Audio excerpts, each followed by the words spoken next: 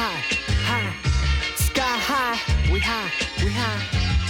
Let's go, yeah. We high coasting, the sun roasting, brings tan coating skin, fun toting flame, so potent, fly like Poland swing, love boating, king, Hawaii toasting, ding, what? Land of Aloha, Manala, Dakota, white sands of Dahab, the desert of Arizona. City of Angeles, Venice to Santa Monica. The governor say the state of California. Where I'm from, the same side's archipelago. I'm known to spawn mixes, acapella flow. So we take the heat and flash in Japonica shoot. To take a break, Hayamata Kamakura, ooh. Ruler of grammar and the master of tracks. I'm a finalizer, concrete radical Zionism.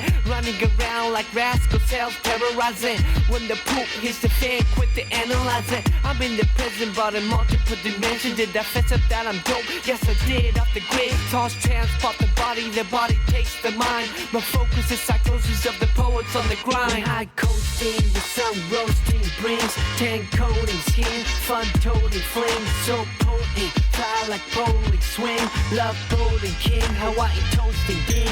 High coasting, the sun roasting, brings tan coating skin, fun toting flame, so potent, fly like Poland swing, love boating, king, Hawaii toasting, ding.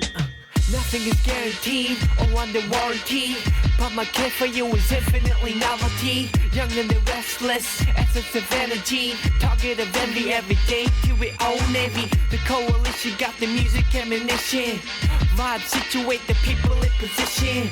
Where hate is poisoning, you know love is a remedy. The heart is beating like ch-ch-ch got the melody. Bring back the pride, fighting all presence humanity. Could be as hard as diving and finding a manatee. Super competitive, so much for parody, repetitive. But my original flavors are clean of additives. And right about now we can let it be. While commuters take a ferry, I can swim in my estuary. You can drop off the low for me to carry. It's true, your face is my grace, your thoughts my sanctuary. High coasting, the sun roasting, brings tan coating skin, fun toting flame, so potent, fly like Poland swing, love boating, king, Hawaii toasting, ding. High coasting, the sun roasting, brings tan coating skin, fun toting flame, so potent, fly like Poland swing, love boating, king, Hawaii toasting, ding. Come on, we put in years and you're still searching for benefits. The news is manic depressing, won't get the end of it. You feel lost like a dentist on a pirate ship, or a custom agent trying to fight the flow counterfeit. Silent like a pantomime, swing of a pendulum. Could be controversial like petals of chrysanthemum, but the point to get across above the net is that if you want to win, you better risk what you bet. We high coasting, the sun roasting, brings tan coating skin, fun toting flame, so potent, fly like Poland swing, love boating, king, Hawaii toasting, ding. High coasting, the sun roasting, brings tan coating skin, fun toting flame, so potent, fly like Poland swing, love boating, king, Hawaii toasting, ding. We high coasting, it's that new. The message is all scrambled in there. You better figure it out. It's never too late. 2013, we're in the teens.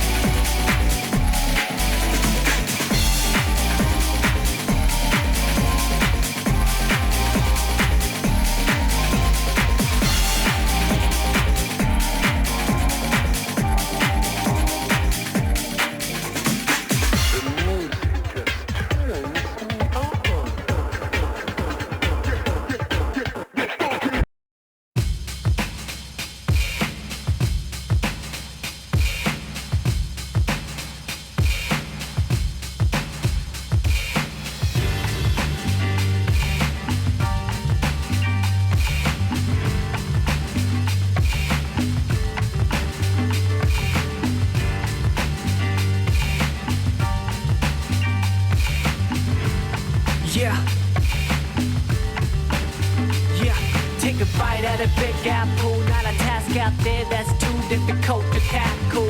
Exercise mind like a young Jedi. Switch time zones, fly in on a red eye. Land at the airport, pick up the cargo. Don't have a car, don't hop in a taxi cab, Latin driver. Keep the windows big, case fast. So tonight, trap line shine extra bright. Turn up the radio on the way to the stadium. Hymns on the road to pandemonium. Treat the skyline above downtown squares. Buzz in the air like a packed coliseum. Heart beats fast to an elevation. Steadily more anticipation. Get ready for the crowd participation. They've been hungry for live inspiration. Big city lights, here I come. Into the scene to fulfill my dreams. Against all odds, let's all shoot for the stars and bring it home like a laser beam. Big city lights, here I come. Climb on the mountain to fulfill our dreams. One finger on the plate, team backing me up, saying bring it home. Bring it home. Hello. It's me. You're like, thank you. How's day everyone going?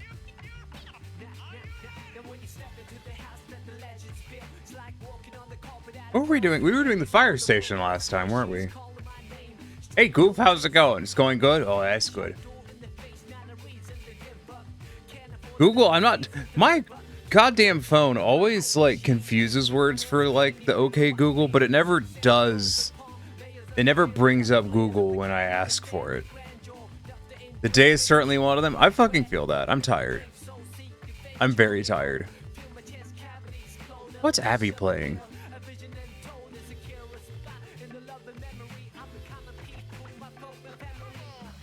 Oh, Abby's got a furry background on there.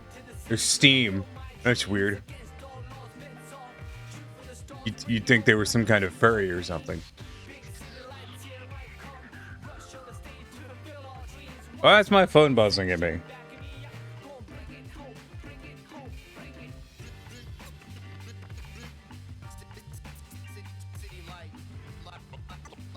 Anyways, let's play Powerwash Sim. As you can tell, I'm very alert and functional and moving with great speed at everything I do. Right? Right? You could tell? You could tell? You could tell, right? Right? You can tell? Ah, good, thank you.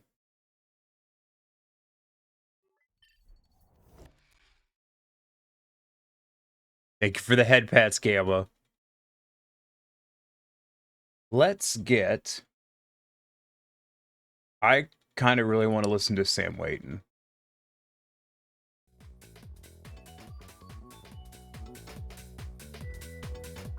Oh boy, howdy, the convention was fun. Also, I am so tired. You should be the one you need. The one you need. I had a great time. Did you do it, Tiny? Did you Momo that con? I did. I unfortunately did not get an opportunity to ask the chairpersons of the con what is a MomoCon this year, though. But don't worry. I did say at least one really stupid thing to the chair people of MomoCon.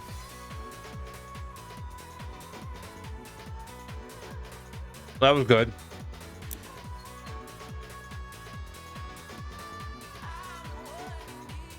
Huzzah? Yeah. We were setting up for the Disney singing contest, and that event's run by one of the founders, actually the founder of the convention. And she asked me if she could have a bottle of water, and I looked at her and said, "I don't know. Do you know who pays for that water?"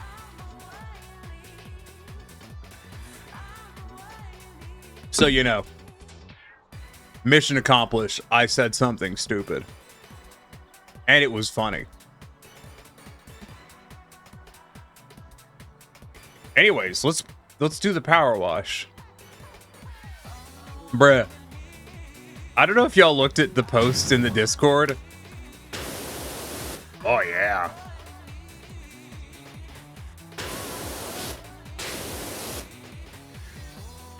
But it was a good show.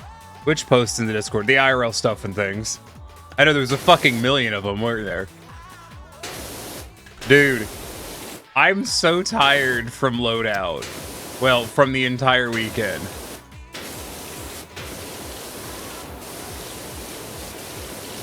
I walked so far.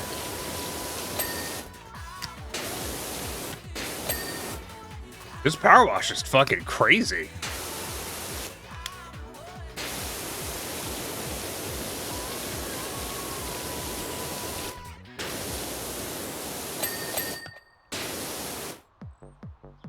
Like, I loaded out Sydney Marcus. Then we pushed the gear from Sydney Marcus into the Omni. Loaded a truck. Helped push some gear that was in the Omni down to the truck. Truck left. Then we pushed the other gear that was in Sydney Marcus. I know this means nothing to you people because none of you were there. But just Sydney Marcus is the space I was working in. Omni is a hotel next to the building we were in that we also had event space in.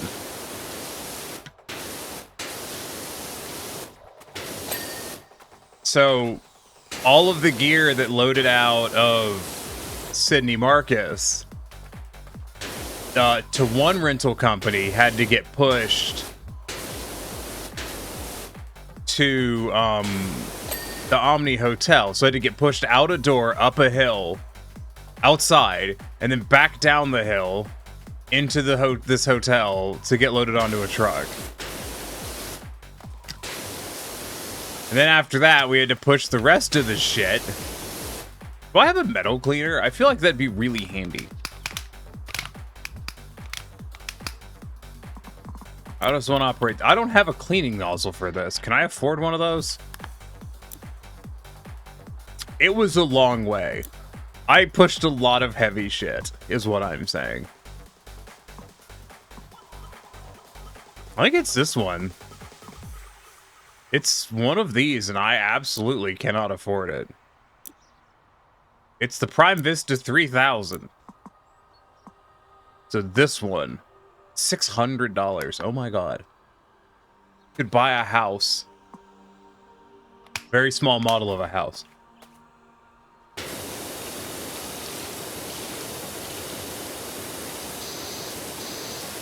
But no, we had to push what sucked was not pushing all of the shit up the hill to the other building. What sucked was pushing all of the shit from Sydney Marcus down to the loading dock underneath Sydney Marcus. Because you have to push it across carpet. Which fucking blows.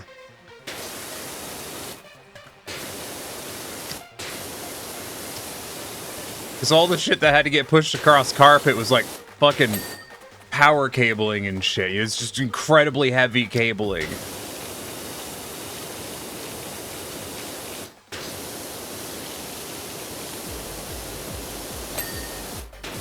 So that was great. I put in a few miles yesterday is what I'm saying. A few miles of pushing stuff.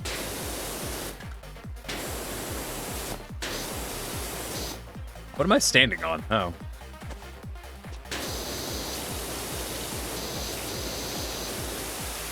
But it was really fun. I enjoyed myself at the convention. I got to see a lot of people that I see at conventions.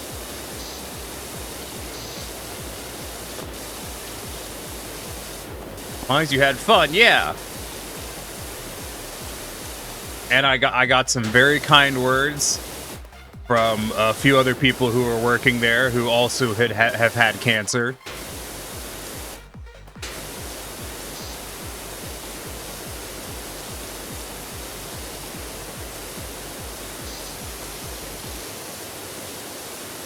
Which I appreciated. Fuck yeah, clean wall.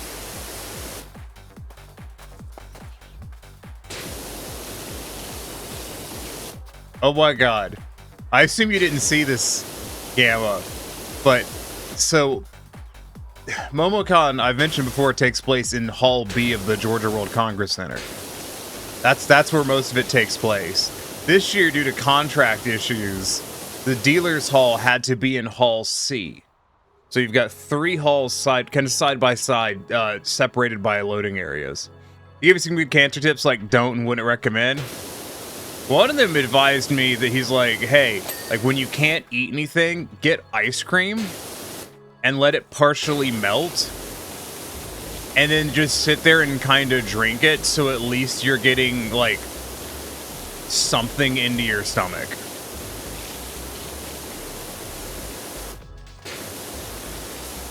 Which wouldn't be a terrible idea. But ice cream currently kind of fucks up my stomach. I didn't tell him that though, because you know. His heart was in the right place. He didn't need to have me explain to him why his advice wouldn't work. My mom did those breakfast shakes mixed with ice cream.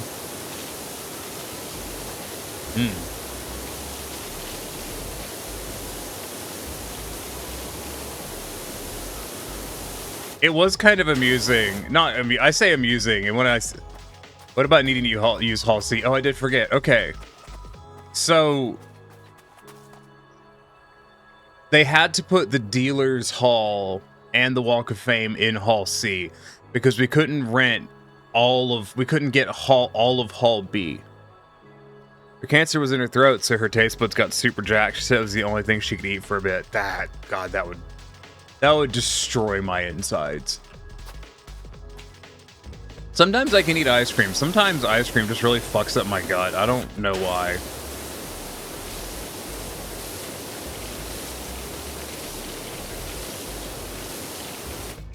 But, so, like, most of Hall B was under contract for different events. So we couldn't get them this year, which is part of the reason why normally MomoCon ends on Sunday and doesn't go through, like, Memorial Day, because we'd all quite like to use Memorial Day to not fucking go to work and shit. Gotta love a good contract messed up. No, get this. So part of the contract issue was like one of the groups that had the contract. They had contracted for this date 25. Let me repeat that. 25 fucking years ago.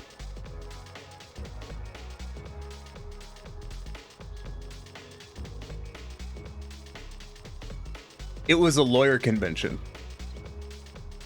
Which is like the most lawyer shit.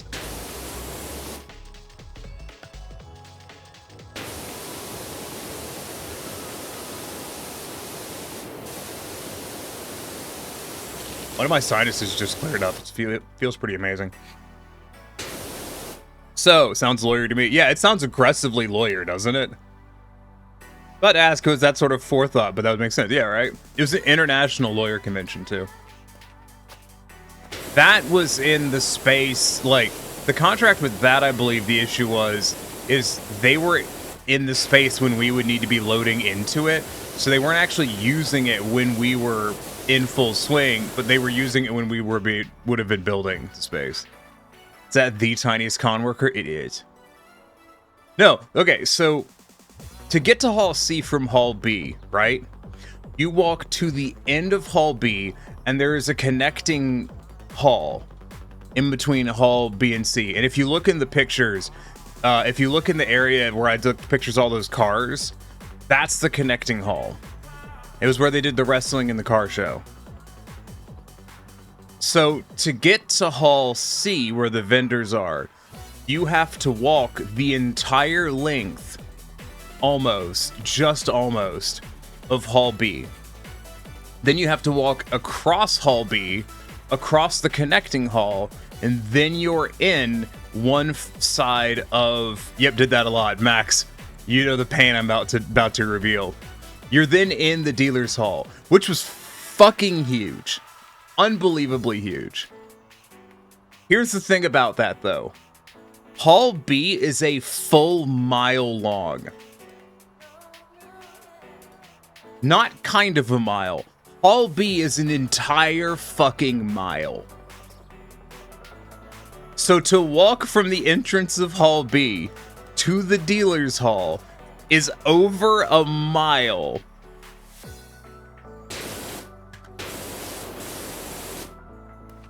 And I had to push road cases that entire goddamn way. I pushed an 85-inch TV in a box to the... oh god, it was just so far. What is a MomoCon? I don't know. I keep asking, and people won't fucking tell me. They won't tell me what the fuck a MomoCon is.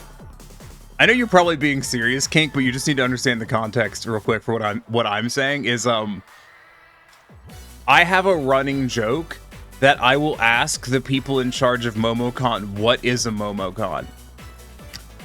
I started doing this about 7 years ago. And y'all are probably thinking, Jesus, Tiny, that is the most dead horse shit I have ever heard. You need to understand that I have beaten this horse into the ground so hard that I have directors of MomoCon who will now use that as a joke. Like, directors of MomoCon will now quote, "What's a MomoCon?" at each other. I have beaten this joke into existence. I am proud of myself.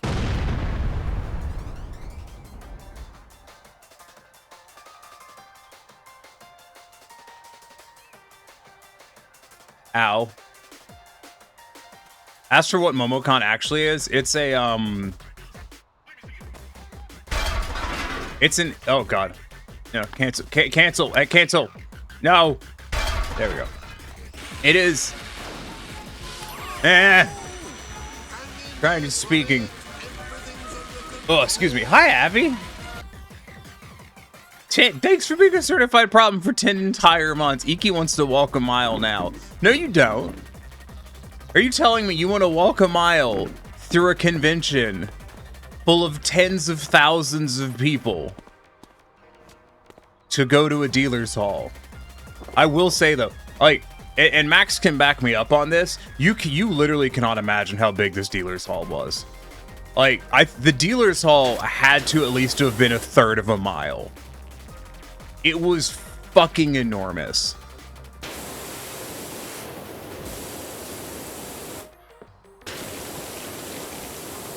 I never even, okay, like, when I got to the dealer's hall, I had to take a fucking 15-minute break. I went and found one of the heads of, the head of asset loss prevention for the convention, and I just had to sit down with him for like 15 minutes, because I was dying.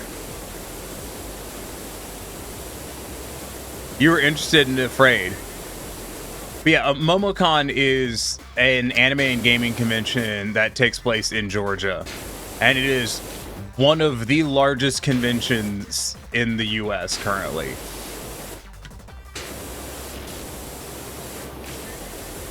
I have the numbers. I know how many attendees there were. I can spill the beans.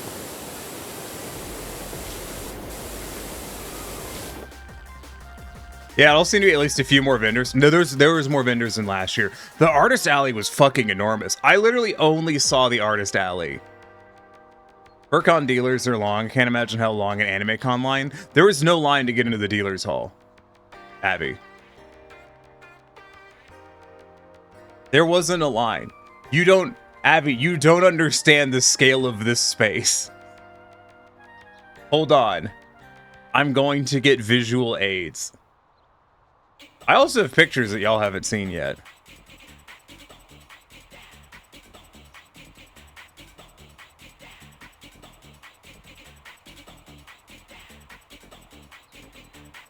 Please show. Okay, Abby, just to start off with, do you see this right here? This was the arcade.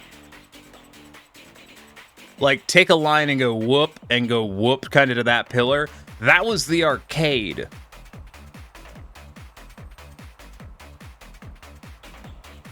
This was the food area.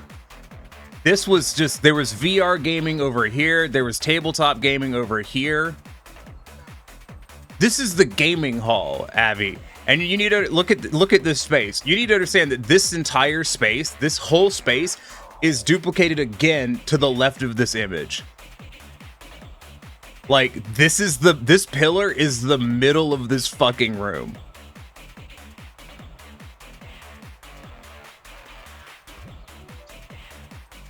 And once again, this building that I'm showing you the pictures of right now, this is the end of Hall B. Hall B, which is a full mile long. Also, this bastard, I pushed this fucking road case the length of this cocksucking building. And it sucked. It's not the worst thing I moved. Oh yeah, this was my dinner. It was nachos with only meat and chicken. It was chicken and beef. Oh, this was a good picture that I feel like y'all don't appreciate. This was a jazz band with a lounge singer who was wearing a pickle costume. It was quite good. But no, let me scroll up. I got better visual aids.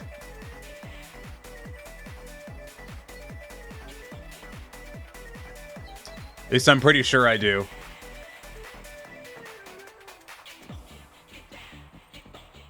Okay, so that door, that's the door to Hall C. Was that a giant Pokemon plushie? It was a Team Rocket guy selling a dead Gyarados.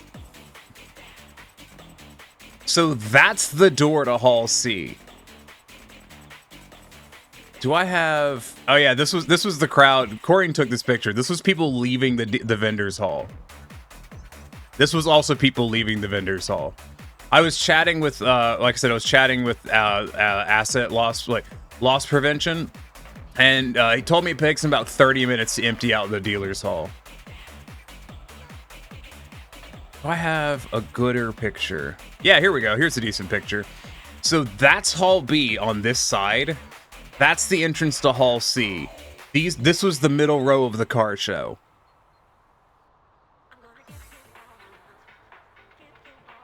And this was the loading for the car show, this massive fucking door.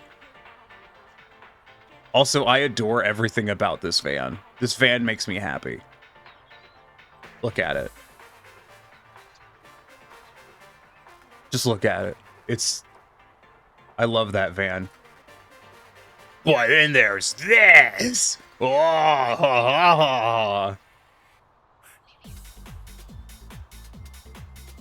which is from Mystery Men. I don't remember. I've asked the guy a previous year if this was the original Twister, like a truck from Twister, and I cannot remember if he said yes or not. I know that some of these, like, he didn't bring a ton of the cars, but some of the cars he's got are original. Like, this is an original movie vehicle. I think if you pay, I think you could pay like $10 to go inside of this, if I remember correctly. I did not.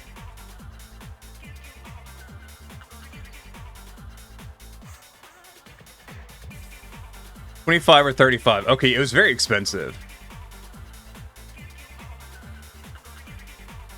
This is the space I was working. Do I have...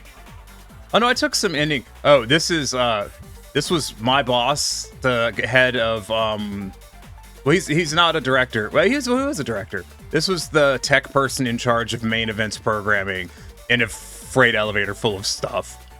I took the picture because I thought it'd be funny.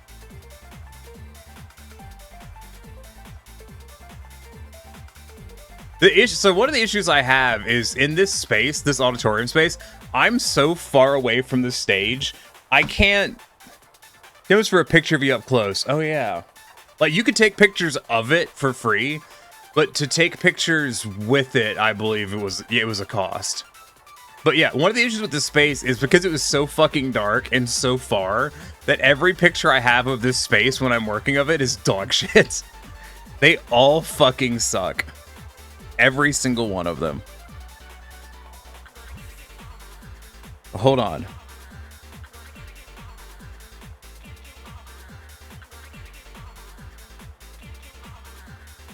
I also have some pictures I could show you from the Tech Ops Discord that I didn't take. I just didn't want to post them in my Discord because they're not my picture, but I can show you them. Like the Waffle Home set. We had a Waffle Home photo booth. I never saw it, but I heard about it. And also I stole the stools from it apparently for an event.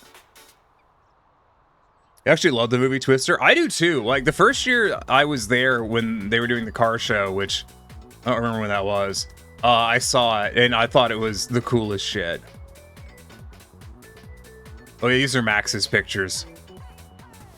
There was so many good cosplays.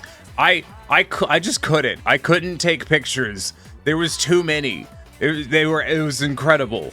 And there were so many fursuiters. Holy shit, there was so many. I mean, they were all partials because it's, you know, it was 85 fucking degrees outside and raining.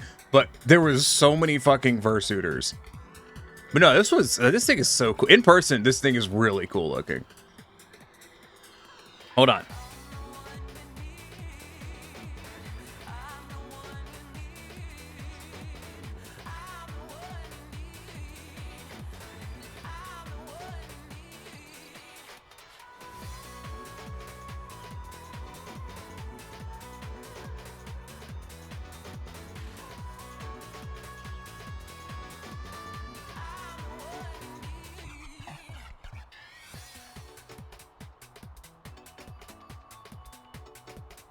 Hold on, I'm posting more pictures. Dude, there were so many amazing cosplayers. MomoCon is the superior furry convention in Atlanta. I actually learned, I learned something interesting about FWA's contracts this year. Because I'm buddies with a guy who's buddies with the guy who supplies MomoCon's tech needs. So I learned some interesting things about their contracts. Not like bad interesting, but just like, that's how they can afford all of that shit. So once this was yesterday, I grabbed some pictures. This was the front of house setup. We got our lighting console. We have our projector on top of a thing. Down there's the soundboard. It's a million cables. Grabbed a picture. Once again, everything's so far away. Favorite part is when they're inside the Twister. Dude, that was so cool. It was so cool. It's a really good movie. Just grabbed a couple of pictures. So this was after the jazz band, but I kind of wanted to get pictures of just the massive shit backstage.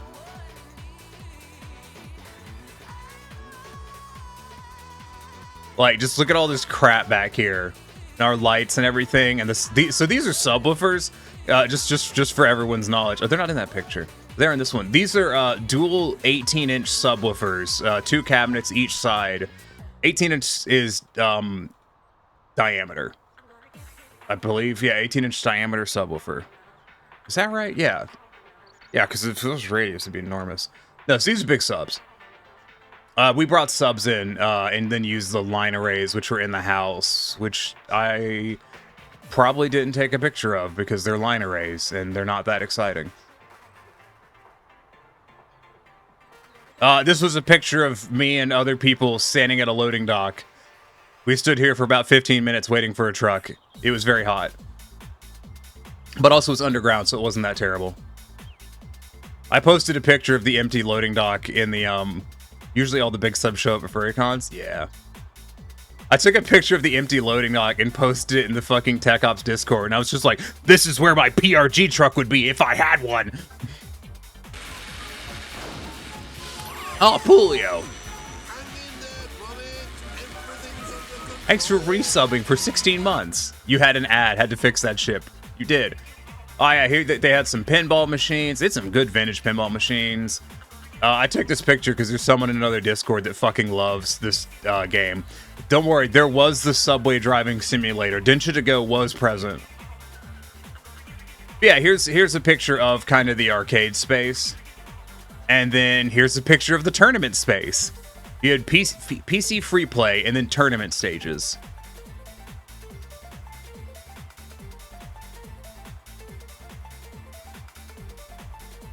There's so much. Hold on. Did I post a picture of this lifted truck that I saw?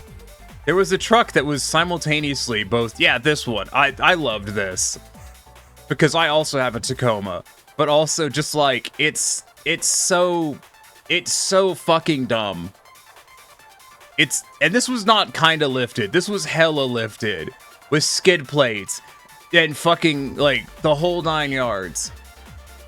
Really need to visit the arcade and more cons. They got really big, awesome games. Yeah, they do.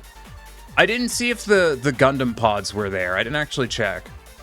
But no, like, it's this fucking weeb-ass truck, but also it was lifted with this heavy-duty off-road suspension and shit. I'm just like, I love how much I hate this. I did like this one, though, because they had a tiny version of their car on the back of their car.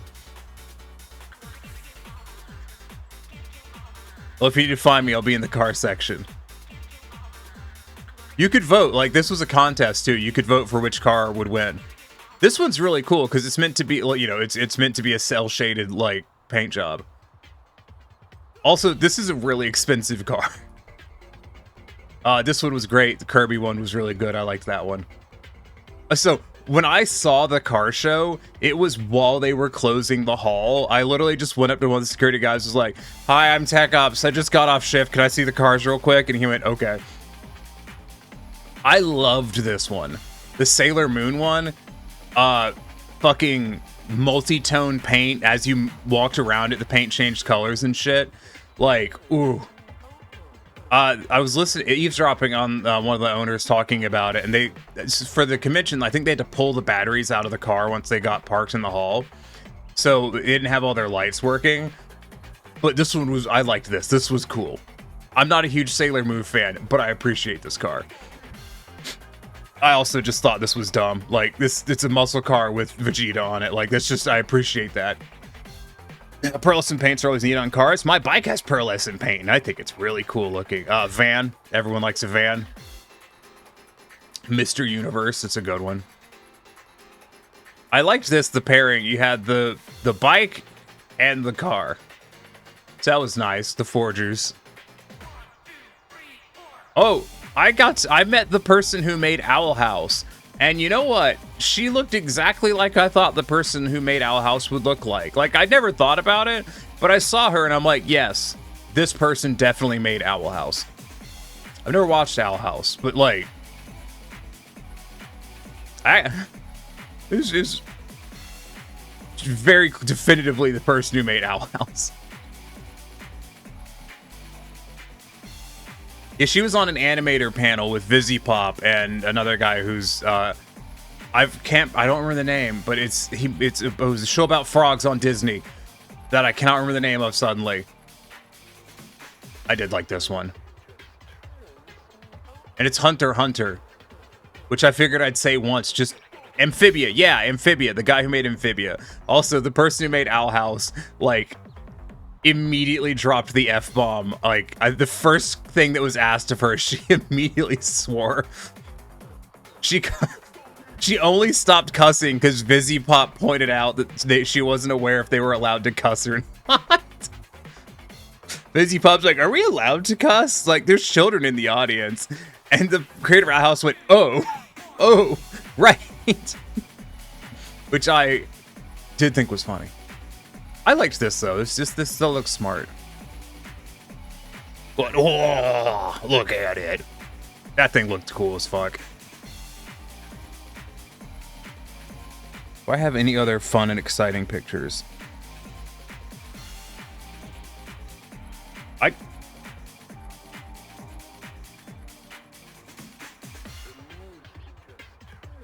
What is this picture? I don't actually know. Oh. Right, I took a picture of the Final Fantasy piano concert line. Because it was huge. Hey, Corey.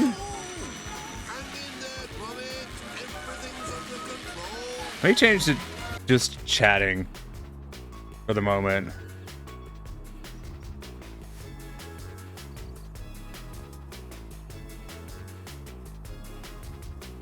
No, okay, so do you see this crowd of people right here? This is a line. This is a line that's waiting for the piano concert.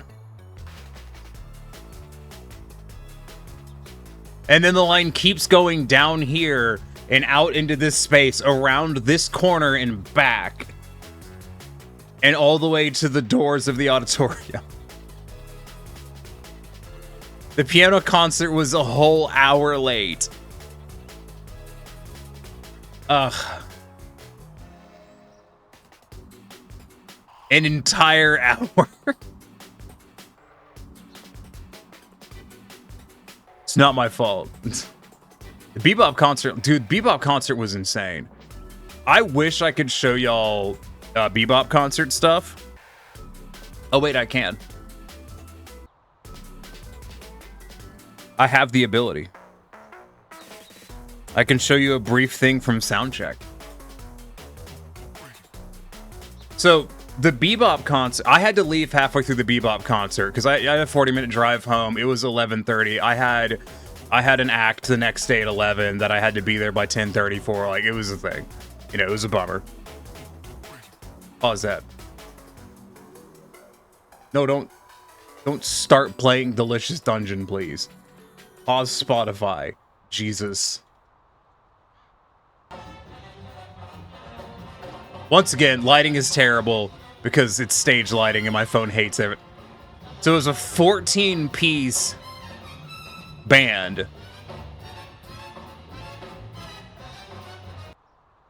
And it was great. It was so fucking good. It was a phenomenal show. Holy shit, it was so good. They basically, like, they had re-edited versions of episodes and stuff that basically did a little TLDR kind of deal leading up to where the song comes in the episode. And then they played the song over the action sequence of the episode. And it was so fucking good. Like, it was so fucking good. Holy shit, that was a good show.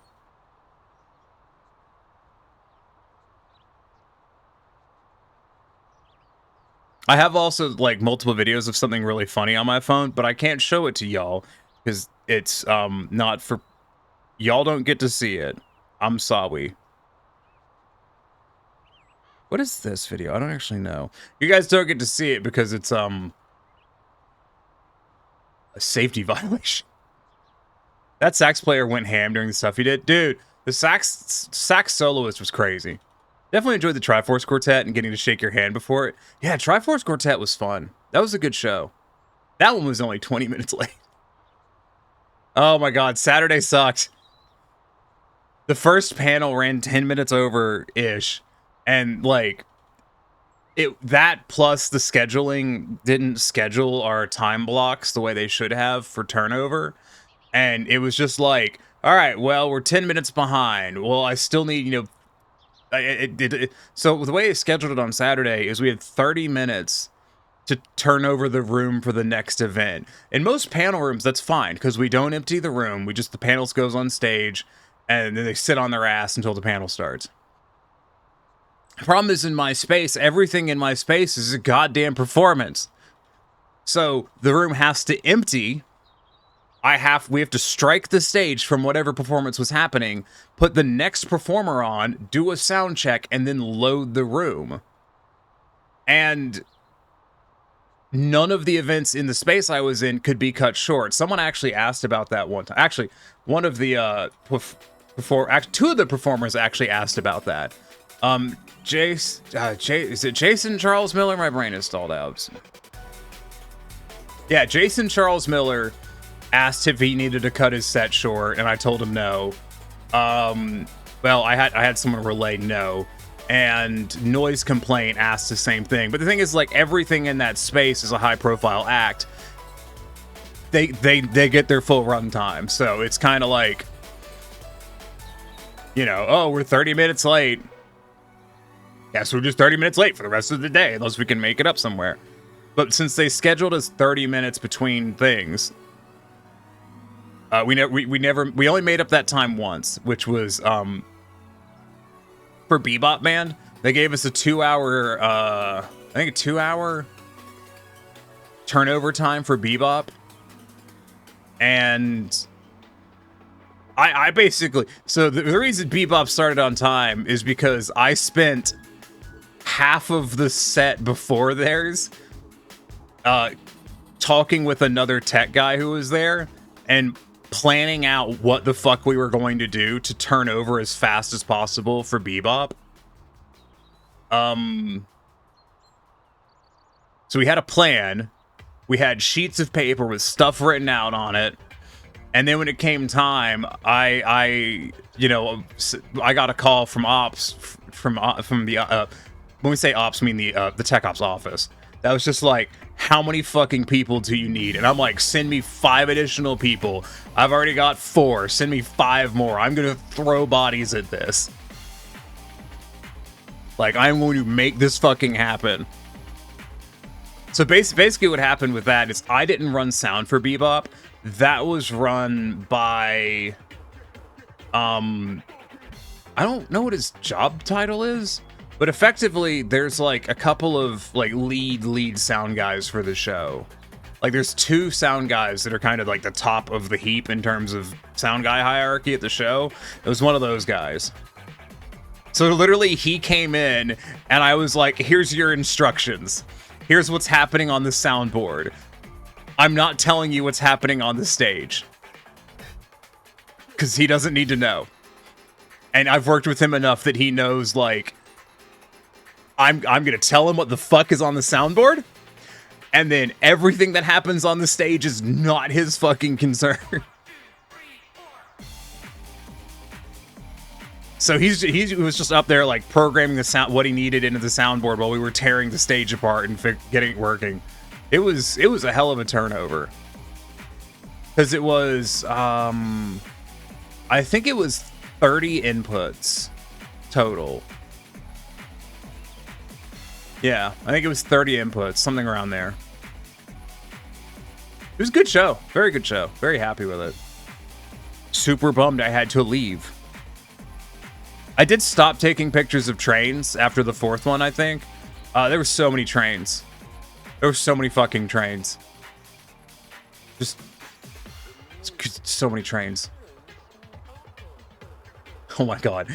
Oh yeah, I didn't mention. I went to the dealer's hall. When I went to the dealer's hall, I bought I bought a fucking pin for $16 and that was it. I was like, I'm tired as shit. It took me 20 minutes to get down here. I want to get food. It's gonna take a while to walk back. Here's a good pen. I'm buying this pen. I spent 16 entire dollars. I never even looked at the dealers. I only walked the artist alley portion. I never looked at what the dealers were selling. Didn't even fucking try. There's so much stuff. I actually, yeah, it's when I found you in the dealer's hall. I actually saw Corrine. I didn't say anything because I was sitting in a restricted area. But I did actually see Corrine walking across the dealer's hall at one point. But I didn't say anything because I was sitting in a restricted area, and I was like, I'm just gonna sit here.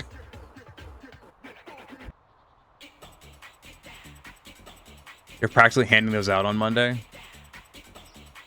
Oh, you know that fire elemental thing you had that you painted, Max? I actually, I had the option to take one of those for my, post-con volunteer swag. I didn't really want one. It's just, it was cool. I just didn't want one. I got a stuffed cat instead, which I was happy with.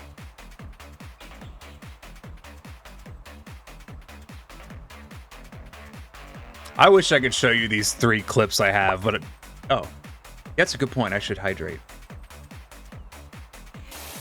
Yeah, hydration. Kind of need the right paints for it. It's very bland without being painted. Yeah, good. Yes, that's good. Oh fuck. Ugh. Thank you for the head pats.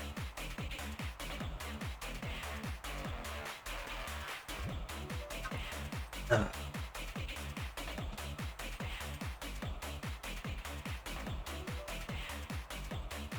Hold on.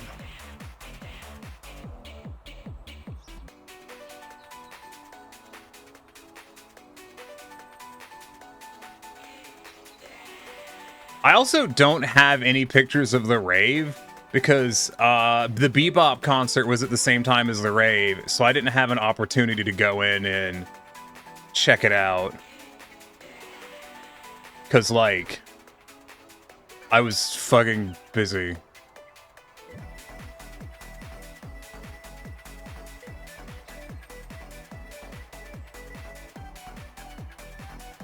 It was really fun, though. I love how streamer mode blocks the names in chat, but they're not names on the side.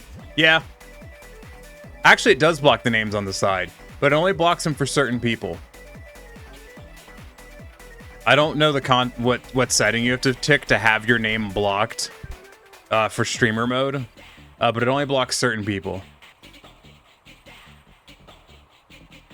Like, see, Corian's isn't blocked. Okay, let me drag out some pictures out of the Tech Ops chat that you guys obviously cannot see.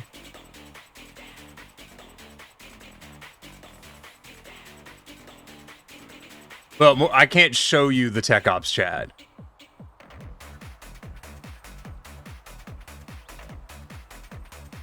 Someone found boxes of potatoes in the fucking hall? What? I didn't know there were boxes of potatoes in the hall.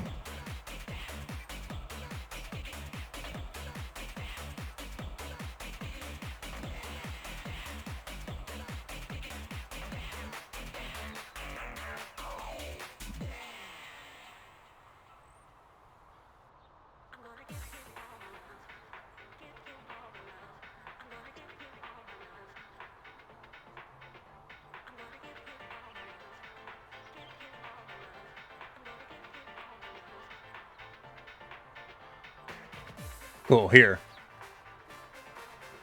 I can show you this image because it's on Reddit, which means it's already been publicly shared.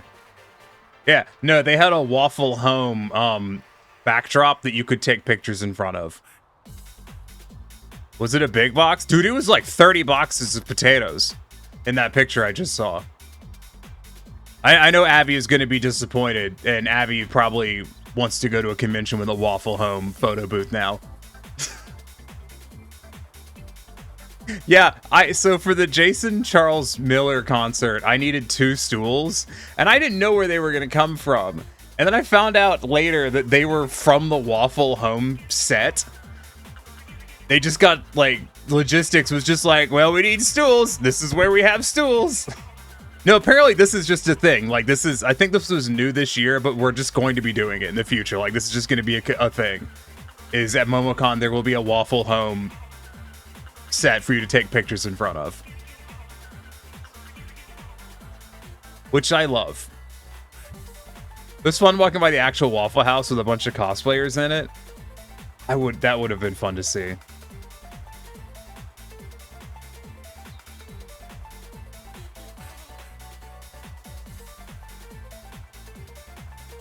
Oh, someone else got pictures of the rave. Okay, cool. Hold on. I have rave pictures I can show you.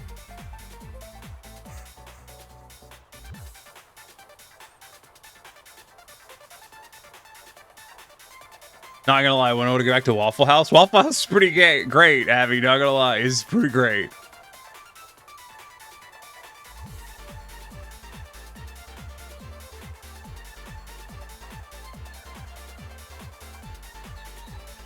Also, I gotta show you this other picture.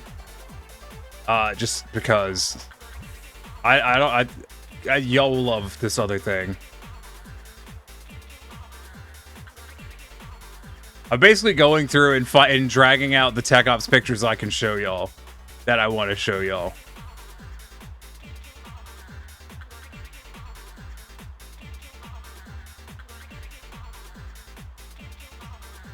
Namely ones that don't have Tech Ops people in them. Oh yeah, I forgot that I posted. God, this was a stupid fucking joke.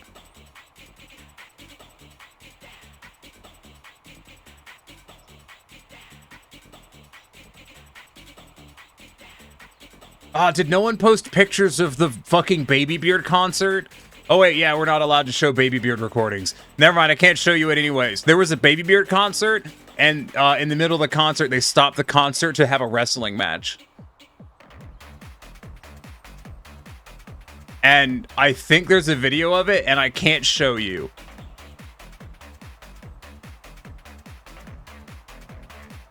Bless, yeah. Yeah, I can't. I'm not allowed to show it to you because we have a no recording contract.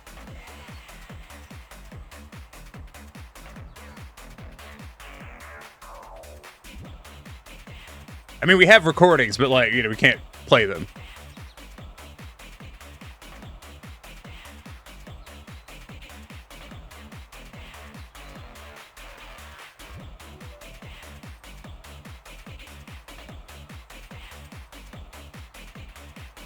Okay, I have dredged out some photos I can show you. Also heard, like, the first DJ apparently at the rave was awful.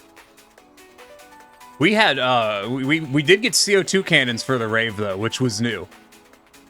Was that one streamed or were the VODs deleted? That one was not streamed. And none of the VODs, I think, are saved for MomoCon. What? I can't tell you all about that. I was going to tell you all about a thing. I started to say something, and then I was like, wait a minute. I'm not allowed to tell you all about that. Oh, no, there is some stuff. Oh, ballin'.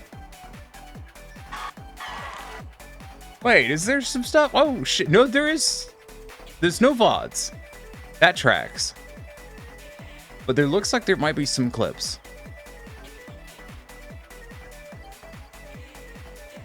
The VODs that are there are fucking ancient. Pretty much in India, yeah. Abby is not a raver. Iki will sadly remember this. So were you there to volunteer? I was a volunteer, Abby. Abby, you need to understand, I left the Congress Center yesterday at like 11:30 at night. So here's another picture of the space. This does not look as big of a space as it is. This is a 33,000 square foot space with a capacity for the rave of 4,700 people. 4,700 people. We sold 4,000 tickets to the rave.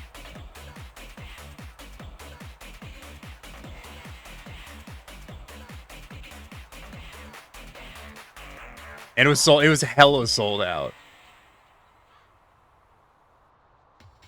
And it was fucking loud. Max, I don't know if you were anywhere vaguely near the building. It was fucking loud. Oh my goodness. You and people who volunteer are heroes for conventions? Yeah. Oh, I do want to mention something. I don't generally talk about guests because you're not supposed to. Jason Charles Miller was very nice. Oh, so I was actually laying in bed at the hotel watching The Predator. It was so fucking loud, dude. I did not make it in, but I do know that it was extremely fucking loud. But no, Jason Charles Miller was very nice. He was a very nice person. He also was the only guest to look at me as I'm, you know, slowly walking around, pressing my hand into my, you know, stomach because my liver hurts. And he looked at me, he's like, "Are you okay?" Like, with genuine concern, like he looked over and saw me walking to the stage, just, you know, slow walking, like, you know, pressing my hand into my abdomen, and like immediately jogged over to me. He's like, "Holy shit, are you okay?" And I love that. It's very nice of him. The only fucking talent at the entire show to look at me and go, "Are you okay?" It was not subtle. Me hobbling around was not subtle.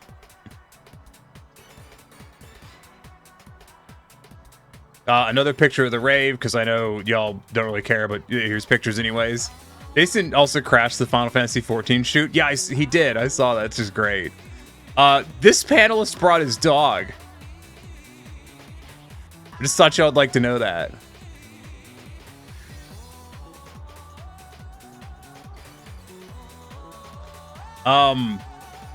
This is apparently one of the voice actors for Honkai Star Rail, I believe. He voices a character in it that has a daughter, and apparently he named the dog after the daughter in the game of like his character, in-game character's daughter. And then he brought it. fucking panel. I saw him outside with it. He had a little bag that he was carrying the dog around in.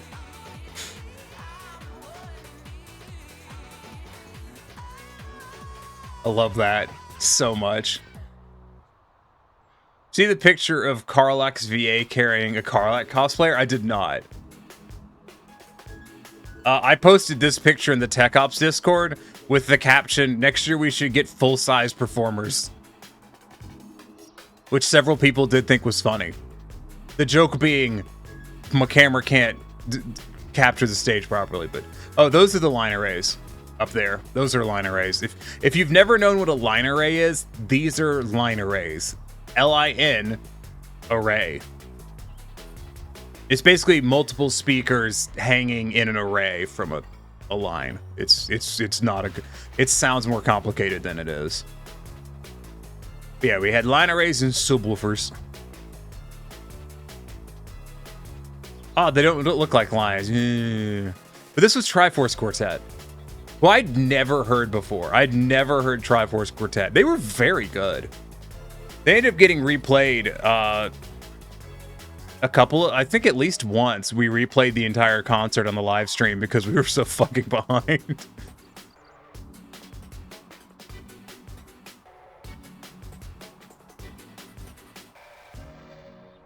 No, people did make clips. That's interesting.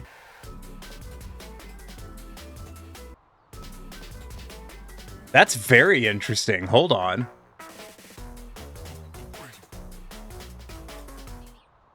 That is very interesting. I'm now super curious.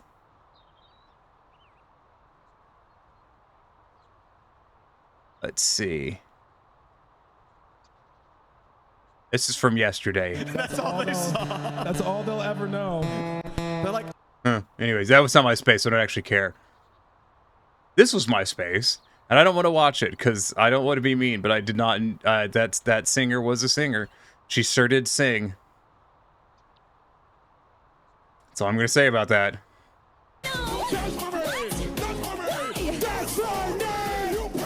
I loved this because after this show, the video guy came up to me and he's like, I did not realize how loud this concert was going to be when we set the video send from front of house.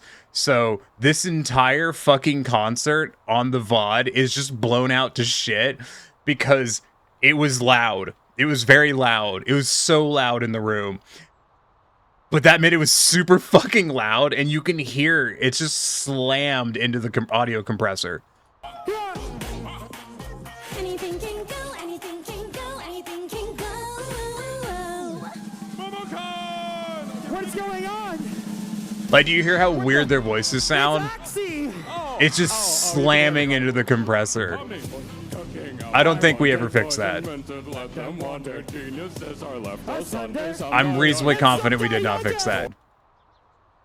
Fuckity lol. Good times. That guy in the red, like this dude, hold on, go back to here. This guy, I don't know who the fuck this guy is, but his set at the YouTubers live concert was phenomenal. He was great. Not to knock the other ones, but he was really good. He was very good. He did a very good. I'm trying to not say anything negative.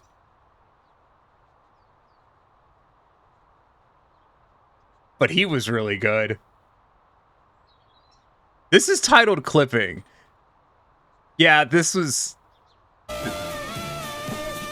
Yep.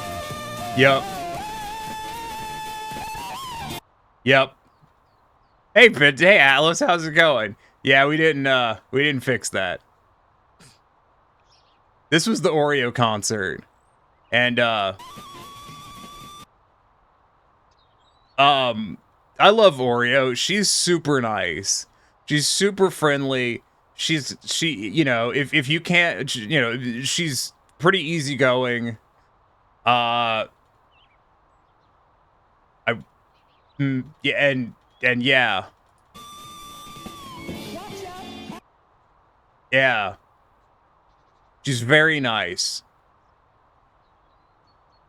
I have spoken to her. I think I've spoken to her more than I've spoken to any of the other YouTubers. Mainly because she has tech needs that the other people don't. And sometimes we can accommodate those tech needs. Sometimes we can't. Even though we're supposed to.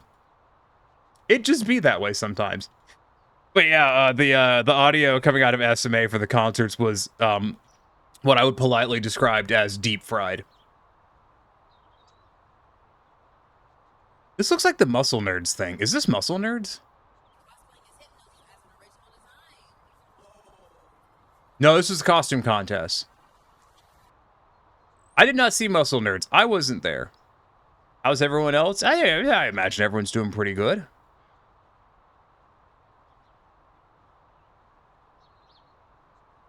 Quick, let's see what clips are on MomoCon TV 2. Times, scary monsters roaming in the halls. I wish I could just break the doors to stay in balance with a double time. So my flashlight's on, I stay up till dawn. I got this one. Get out of your seats! I felt like I won, why wasn't done? The nightmare beats itself every time. Gotta keep One of my favorite things, and this is why, like, I don't put a lot of stock into getting, like, seeing the recordings and stuff for Momo, is because I know that the recordings probably sound like ass in comparison to the actual show. Because I mixed them. I'm still feeling that fact you walked like 15 miles. Yeah, no, dude, it's just so much. It's so much walking. Max, do you know how far you walked? It's holy shit. But no, like, it's one of those things of there is a live stream and there's audio being sent to it. And at no point in time do I ever know what the fuck the audio sounds like because it's not my concern. My concern is the live space. You know, because, you know, say there's 15 people watching the fucking live stream. Well, that's cool. I've got 1,000 people in a room who paid to be there. Like, you know, it's just priorities. Stay awake until the sun will shine, but I'm not so strong. They're not. I also don't know if the effects processing got into that. It probably did. Really could have used the fucking thing, but this just amuses me. This guy's show was great, though. I can't hear you. He needs to. I will say this, and I will say this with every ounce of love and caring in my heart. He needs to learn how to hold a fucking microphone. How to sing into a fucking microphone. Because as great as his performance was, he...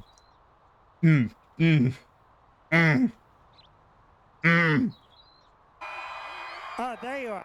Okay. Jesus. I can hear you. I'm pretty sure I can hear you now. Okay, where's camera one? There you are. Hi, camera one. Switch to camera one real quick. Hey.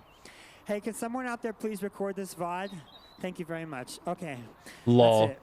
That is exactly what I was hoping for. Yes, record the VOD with the deep fried audio. All right. Fuckity lol. Hit the track. It was a good show, though. It was a really good show. I had a great time. The YouTubers live concert was. Is there a wrong way to hold a microphone? There's many wrong ways to hold a microphone. The better question is there's a right way to hold a microphone? And the answer is yes. Listen, so there's like, it's possible to hold microphones so incorrectly that there is microphones on the market that are specifically designed to be given to people that don't know how to use microphones. Also, I never paused the game. YouTubers Live was okay. I would agree with that statement entirely. Some of the acts were really, really good.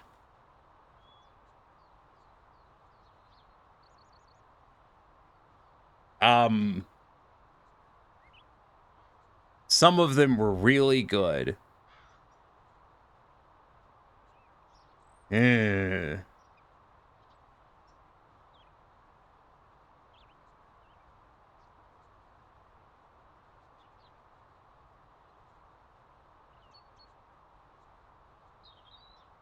Can you tell I really want to talk about something, but really can't? Can you tell?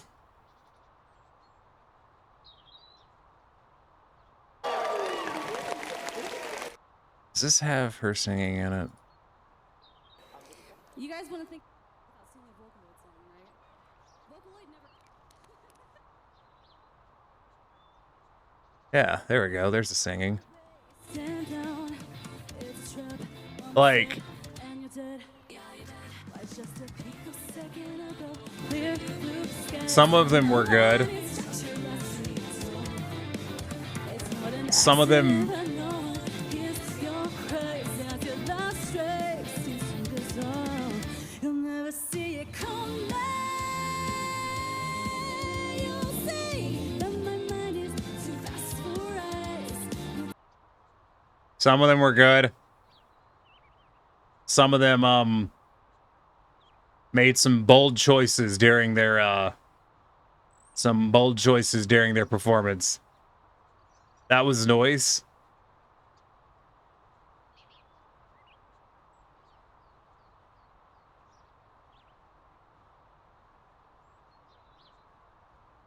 Some of them were,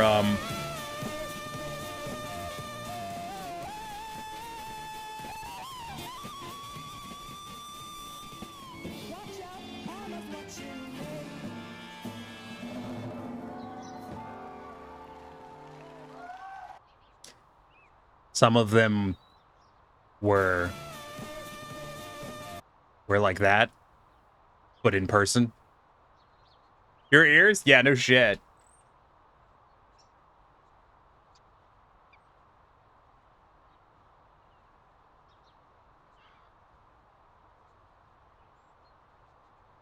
Someone took a weird Oh yeah, the piano concert. Piano concert was great. Holy shit, that was a good piano concert.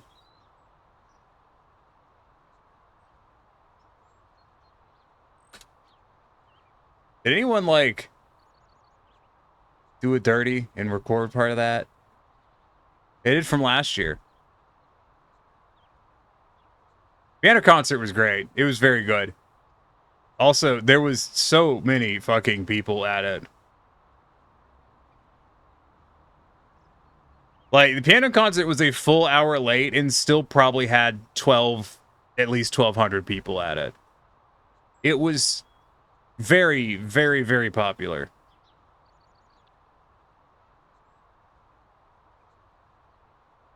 And, I don't remember her name. Corian, help me out.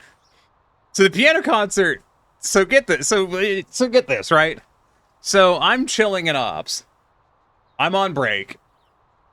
And I'm like, yeah, I got a piano concert in, X number of minutes. Go up there, but, it's a microphone and a left-right input from the keyboard.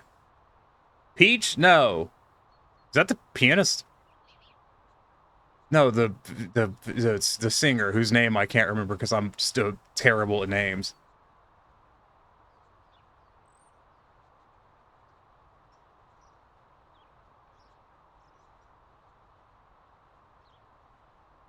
Amanda, yeah, Amanda. So on my thing, it's like it is a piano with a microphone. I'm like, cool, that's easy. I can do that all day, every day. We have a really nice keyboard in house. You put a cable in, you put 2 cables into it, you hook it up to power, and bish bang boop, you're off to the races, right? So, anyways, I get there. I get there before the previous event ends, and then suddenly the piano concert goes from a piano and a microphone to now there is a choir, a flute, and also the professional singer who is on contract with Square Enix to sing songs for them. Which is a bit of a shift. It's a bit of a shift. Slight modification to the plan, some might say. So that was great. I'm not complaining. It was just more of like just a bit of a change. Just a bit of a change. God, I said something really stupid during the YouTuber's concert. What the fuck was it?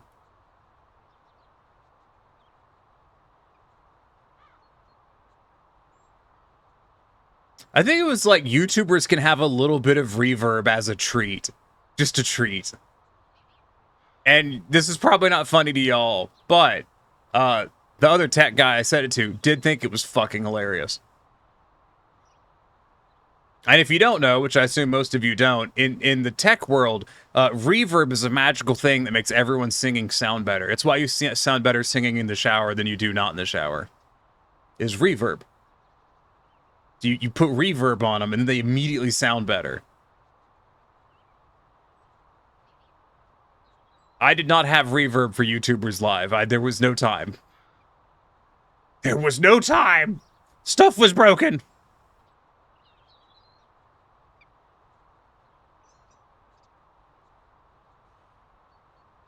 It was good, though. It was good.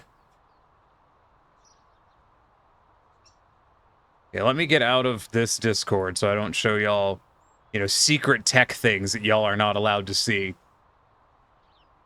Like pallet jacks and alcohol. Anyways, this was that picture y'all asked about.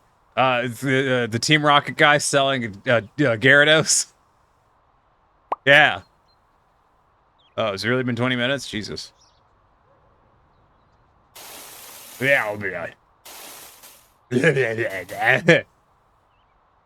Well, drinking is hard. Yep, good. Fishies. Me and my dad saw him as we were leaving. I never saw him. This was actually a picture someone else shared with me. But it's a hell of a cosplay. I appreciate it.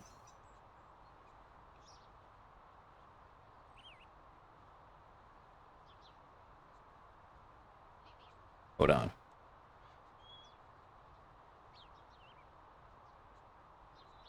Let's go back to power washing, since I'm kind of out of pictures. Like, I didn't take pictures of cosplayers. There were so many good cosplays. I like this cosplay. You thought it was a neat idea. Yeah, it was a cool cosplay.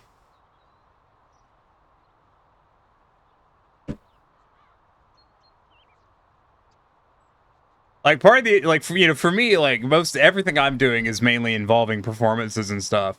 And I don't have videos to show y'all of them, especially videos of any level of quality.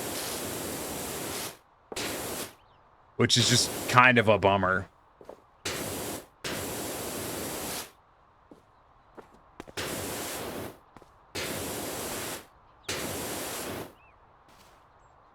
One thing that my dad enjoys doing at cons is tossing coins to witchers and seeing their reaction.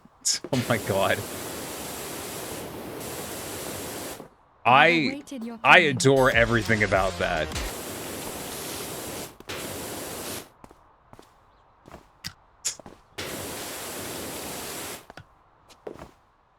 That's a bold choice of a username. And I'm not gonna read it, because it's bait. But thanks for becoming a part of the problem along with the rest of us anyways.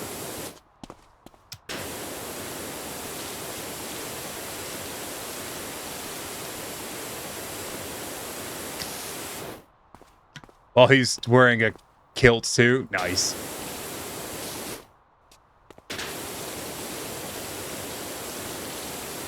Kilts used to be really, really, really in fashion for conventions, and they've fallen out a little bit, but you still do have a lot of people wearing them.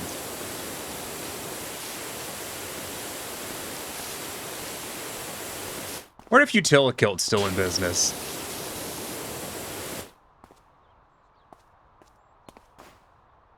Garage cladding. I didn't count. How much this cladding is cladding? Oh, well, there's dirt right there. That'd be it.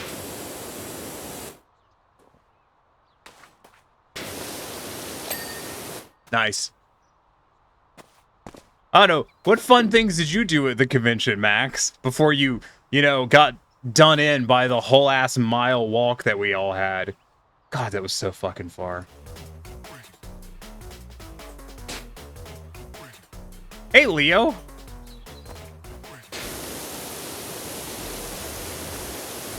Leo, you just missed me sharing pictures of the convention I was at.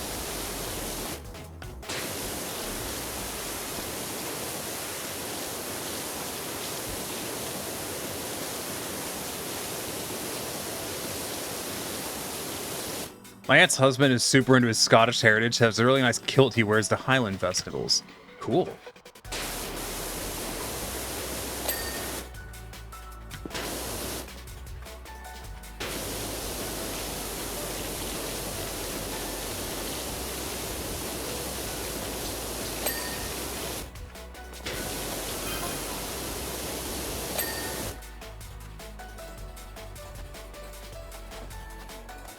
Cool to see all the pictures of the convention. Yeah, I wish I had more, but you know, I would have taken more of the space I was in, but they're just really not good pictures.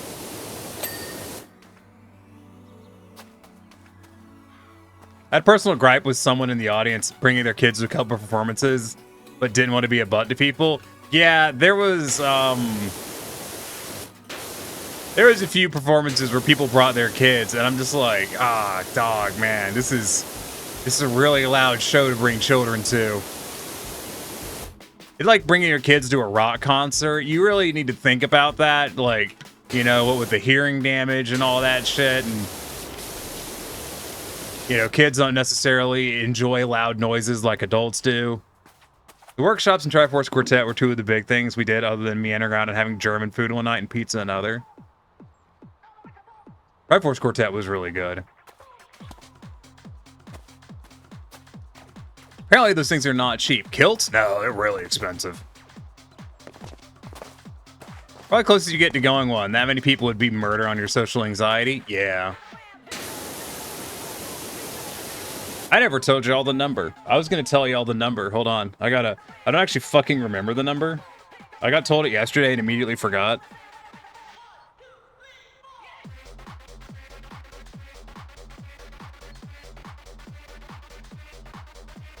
So hold on.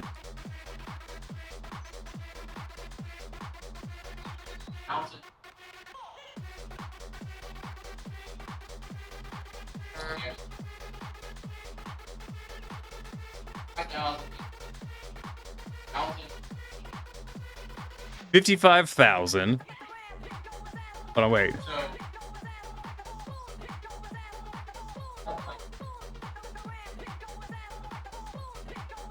Hold on. Wait, thing. Phone, work with me here.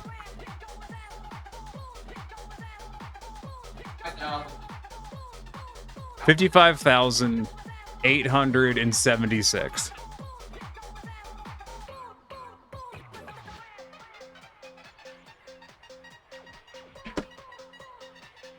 Which is a shitload. I had to hold my phone up to my ear because I recorded the one of the con chairs when he was telling us about the numbers. You know, kilts used to be more popular until the Scots started running around killing each other and screaming there can be only one. Oddest thing, but you know, you can't really critique other cultures and their strange rituals. Jesus Christ, Gamma.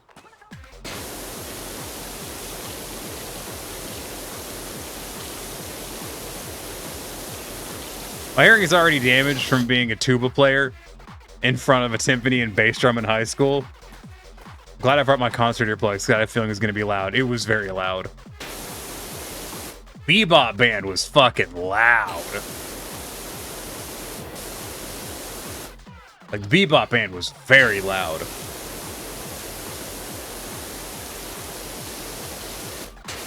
Which, I mean, it's a Bebop band. It kind of tracks. Don't I have soap? Am I just... Which I've just forgotten to use? Almost assuredly, I have soap I've forgotten to use.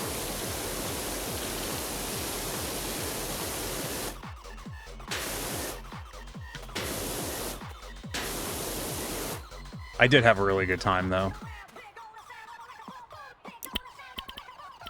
Oh, yeah, I don't have a sprayer for soap, and so I just didn't. It's coming back to me now.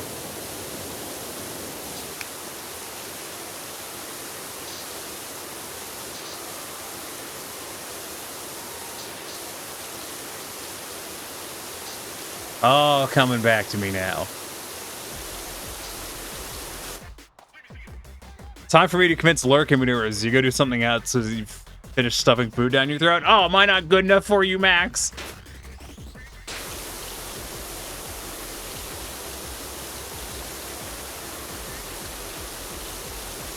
I was meeting other people at a convention did go pretty much exactly how I thought it would go, though. which was basically the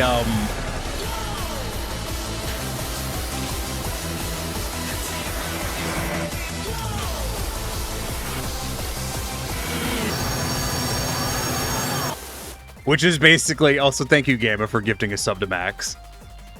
I really appreciate that. But no, it's basically they're like, are you so and so? Yes, I am. Anyways, back to work. No, not that. Just feel like playing some game, listening to music. Don't do it with multiple layers of sound. That's fair. I don't do well with multiple layers of sound either. Which I know sounds weird because I'm, you know, listening to music in the background.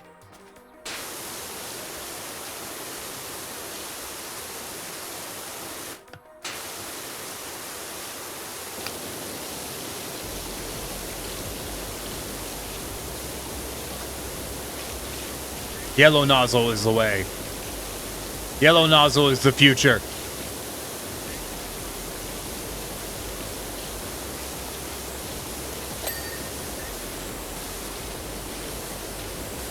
Good. But it was a very fun show. And you know, I got free food, which I'm always a big fan of free food. I actually ended up not using both of the meal vouchers I got because, like, the food the Congress Center was serving was just really bad. So I just fucking didn't. I used one of them and then didn't use the other. Which doesn't mean I still have one. You know, for posterity's sake, I guess.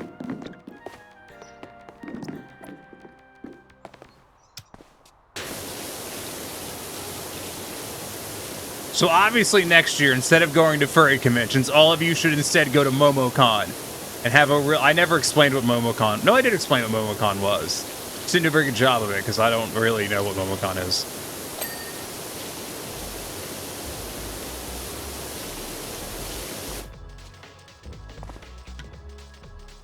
No, not that. I already read that. Yeah.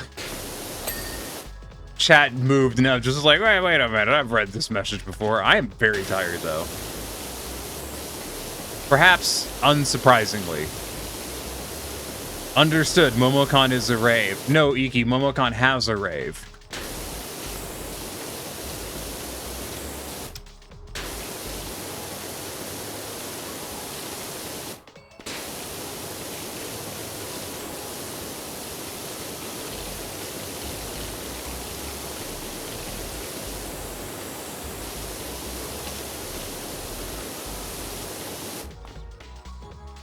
It'd be a cool road trip. You say that, and then you have to drive in Atlanta.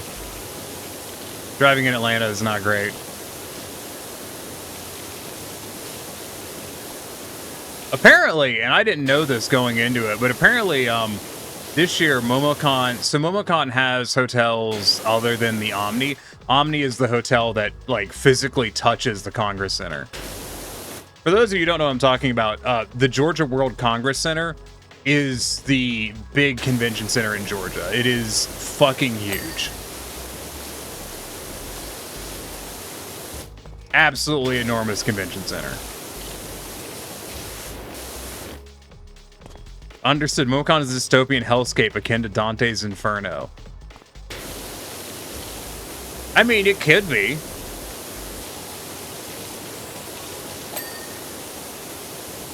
You say that like that's a bad thing.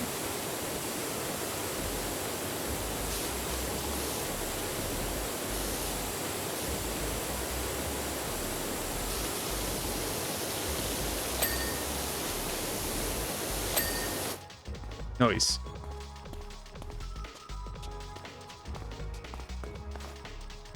I'll take driving in a big city over flying any day of the week. Flying does pretty much suck. You could take a train. There's an Amtrak that goes to Atlanta. Not at very good times, but there's one of them. I would not recommend that. Train.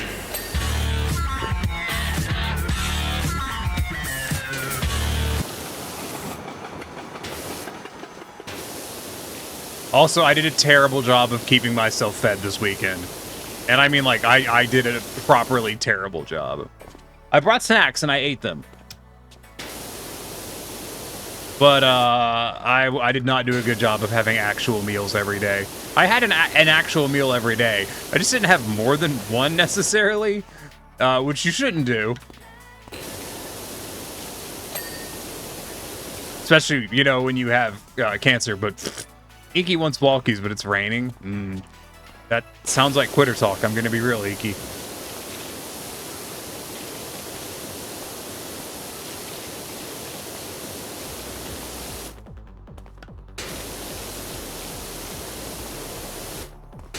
Also did not do super great meal-wise. It was kind of hard to get food reliably this year because the food court, so the CNN Center is next to it, and CNN has moved out of that area, out of that building. And so the CNN food court has largely emptied out of most of the restaurants in there.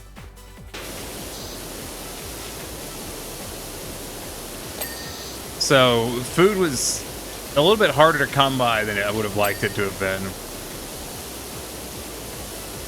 I did, of course, you know, have the dinner of champions, which was a plate of fucking tortilla chips covered in chicken and steak.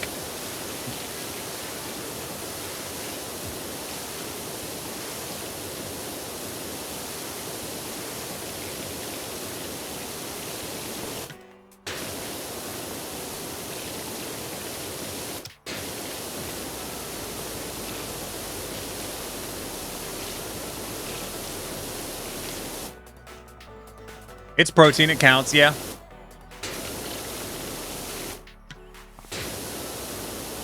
I left off the cheese. I think if I had the queso cheese, I think my stomach would have just fucking imploded.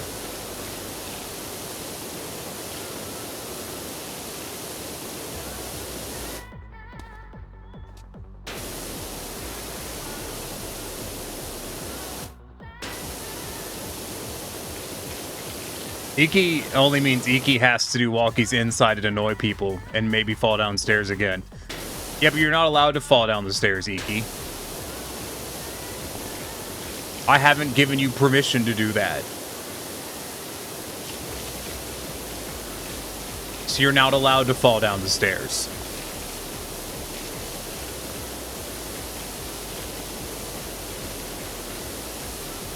Well, I think I have the money for the nozzle now. What was it? It's the Vista's 3000. Nice.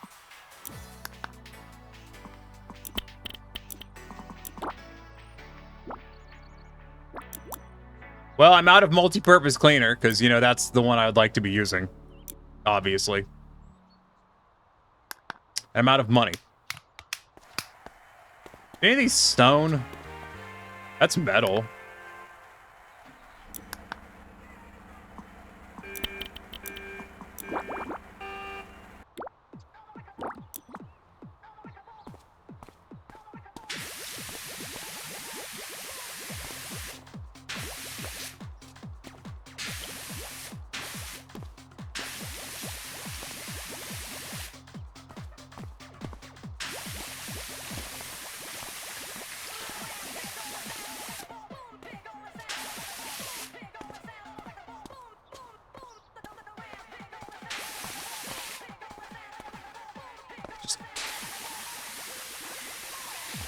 Get this real clean real quick.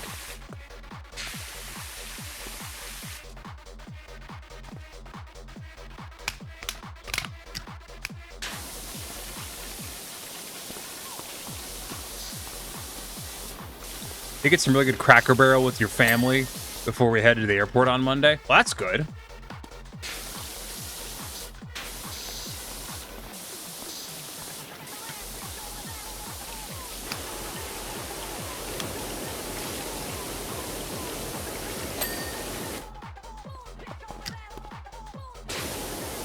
Is Cracker Barrel common outside of the South? I would assume it is, right? It seems like the kind of thing that would be.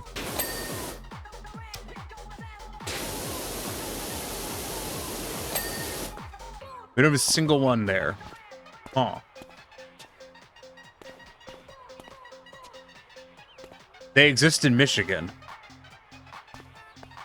Hmm.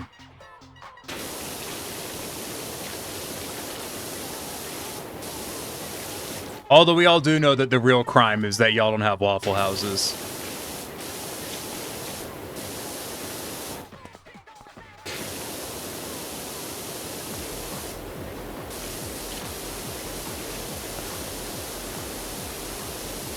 Like, that's the real crime.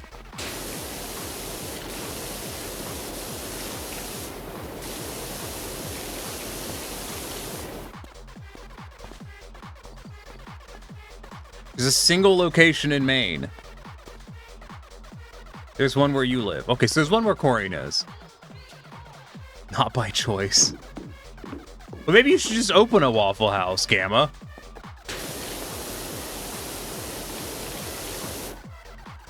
Maybe that's what you should do. Maybe that's what we should all do. Well, not me. There's too many Waffle Houses. There is, I think within 5 miles of me, there's at least 3 Waffle Houses.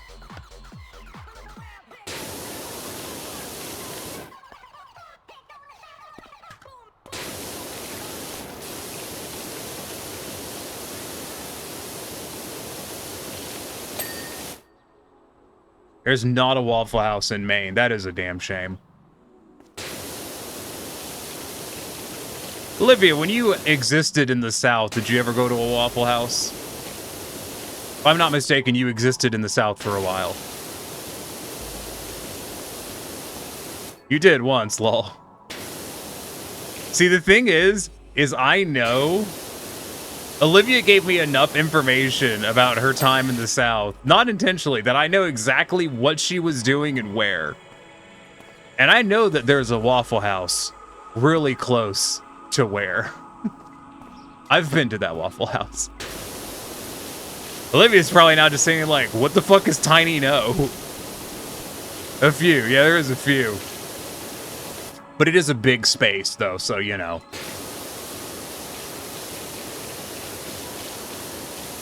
You know, it's like when there's a fat guy in a crowd, there's a lot of people close to the fat guy in the crowd.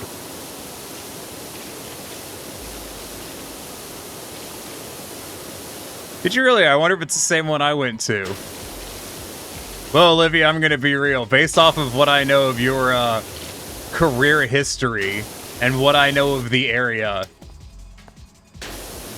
there's a pretty decent likelihood, depending on how close you went to the place you were.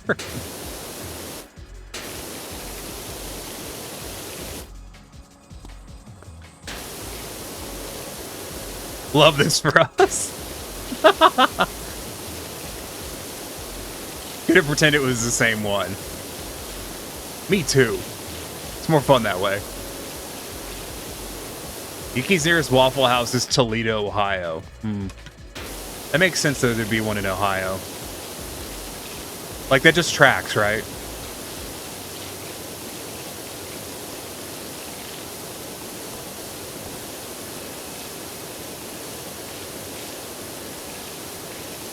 That's just very on brand.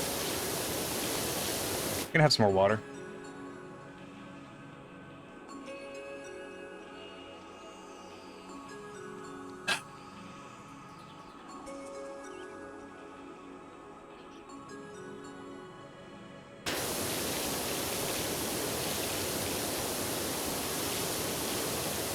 Yeah, I have more stuff to say about MomoCon, but like, it's like, oh yeah, man, this performance was really cool. Oh yeah, man, this one was, it happened, and I can't describe it, because that would be... yeah. Why I'm not thrilled about it would be a violation of my agreements as a volunteer.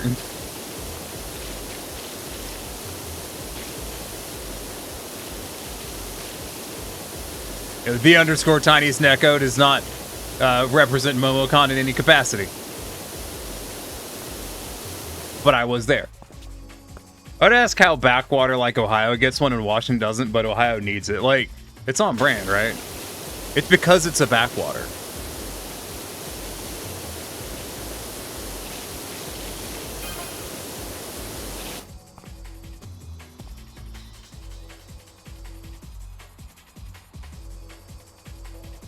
I can't help but notice that your ad says Powerwash. Fuck off.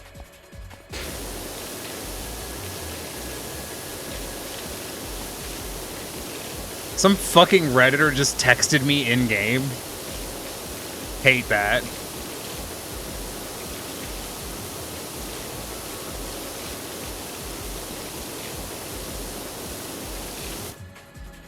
That sounds awful. Yeah, I got just some in-game text message complaining that my name was misleading. Like, that the business name was misleading because I used the incorrect type of water for it to be a power wash. At which it's just the most Reddit fucking energy.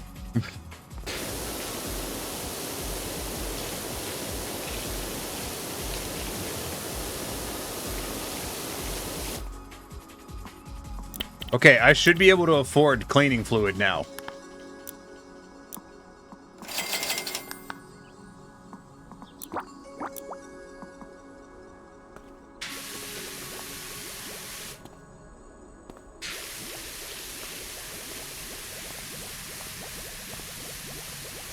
A huge Reddit scroller. Redditors are the literal worst. I don't know what it is about Reddit that seems to attract the actually personalities. But I've never been much of a forum person, so the ins and outs of how people behave on forums has never really been something I've fully understood.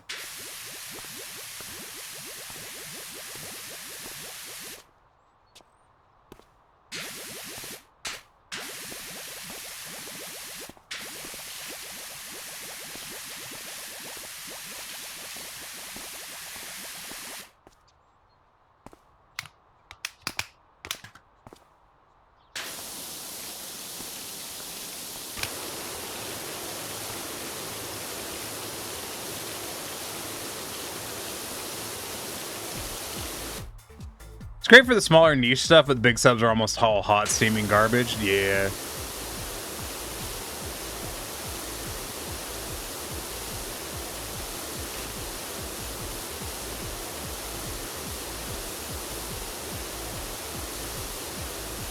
Oh, the internet.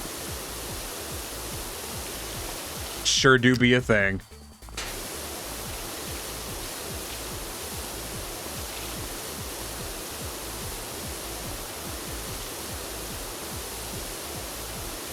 I'm curious how much of this I can clean off. I'm curious if I can clean most of this off and then have it auto-delete the gross message over there. That's kind of what I'm planning on right now.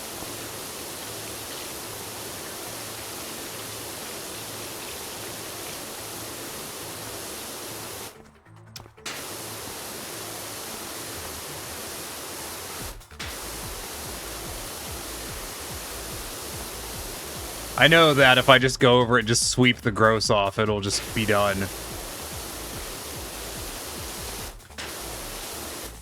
But I kind of don't wanna.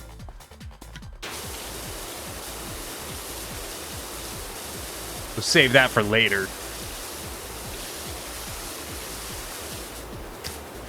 Can't believe I'm washing a ladder. Can't believe I'm debasing myself to such a degree.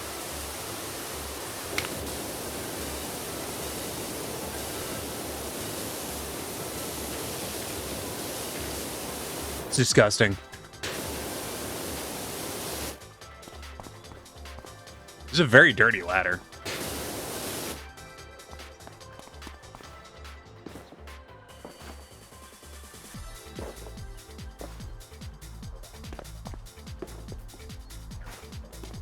There we go.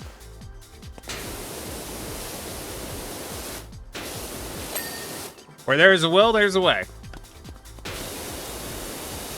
I'm still kind of proud of myself for doing that entire house the other stream without using a ladder. That was pretty good.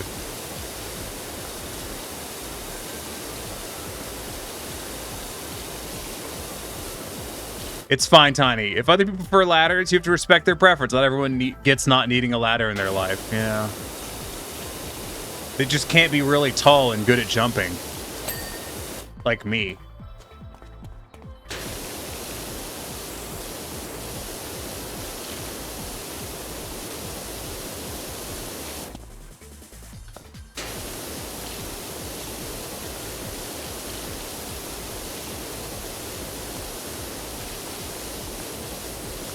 See, look, this ladder blocked part of my stream. Just incredibly inappropriate of it.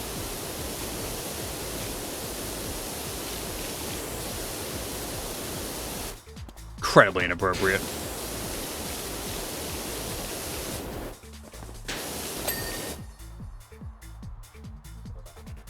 I feel like I'm going to be using a lot of multi-purpose here.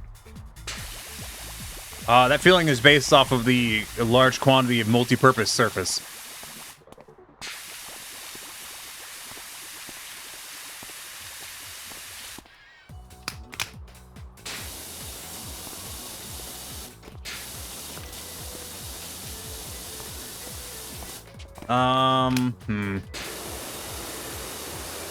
Did not do a great job on this wall. I mean, it did a job. It wasn't as good as I would have liked it.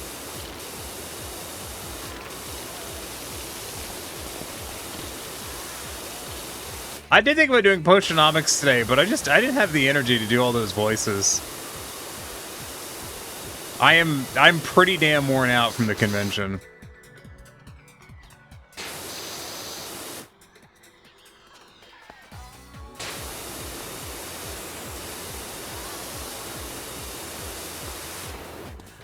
Pretty understandable, yeah.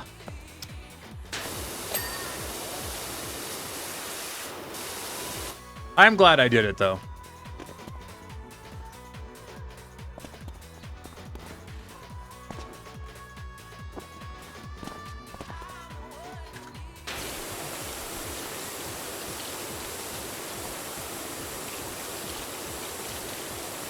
Because I had a very good time. A very good, very tiring time. And I only ended up with 2 blisters.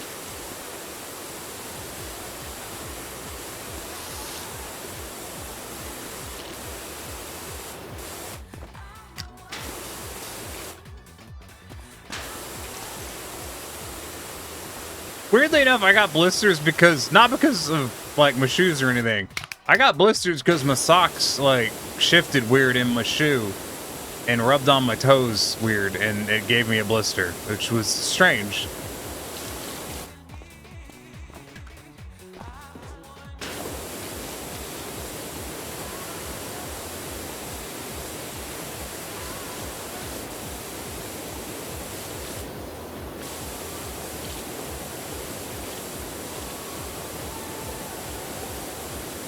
Yeah, I have a secret weapon, which is shoes that fit well. So while everyone else was complaining about how much their feet hurt, I was in pain because my liver hurt. But you know. But my feet didn't hurt because I was wearing appropriately fitting shoes.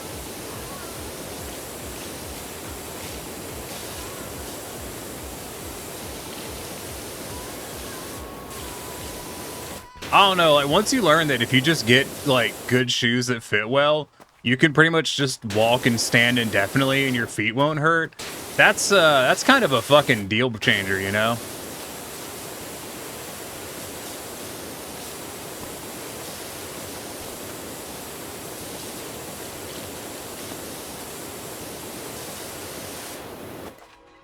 Like, yeah, you gotta pay for it, but it's totally worth it. Shoes that fit your feet are underrated. They really are.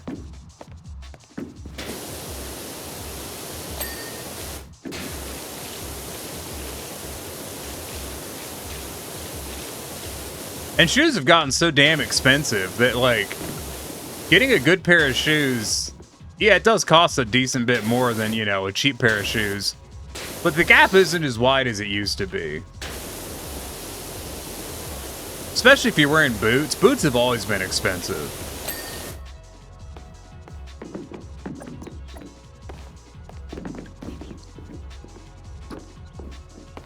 I'm getting stuck on the fucking thing. Wish it wasn't pain if I choose your size. Yeah, me too.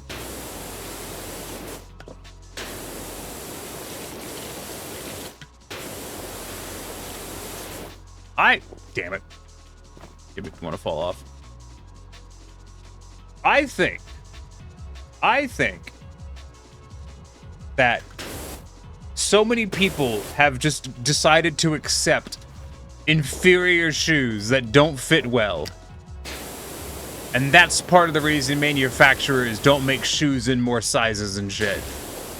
Because the general masses have just decided that, yeah, shoes, your feet just hurt if you do a lot of walking and shit. When that's not the case. If you have good shoes, they don't. It's the masses who are wrong.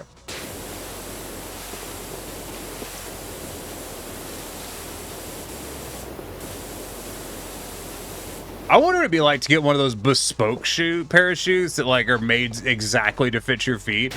I bet those feel fucking crazy. Finding the wide width, yeah. I know a lot of people that wear a size wide, and they're all like, yeah, no one makes a fucking size wide, and I just find that very silly.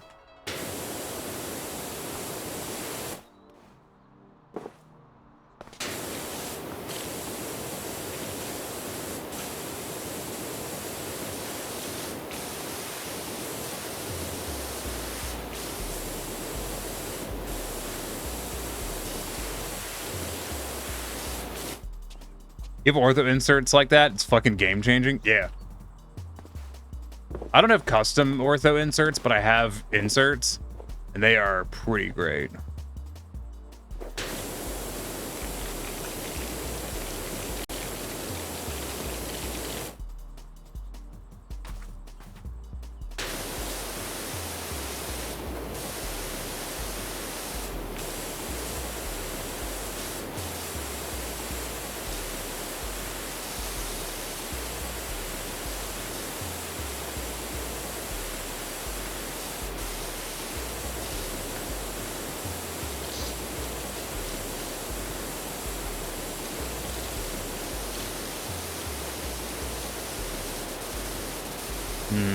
Yes.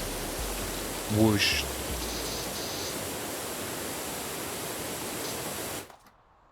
When you find a shoe you like and wide, yeah. I had to stop buying women's shoes because you hit the upper limit of sizing.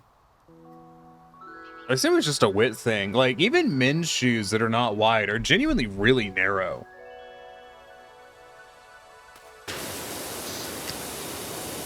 Like, for me to wear a non-wide size shoe, I have to go up, like, not just, like, half a size. Like, I have to go up, like, you know, like, 2 entire shoe sizes. It's crazy.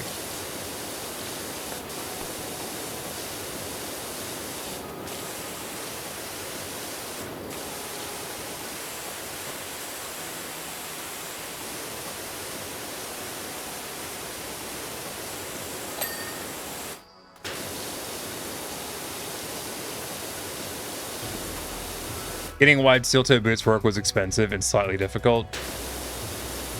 Did you have to get Red Wings? I had to get Red Wings.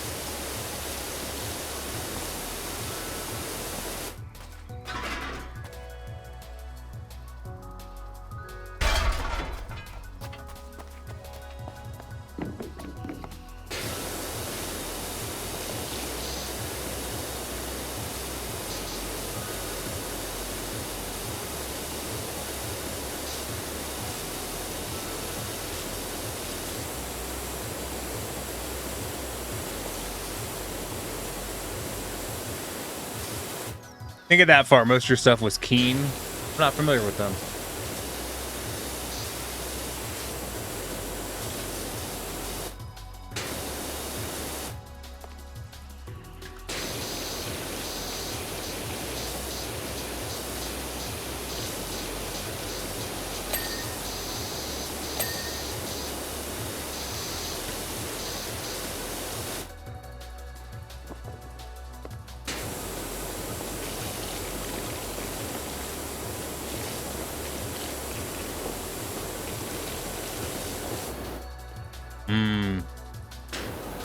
You think OSHA exists in this universe? Of course, I'm not convinced this takes place in America, so... maybe you don't. Like, I know Europe has health and safety, but, you know, not OSHA.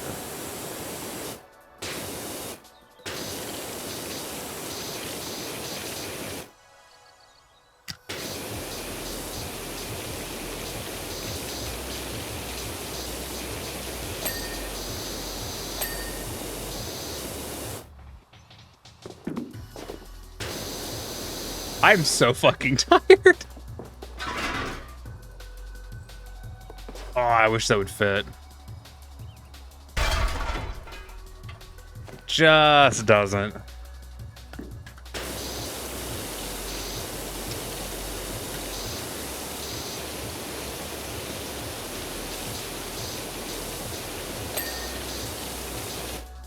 Oh yeah. So during the swag distribution portion of the Dead Dog Party, I got offered, you know, there was a selection of Blu-rays available. And I remember looking at one because they had one for Mr. Tonagawa, which is a fantastic show. And I was looking at it, I'm like, damn, that might be cool to have, but I don't have a fucking DVD player at all. I have zero capability of playing a DVD. Like, I don't have a fucking reader even in my computer. I ain't got stuff for that. And I was just kind of thinking, I'm like, who still has DVD players and uses them?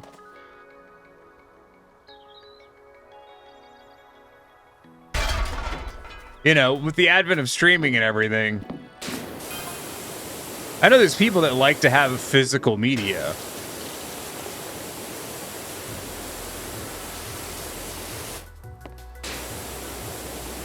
Your Xbox can, but you know, that's about it. Yeah. And you still have your old laptop to watch DVDs. Okay.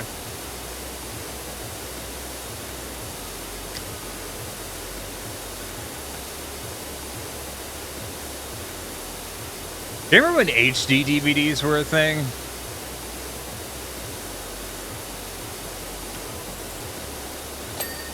I feel like that was the last, like, true format war we've had in terms of physical. Like, this is the last time we had a physical media format war.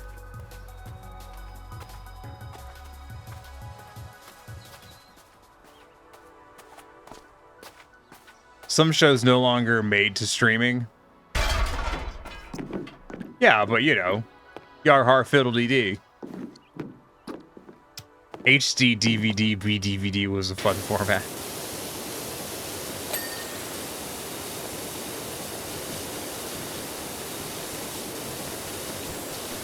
Yeah, I remember when I learned the differences between them, and I was like, "Oh, I know which one's gonna win this.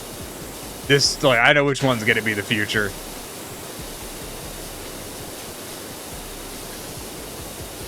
Because, like, Blu-ray could just hold so much more fucking data. It's... I don't remember how much an HD DVD holds, but I know a Blu-ray holds multiple gigs of data.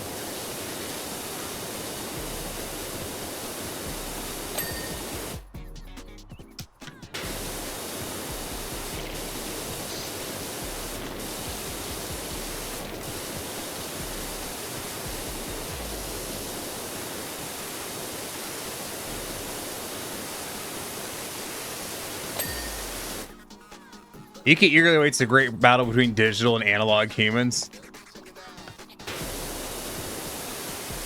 Yeah, me too. Oh, maybe not eagerly.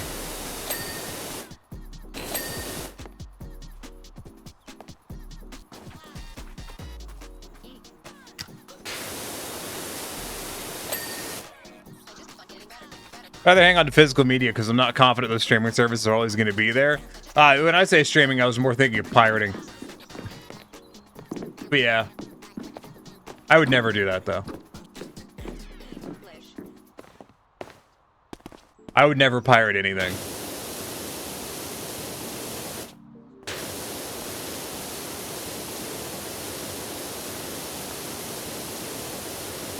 That would be wrong.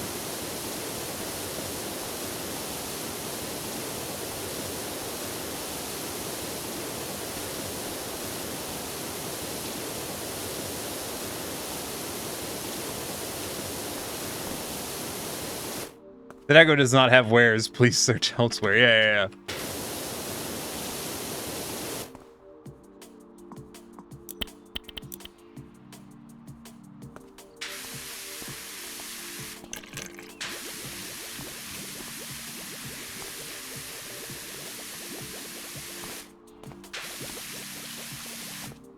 No, I would never do anything unethical to the corporate authorities.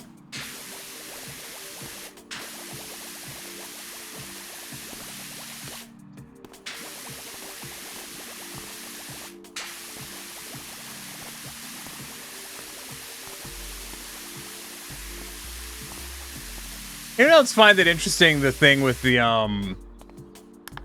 like, so you can't watch TV shows and shit on Twitch, right?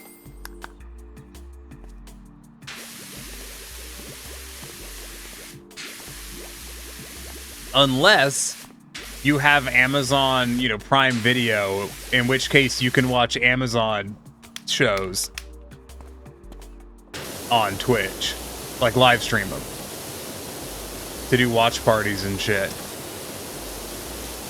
And I wondered when I first saw that if that was just a you know, a clever marketing ploy by Amazon to try to get some of the less profitable streamers and stuff on Twitch to you know, subscribe to Amazon.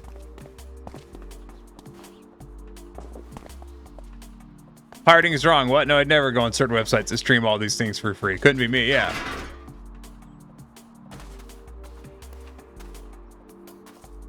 I don't know if it's still the case, but I know for a long time, like, it wasn't illegal to stream something that you didn't own. It was illegal to have it downloaded.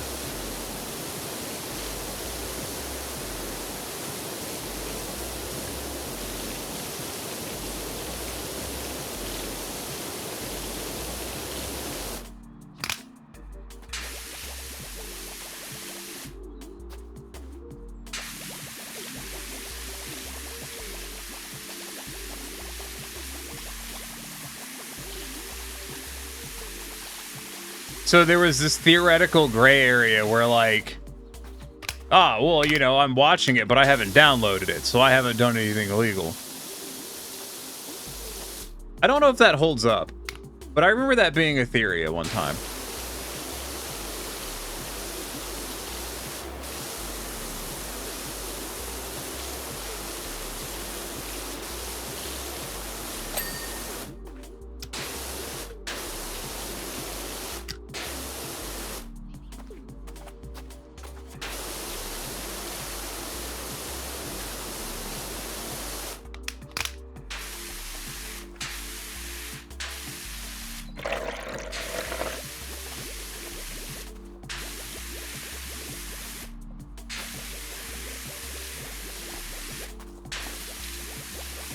Yeah, I think I'm just wasting cleaner here. I think that's all that's really happening.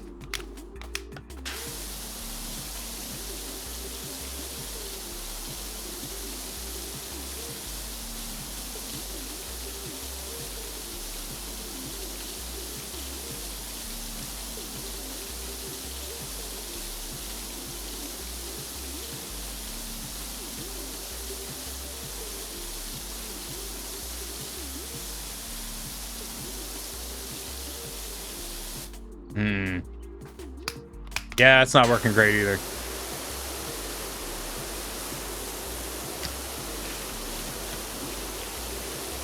This tower is going to take a very long time to clean, isn't it?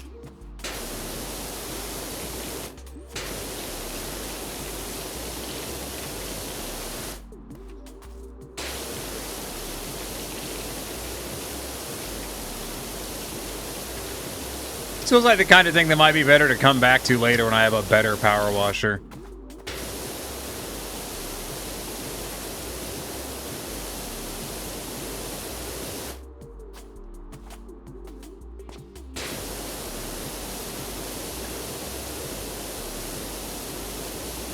Yeah. Might be a good idea. Got a whole bunch of other jobs, I think, at the moment. Hopefully there's another vehicle job. I kind of like doing those. I find those really satisfying.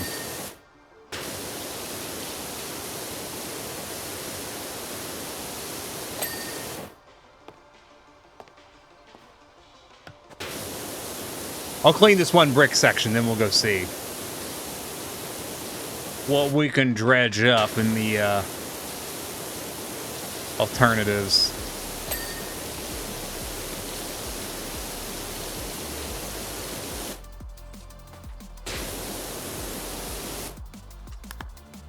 What else we got in the career mode? Oh, we do have a car. Clean Grandpa Miller's car. Look, as good with cars as you are with houses, because I got my old wagon out of the garage and it's dirtier than a dung beetle's Christmas list. All right. Still turns over fine. I'm not taking Dolores out for a spin till it's as gleaming as she is.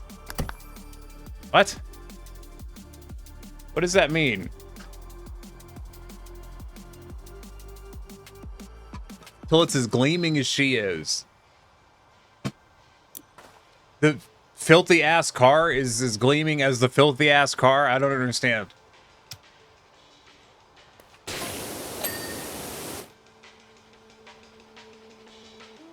I find the odd streaky line where Bert tried to clean it with his power washer. Dribble washer more like. Maybe? Let me see before I do that. I don't think they put that kind of effort in. No, they did not.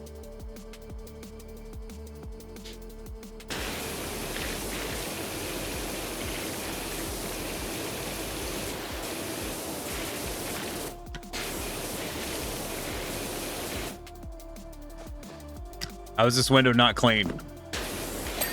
There we go.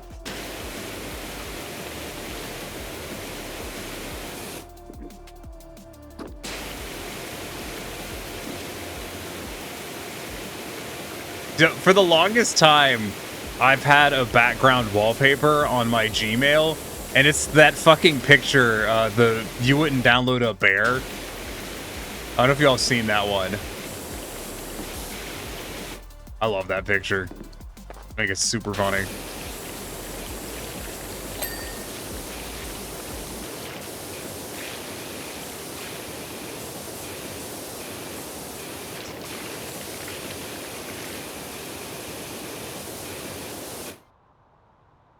You wouldn't download a tiny.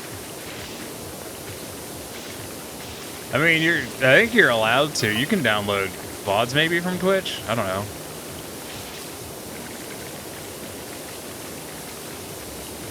Used to race this baby all over. Yeah, that figures. Considering it's a race car and I'm not stupid.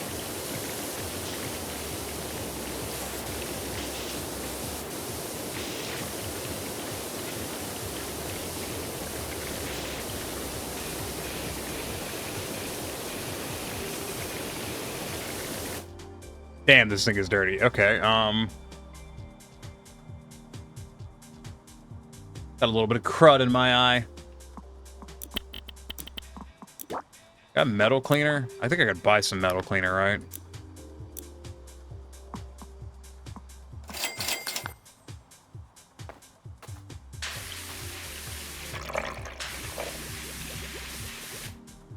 Ooh, that does appear to be the business.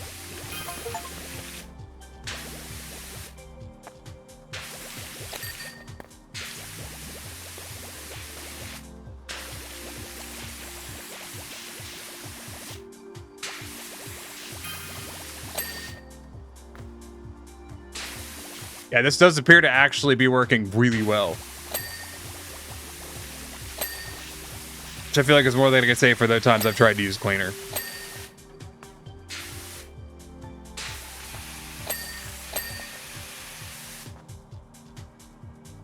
You would download a tiny? Because she has tiny if you have coin. This one has wares if you have coin. I'd always love to do a good Khajiit voice.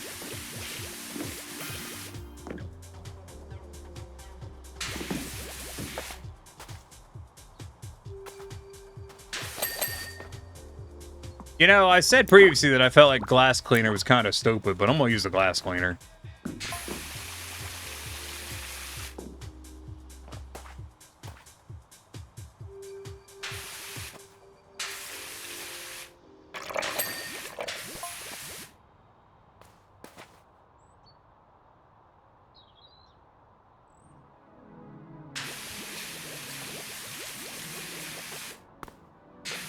I think I've missed the conversation. Dolores just texted me to inform me that she would not be allowing Leonard to go presumably drag racing somewhere. Which is terribly rude. Let the old guy have his fun, you know? What's he gonna do? Drive the wrong way down the interstate, crash into multiple people, and kill them? That never happens.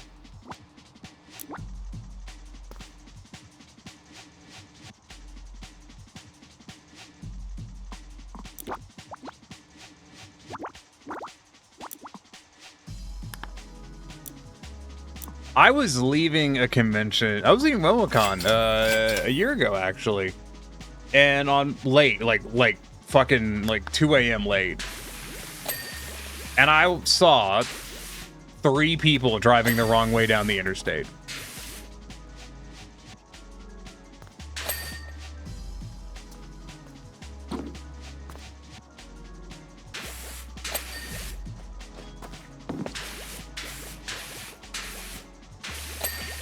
Which is a lot, I feel like.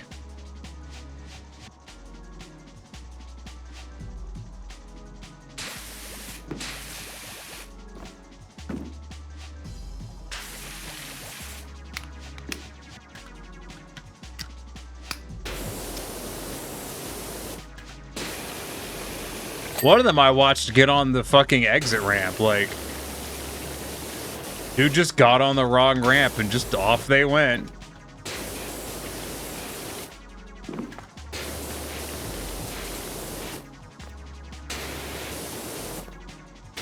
Sounds like a normal day for the M10. Nah, this is I-85.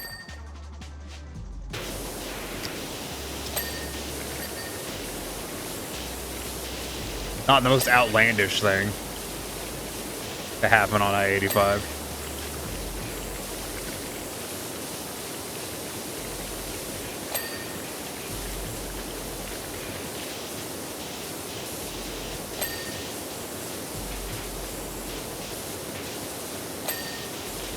Would you guys drive a car that says turbo fast car on it?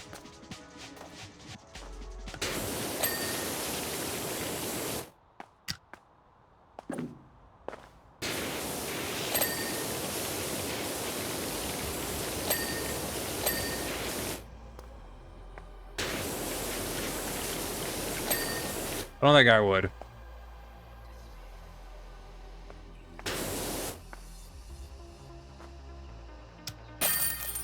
Hey, good shit.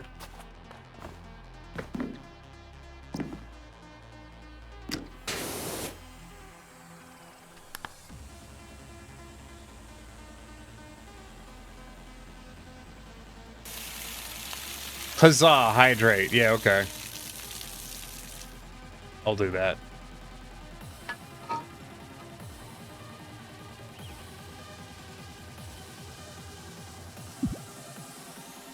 Car looks so fresh, you're a sopa star. Can't wait to see old Bert's face when me and Dolores streak past his front yard and he sees what a power washing pro can do. Have I feel like I've missed a rivalry.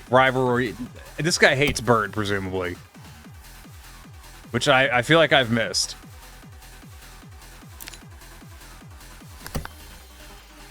Clean the skate park. I can give it a try.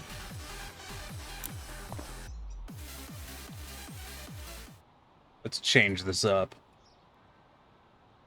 Did I ever explain to you what kind of compound they use for structures such as these? It's fucking park warden again. Ew, there's ladders. Ew, there's a gate.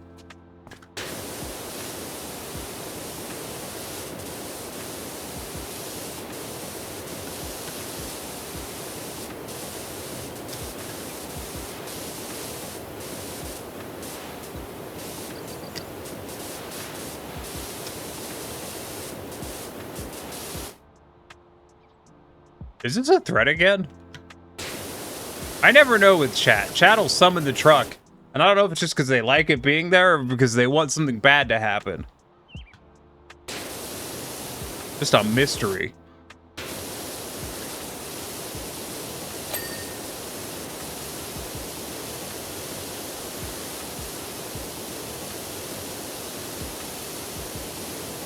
Things can be two things. Yeah, you're right, Gammy. You're right.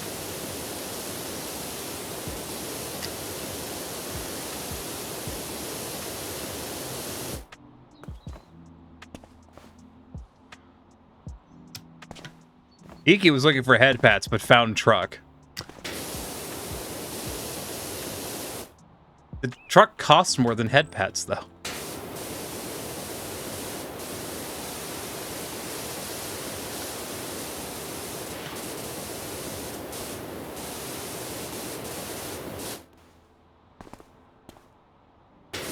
Listen, I'm not like Wilhelm out here with fucking half-priced head pats. But they ain't that expensive.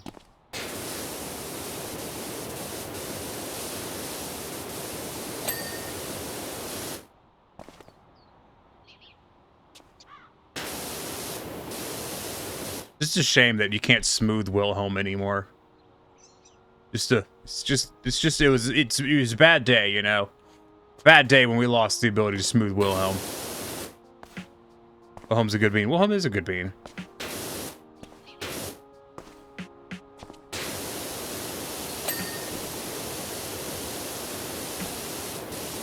I agree. Wilhelm is good bean.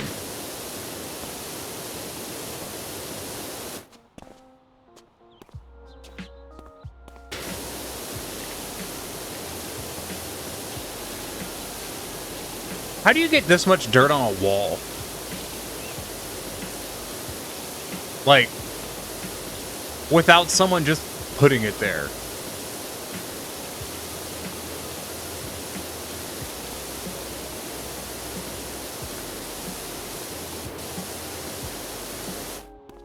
You know what I mean? Like, this is a wall inside of a concrete area. With huge clumps of dirt on it. That would have had to have come from somewhere. Did this whole place flood up to the top of this wall somehow? But, like, goddamn ice cream van.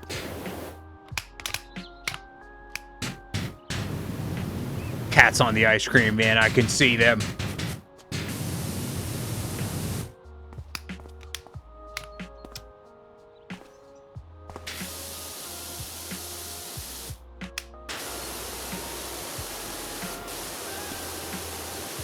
I know I'm probably looking for too much lore in Power Washing Simulator, while I also sit here and ignore all of the lore of Power Washing Simulator. But I am curious how much this dirt gets here.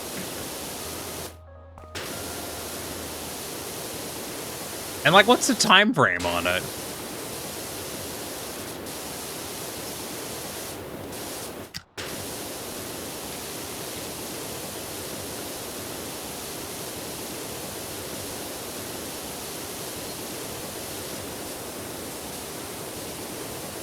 Yeah, how old is this skate park?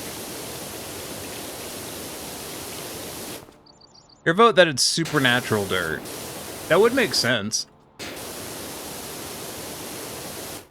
That'd be on brand, I feel.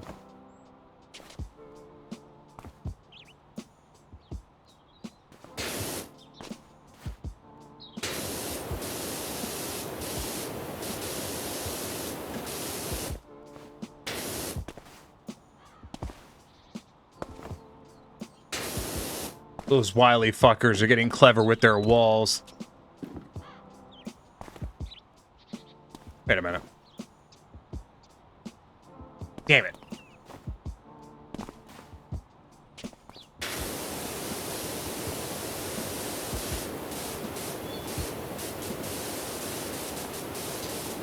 It's gonna be hard to get to the top of that wall.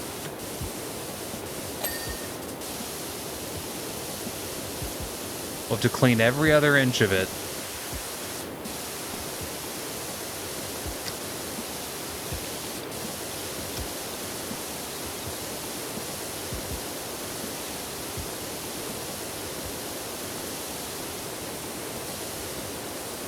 Applies dirt to buildings while no one is looking. Ooh.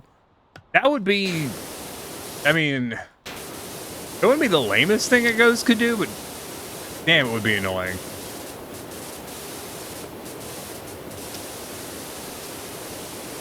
I cannot believe I've only been streaming for 2.5 hours because I feel so tired.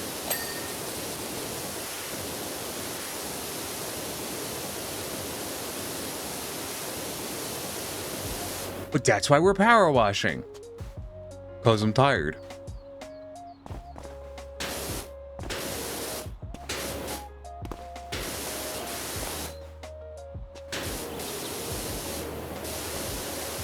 The game is really trying to push me to use a ladder. I will not be so easily shaken in my mission.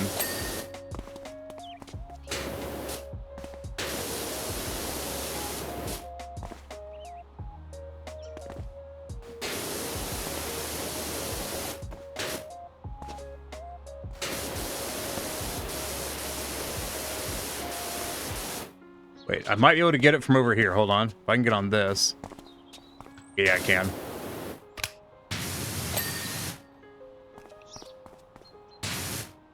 Damn it.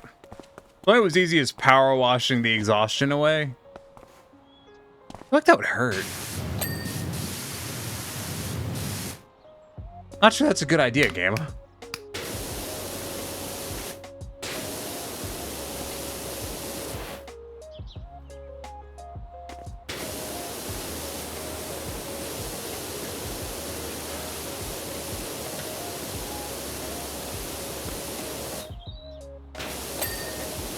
There we go.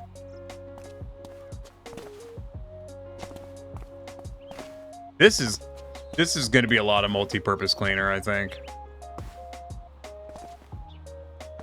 Oh yeah, dude, imagine riding your skateboard up this. You'd be the coolest kid at the elementary school or middle school or whenever people start skateboarding. I don't know when people start skateboarding.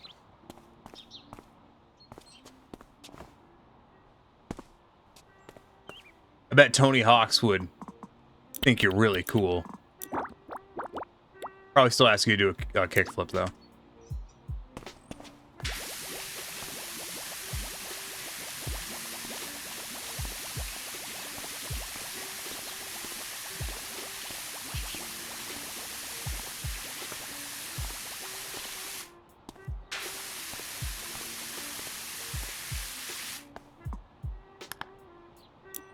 I assume everyone here has seen those stories of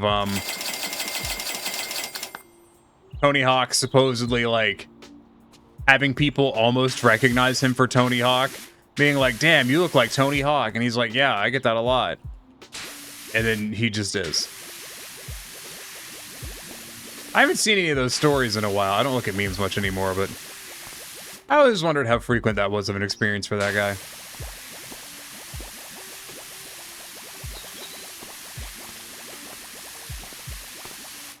That being said, I'm 1000% certain if I saw Tony Hawk, I would not recognize him as Tony Hawk.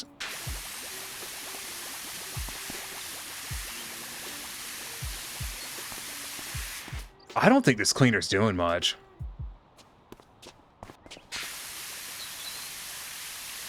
Like, it's working, but eh.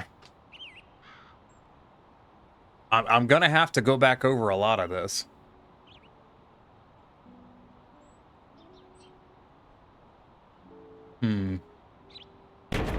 Ow.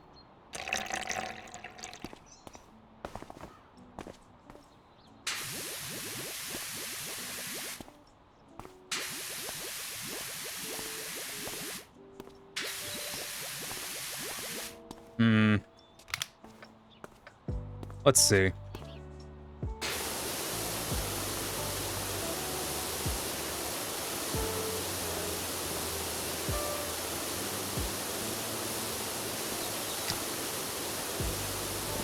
Yeah, I think it's going to be better just to do, like, the green thing and overlap it. The green nozzle.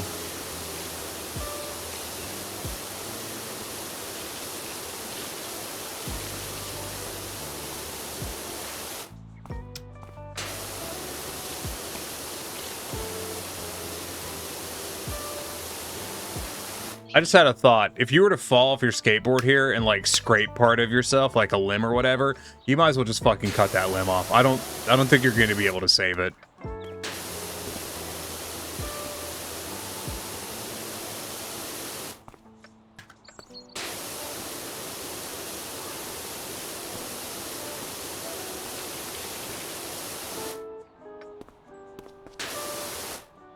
But why? Oh, it's just gonna get turbo infected.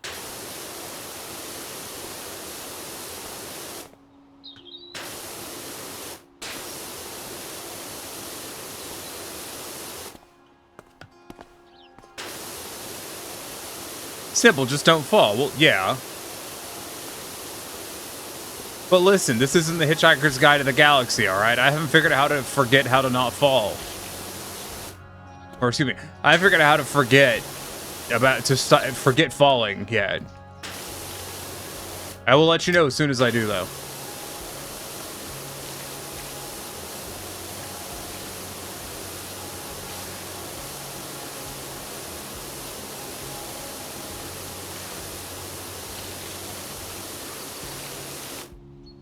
Skateboard looks like a senior prank gone too far. I think Iki's onto something.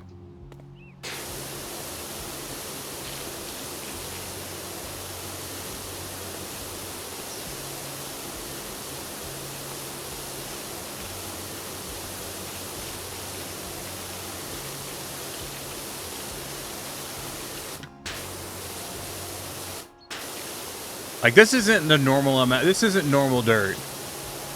Oh, look at that. That's not, like, that... Someone plastered that there. I mean, there's also graffiti.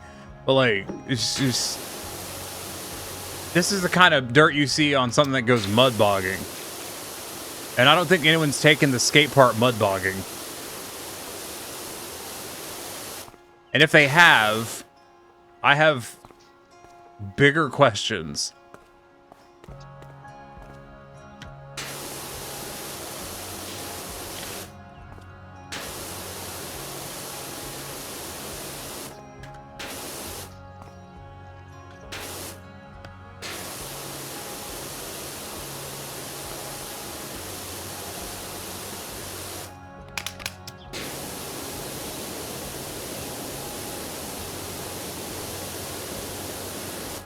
This isn't normal dirt. This is advanced dirt.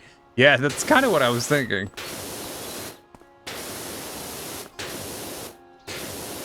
Hey, can you guys help me out with something, actually? There's a movie that I've been trying to figure out the name of, but I don't know what it is. And so I don't really know how to look it up to find out what the name is.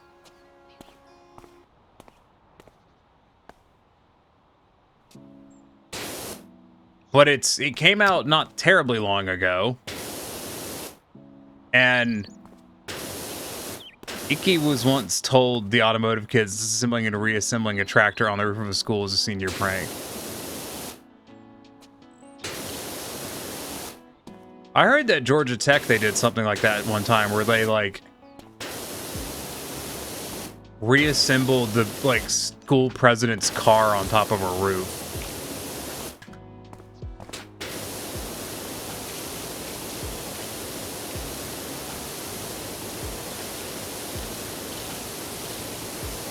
Anyways, I don't entirely know what the movie's about, but the main characters are like a knight dude who lost his arm, and this short chick. I think I don't know what gender they are, but they can transform into other stuff,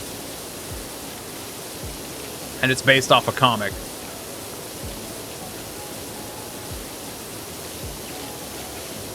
I don't know what it's called. But I was watching a thing about it, and I was like, maybe I should watch that movie. It looks kind of good.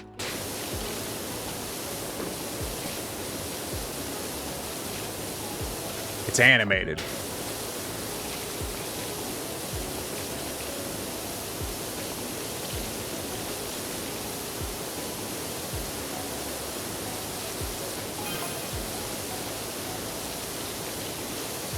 How the heck do you make a slope out of concrete? God, the park warden's stupid.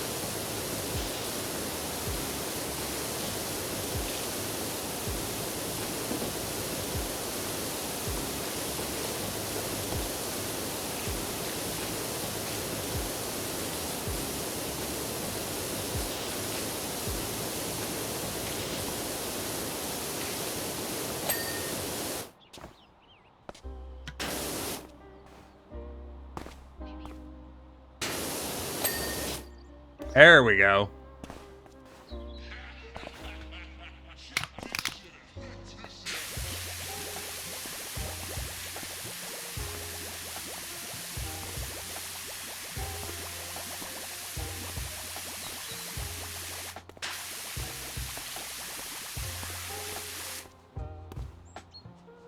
Manhua? What? I'm gonna Google it. No, not that.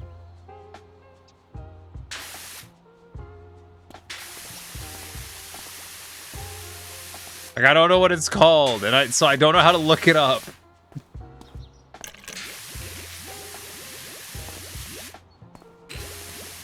I'm actually not fooling. I actually genuinely don't know the name of this movie. Berserk? No. God, no.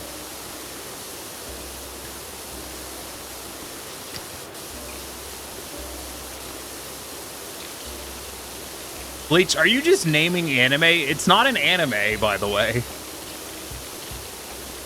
Maybe I should have specified. It's not an anime.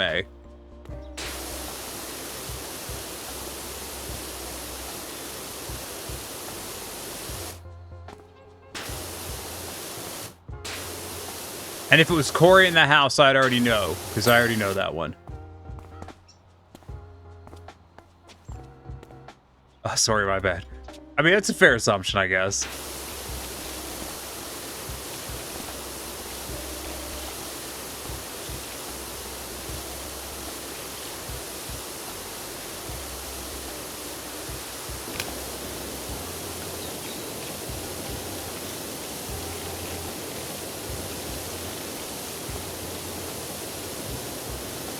Yeah, I do not know what it's called. I think the name of the movie is the name of one of the characters.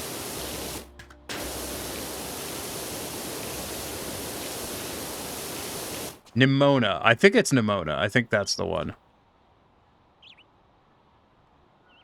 Yeah, that's the one. I've heard that's good, and I saw a thing that made me look at it and go, oh, maybe that'd be worth watching.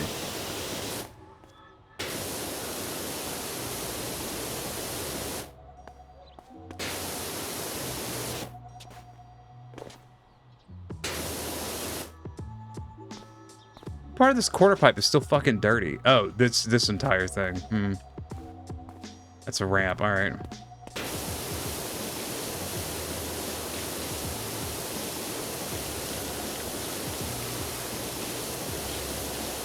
I would have not assumed that this wall was part of the quarter pipe.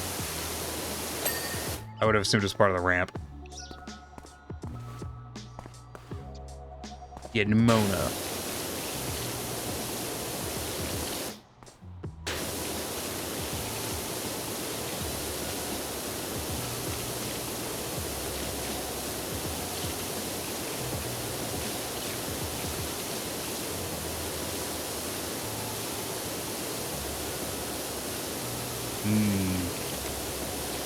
Powerwash. Time is it? 8:47. Holy shit.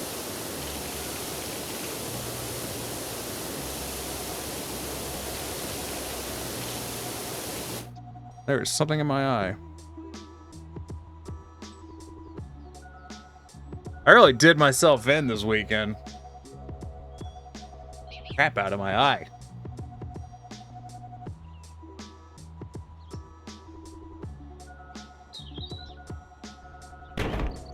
Ow. I'm gonna go to the bathroom.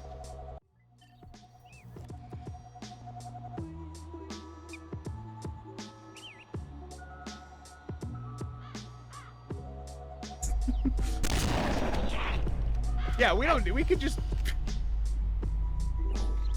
Oh.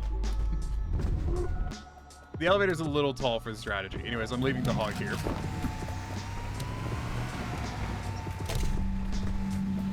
Let's just stand away from it, and if it makes it, great. If it doesn't, if it doesn't, You know it doesn't. Okay. we'll wait and see. These are pretty big sections, so I'm feeling they'll suck up the demand pretty well. Pizza? Pizza it is.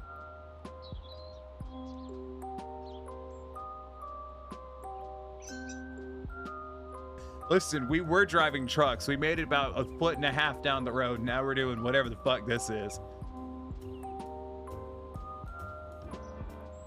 You know, this.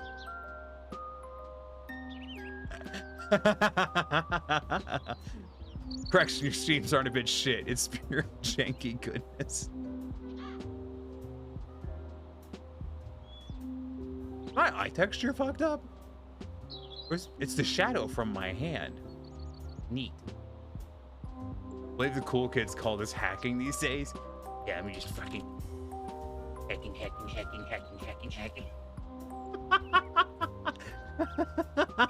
I have awaited your coming. Circle jerking. Yeah. Crank one out. Yeah, just go ahead and get to work on that. You know, just fucking two-fisted. What the fuck is wrong with me?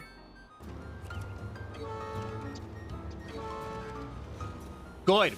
You better run. Dodge Durango looking motherfucker. The fact that you went for it too. So? I mean, listen, you know. Tiny's unemployed and needs money. Now the sexy Neko is here. I hate the way you said.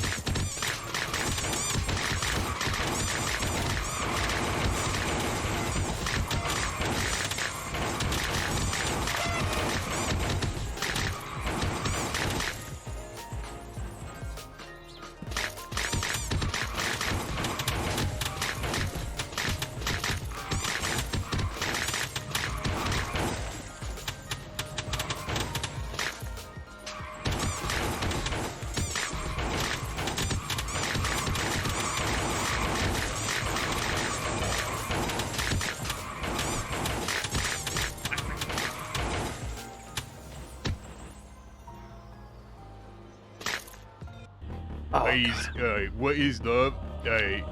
Babies don't hurt me. What's that supposed to mean, Iki? What's that supposed to mean? You not want me to be back? Listen, I'll have you know that sitting is currently significantly more painful than standing. Alright, I could have just stood up in the bathroom for the next hour and a half and been perfectly happy. Or just any other room. I don't know why I specified the bathroom.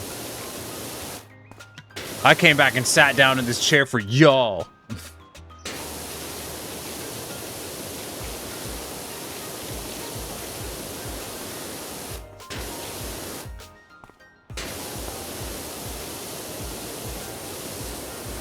That is actually true. Sitting actually hurts.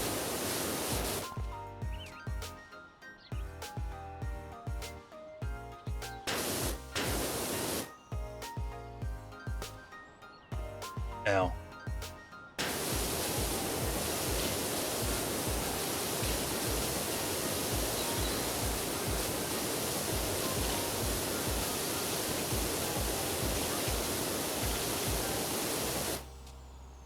What am I missing on the fun box?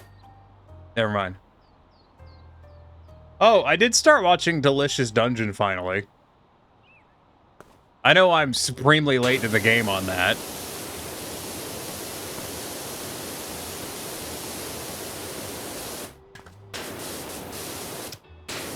I actually don't know if anyone in my chat watches anime. I don't watch a lot of anime anymore, so it doesn't come up a lot as a topic of conversation.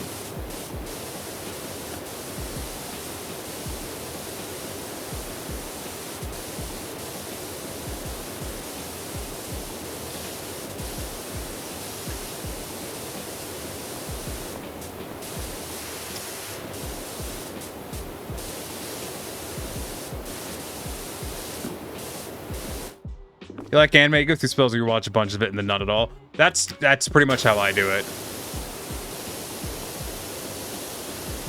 Like every now and then I'll find a few that are enjoyable and then I'll watch all of them. And then when they're all done, I go back to not watching anime.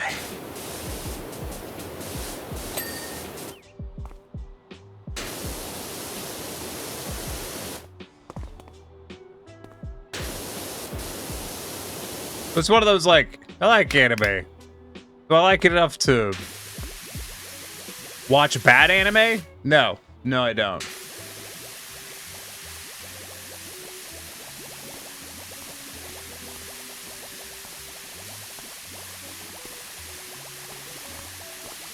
I also don't really like. I don't like watching series as they come out when it comes to that. Yeah, I don't necessarily binge watch stuff. It's more, you know, I'll watch 2 or 3 episodes, then go off and do something else for a while or something. Last anime Iki watched was Wolf Children, and it was okay. I've never watched Wolf Children, but I've been told to. But I've been told to in that kind of like, lol, it's super sad. You should totally watch it because it's going to make you super sad. And I'm like, why?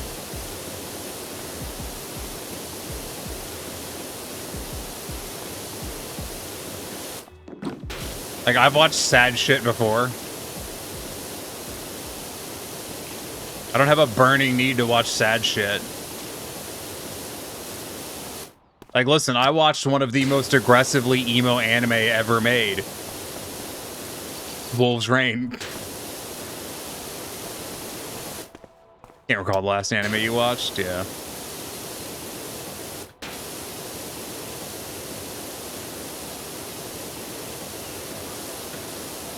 I did like it. Wolves Rain was good. It was so fucking emo. I'm not saying it was bad, but it was aggressively emo.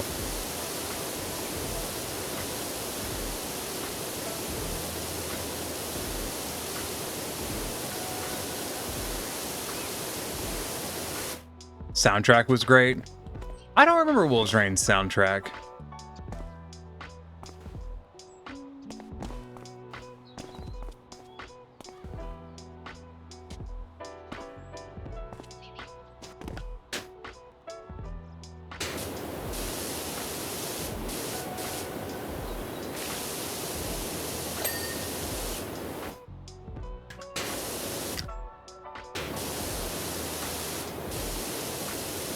Every now and then I spot what looks like little paw prints in the dirt.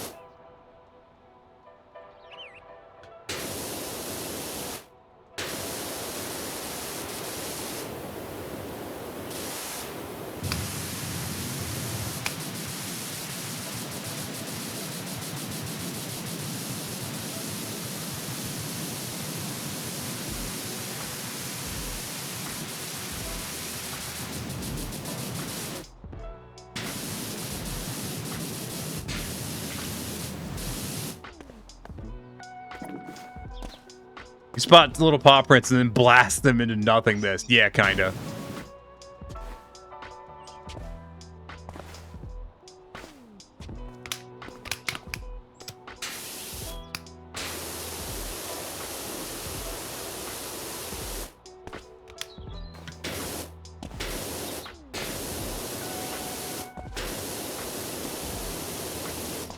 Like right there, there's little paw prints. Do you see them?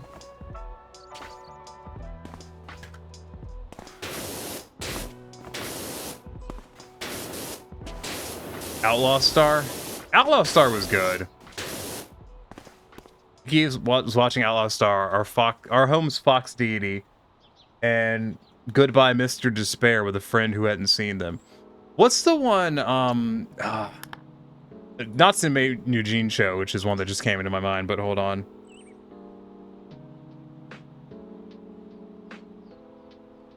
Not the one that's not the one I'm trying to think of, but that is a really good one.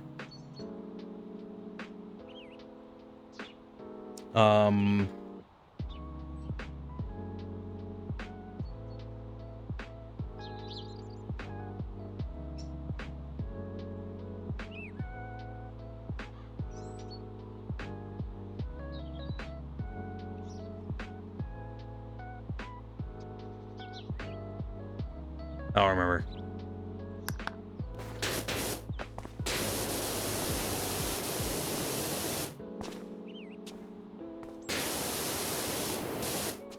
Whatever.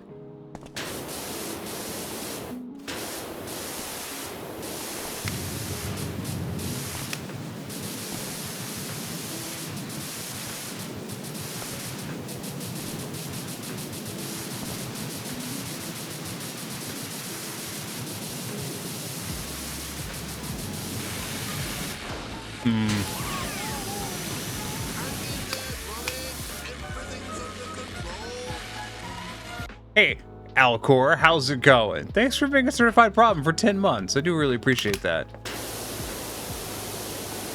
How was MomoCon? Raven, MomoCon was pretty good. You missed an approximately hour-long talk about MomoCon at the beginning of the stream.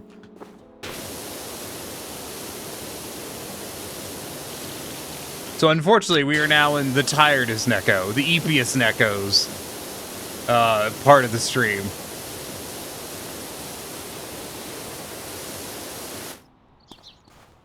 Finn's first 2 seasons of Goodbye Mr. Despair, they really enjoyed how off the wall it was.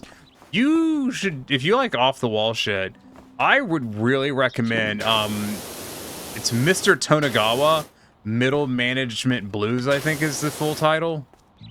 And it is fantastic.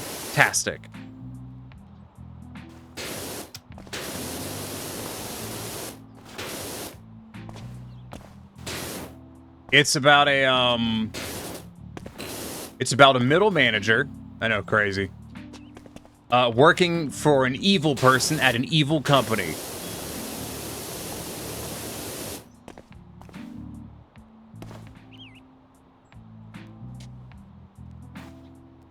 And it's very good. Oh, I can actually... Oh, shit, I actually just walk up here. And realize that. Well, that makes this a lot easier.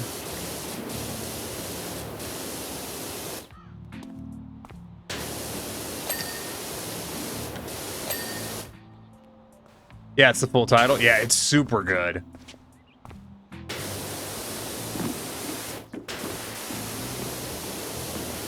Highly recommend that one.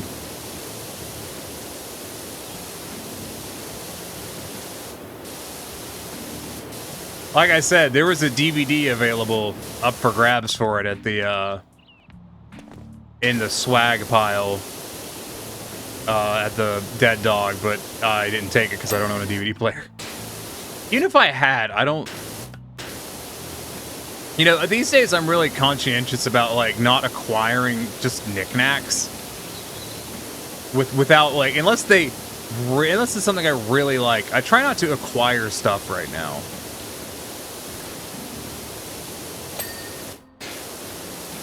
You know, I don't need more things taking up space. I don't need more little knickknacks, tchotchkes, or whatever. So, like, it has to be something pretty cool. Generally, for me to want. That's why I like collecting pins at the moment. Added to your list? Yeah, it's a really good one. Yes, Alcor, what is with the creepers?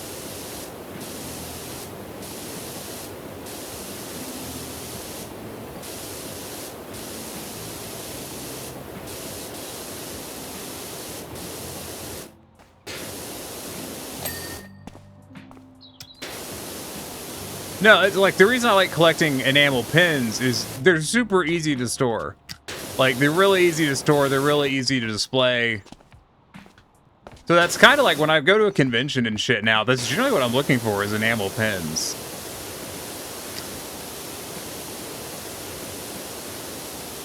And you know, not to knock the people who sell like wooden pins and stuff, but I'm just not interested in those.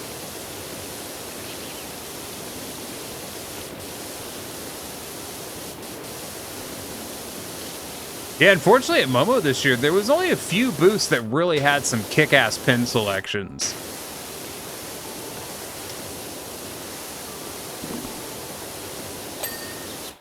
And those that were there were generally really, like, you know, focused on anime that I'm not interested in.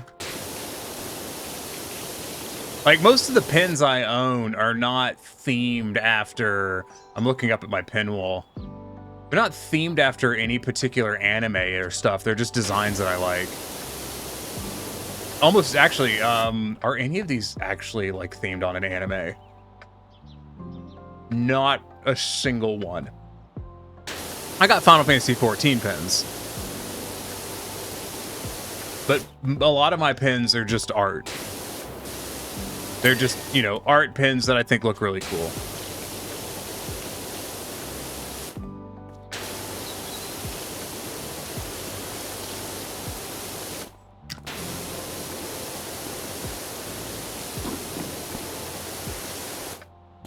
My pin you have of note is a numbered Gore pin. Gore used to do Dragon Con a lot, actually. Just thinking out loud.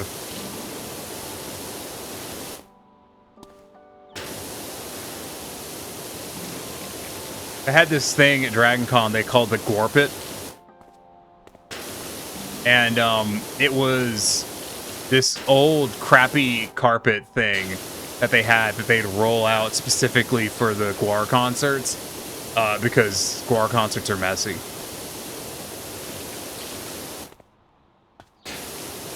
And so they had this fucking nasty old carpet that they'd roll out. Like, I think they'd put down like a plastic sheeting and then put the Guar Pit down on top of it. To protect the hotel carpet.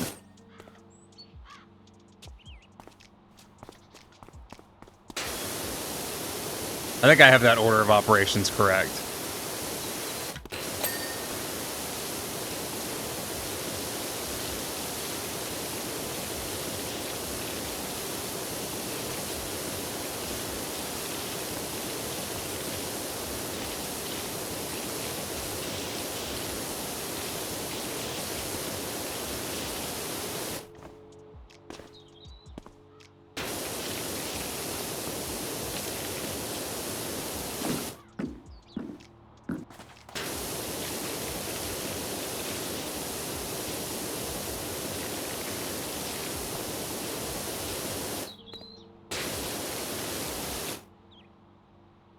Much of this is stairs.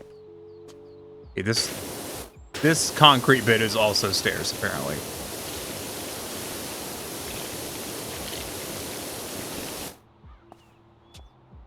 Ah, it's Wee Woo. Hi, Wee Woo. Sorry, I was so focused on power washing that I completely forgot to look at chat, which is it tends to happen with power washing, apparently. I keep doing that.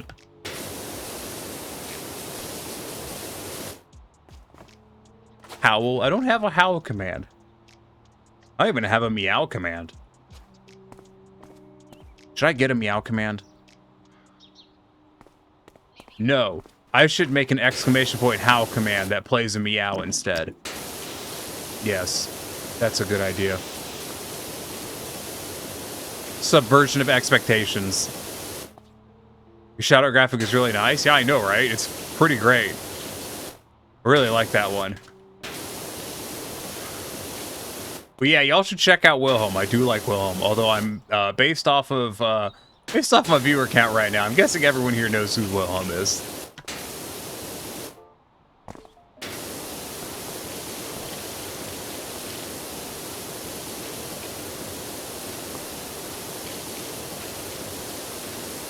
Exclamation point mow.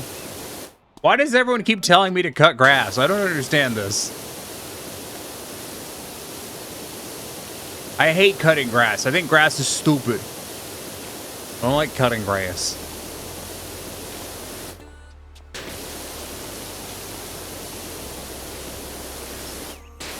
Trying to force non-native species to grass to grow in areas just because people think they look nice. And it's just a stupid pain in the ass. Oh, paw prints. It's dumb.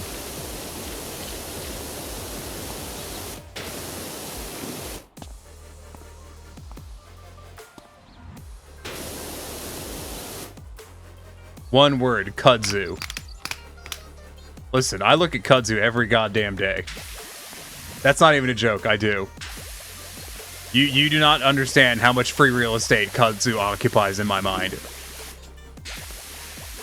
But it is a lot.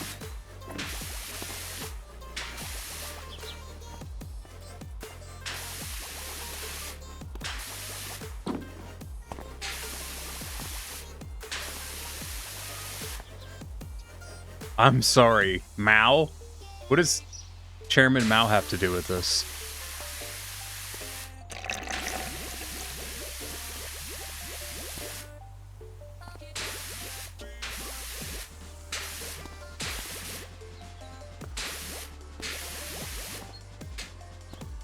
I am aggressively not funny.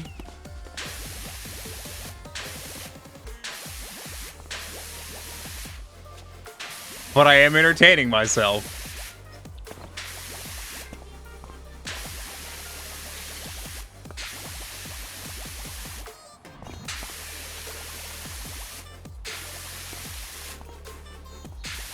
It's a big ass concrete loop. So anyways, how's your day gone, Wilhelm?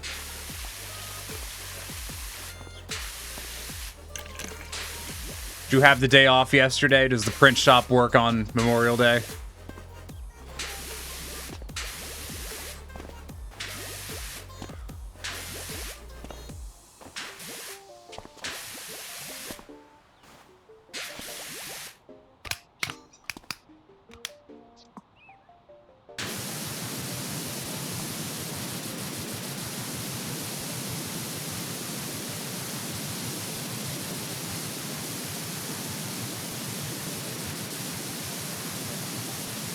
I feel for all the other tech people who, like, just had to go to work today. Like, a few of them I know work from home, so, you know, wasn't the worst thing in the world. But some of them just don't, you know, they gotta go do a physical labor job after the fucking, you know, after loading out a con.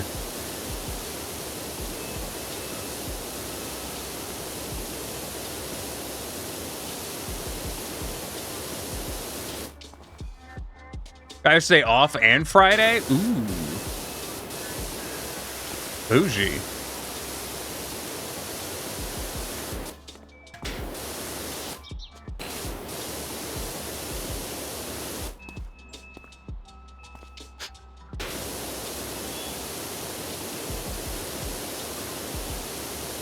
I think I did the equivalent, like, of whatever the opposite of having a weekend off is.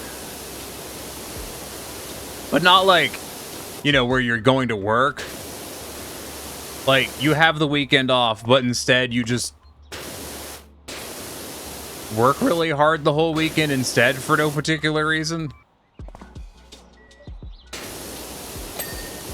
There we go. I got paid half day for the days you're off. Oh, that's sick. I'm kind of jealous. Sounds like Wilhelm's got a sweet job.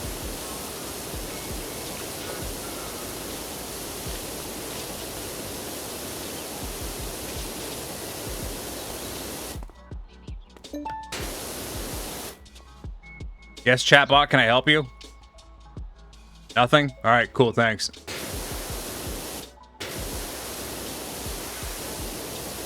He do, yeah.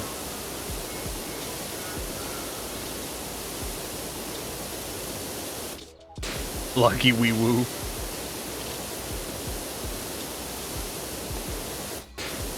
Every time I see wee woo, like in my brain, there's something equivalent of like, do he a woo? He do.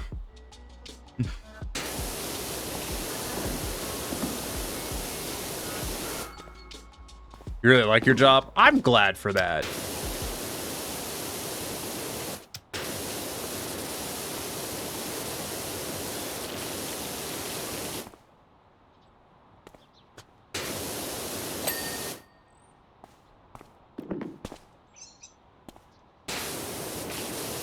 You work for a certain orange big box.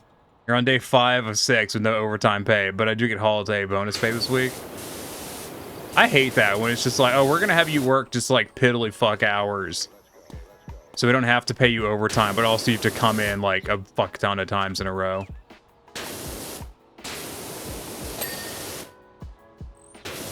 I've done that, and I think it's bullshit. I think you should be required to pay overtime. Like, overtime should be based not just off of hours, but also like days.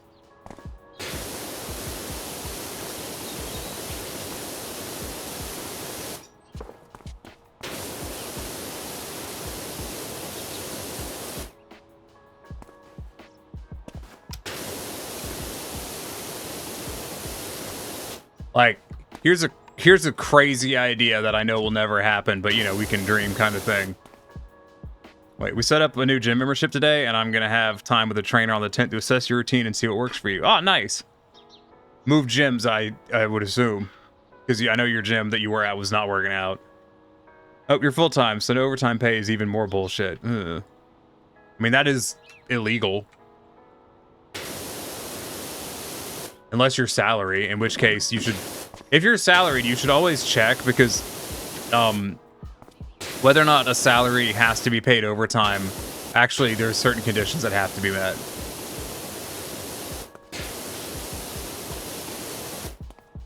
The gym not working out, you see the problem.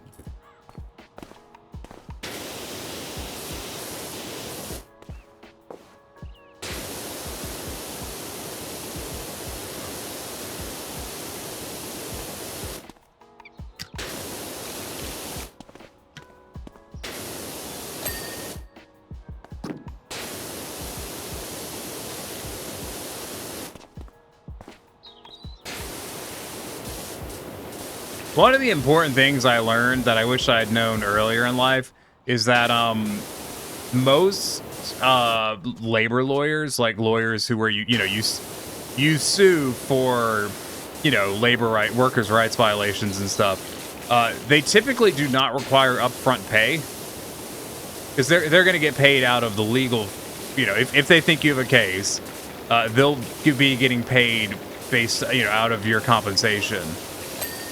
So it's really low risk to necessarily try to sue your employer.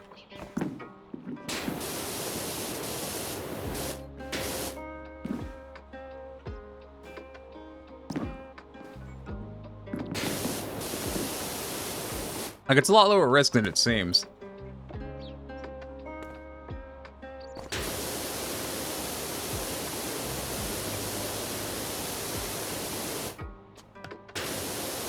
And Raymond said, meanwhile, I got extended for my 3 short days last week just to ensure you get a good paycheck. I've mentioned it in the past, but I remember when I was working construction, there was an entire month where I only worked 8 hours in the entire month, and it was bullshit.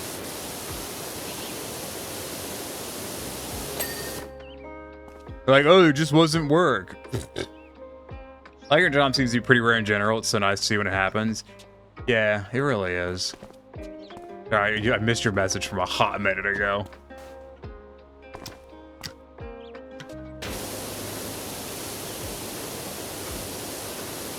Tiny attributes the lack of worker satisfaction in the U.S. to 2 things. 1, stagnant wages. 2, a culture in the U.S. of devaluing workers. Of assuming that the employer has more intrinsic value as a person than the employees do.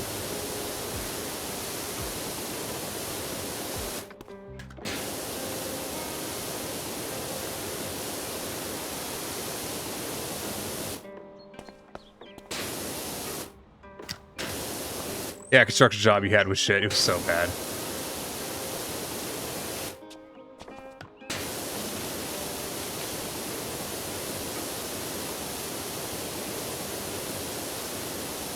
I was actually super anxious about looking for a job for several years because I was treated so poorly at so many jobs. I'm kind of in that boat right now.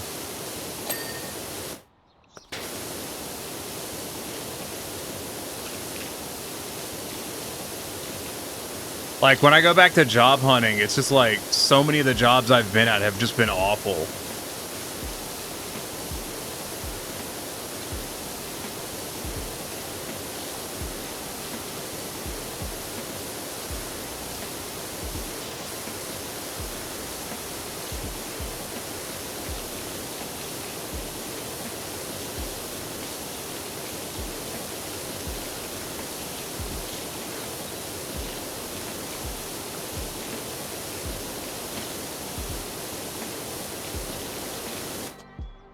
Last job was across between a high school and a prison, if you can imagine that kind of atmosphere. No, I went to public school in the U.S. I can imagine that.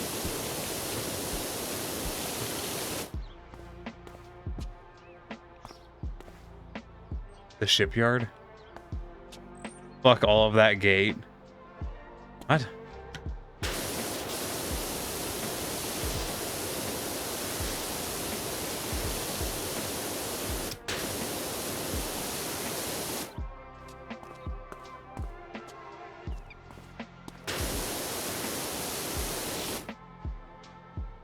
The only reason I'm still with my company is your commute situation. Oh, my stomach just decided to start hurting a lot. Not like go to the bathroom hurt, just hurt. Oh, that's actually very unpleasant.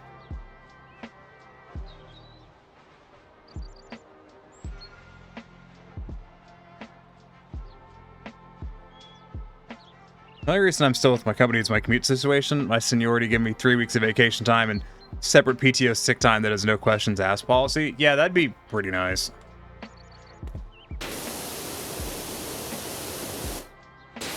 I've never worked at a job that's given, like, paid sick leave.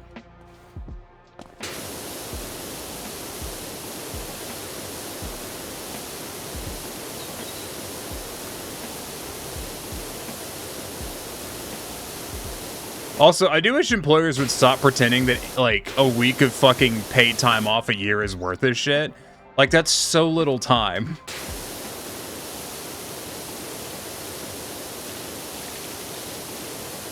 Wow, you get 5 entire paid days off. Whoopty fucking dude. I'm kind of locked up when I was working on applications because I felt like I was just going to get abused for several hours a day for nothing meaningful in return. Yeah.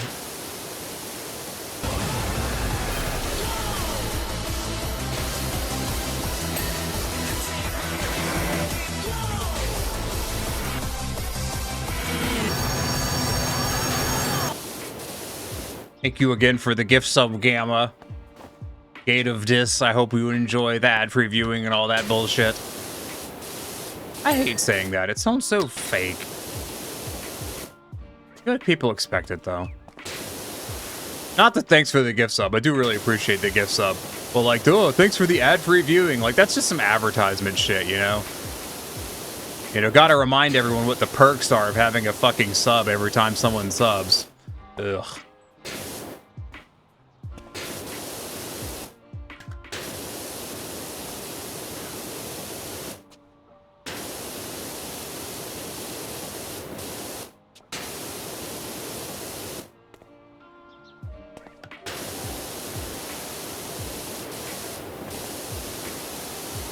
No, like, I'm in a boat where I think I'm gonna have to, like, I'll probably have to get another, like, you know, some retail adjacent job, and I don't want to fucking do that anymore. At the risk of being whiny, I don't want to fucking do it anymore. I'm tired of getting abused by assholes while getting paid fuck nothing. I'm tired of talking to people that I'm very clearly more knowledgeable than and having to fucking appease their bullshit ass. I'm tired of having my boss pretend that the job that I'm working isn't stupid and beneath me.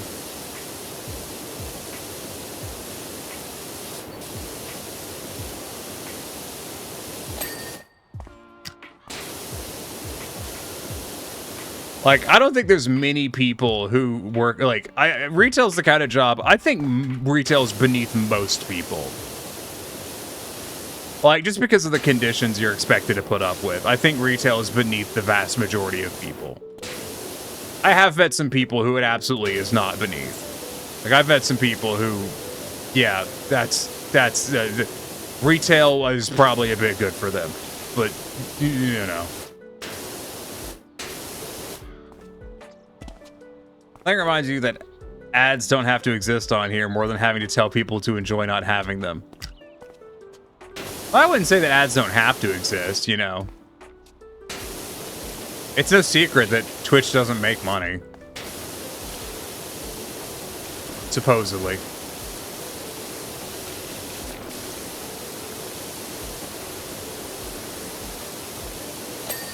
You think Twitch acts as a loss leader?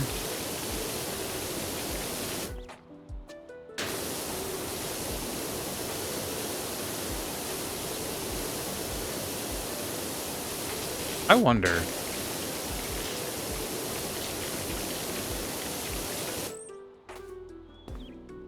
Probably, like, that would make sense.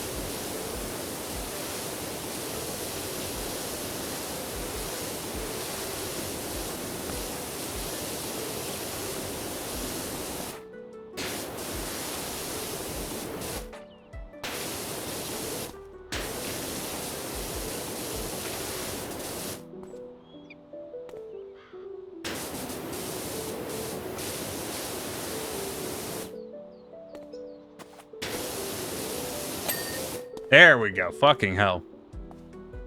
Or a laundry service? Maybe. Better it was someone when you were between jobs about not taking a job that pays minimum wage. I said if my options were being poor at home or being poor at a job I hated, I'd just assume stay at home. Yeah.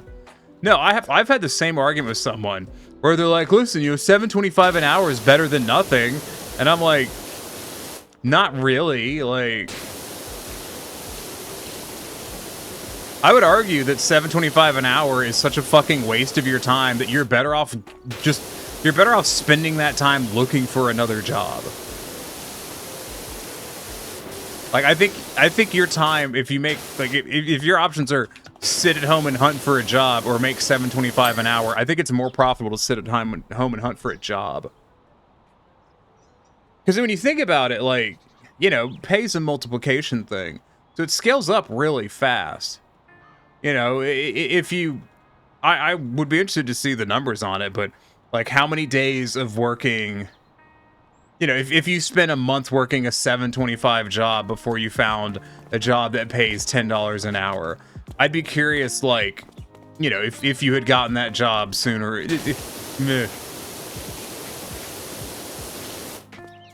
If you were to say take 2 additional weeks and find a job that pays $10 an hour versus taking a job that pays $7.25 an hour, I'd be curious how much money you fucking lose. $7.25 is asking employees to steal. Yeah, that's why, like, when I worked with a dude installing security cameras, most of the security cameras in a McDonald's were pointed at the cash registers to watch the employees.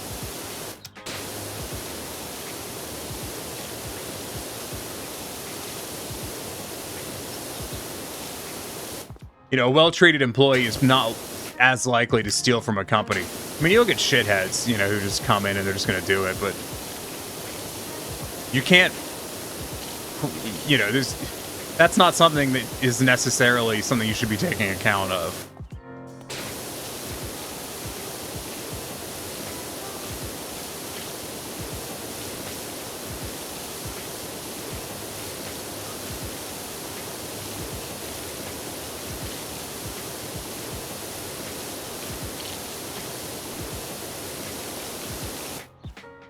Having employees usually work harder too, but no one wants to talk about that. Yeah. Scratching my notes. What about the thing where, like, what is it, after like the 6th hour in a day, like, and productivity just falls off a fucking cliff? Especially the fucking corpos, yeah. Like, you don't actually get, like, if you have someone work 8 hours in a day, like, 6 or 7 mark, yeah, like, the last couple of hours, the productivity is significantly less.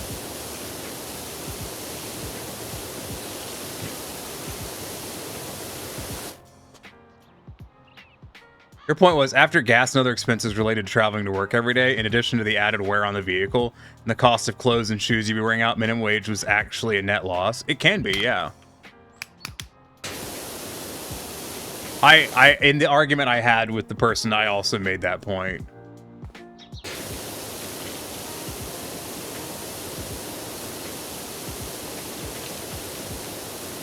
A lot of people don't take their vehicle costs into account, I've noticed, when they're just kind of factoring stuff in for their day-to-day lives. And I find that very curious. You know, dollars per mile is the thing that you can apply to your own vehicle, and it's very much a valid thing.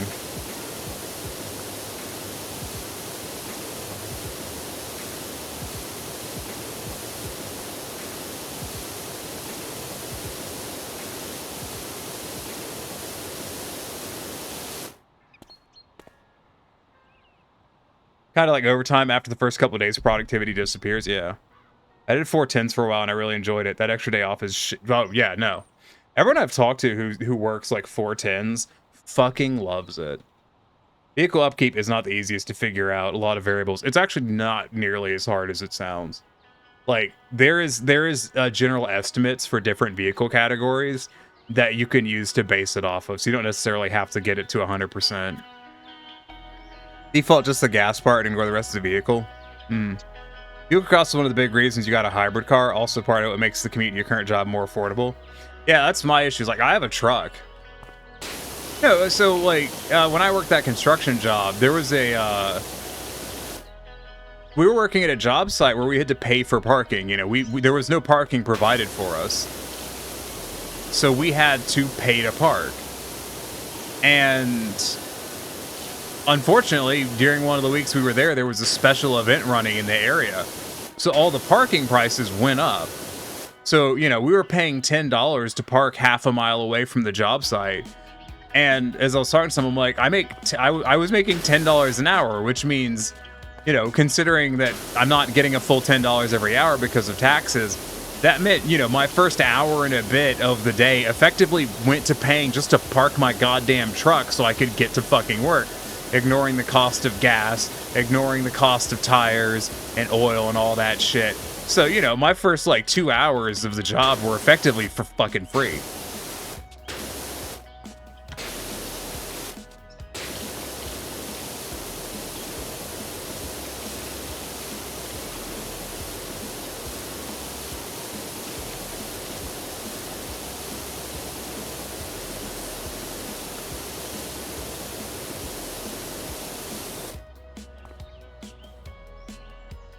He used to do 5 10s plus 4. After a week, we may as well have been doing 5-hour days. Yeah.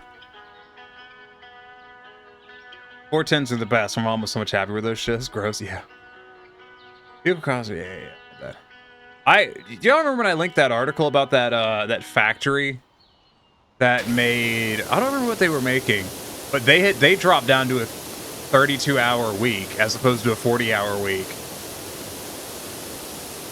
without adjusting pay. And like the factory owner was like, yeah, man, this has been great. You know, like everyone's happier. Productivity is up. Like, I see no reason to go back.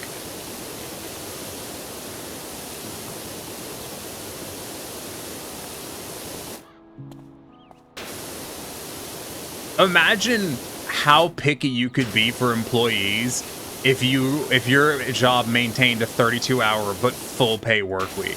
Like, you could be so picky about your employees.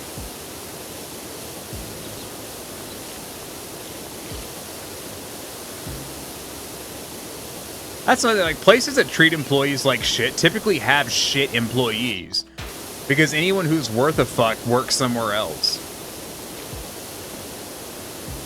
Which I know is kind of depressing, like, Tiny, but everywhere you've worked has sucked. Well, the bicycle shop that I worked at wasn't the worst thing in the world. I didn't like the pay structure.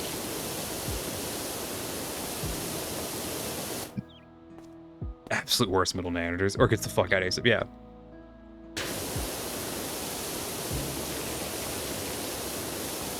I got in an argument with someone the other day where I was talking about, I'm like, I don't think that skilled workers get promoted.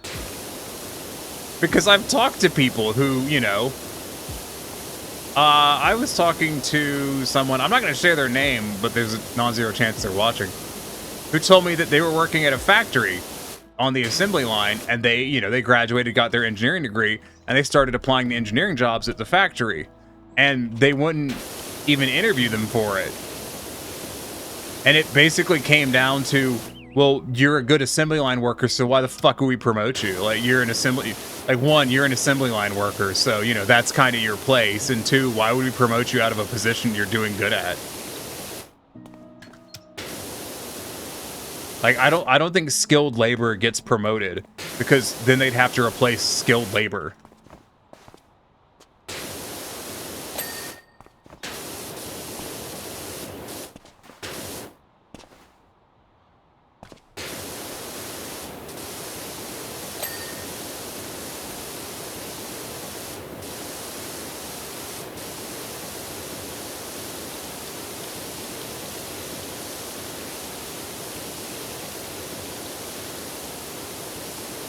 Like, I don't think when people just, hold on, so he resembles this comment with the place is employee owned. My girlfriend found it really hard to move from factory work to accounting despite 2 masters. Yeah, because all the people, oh, god damn it. No! You fuckers! Why? Why? I don't deserve this kind of treatment. I've never deserved this kind of treatment. This is communist dictatorships. Something about potato famines. I don't speak Irish.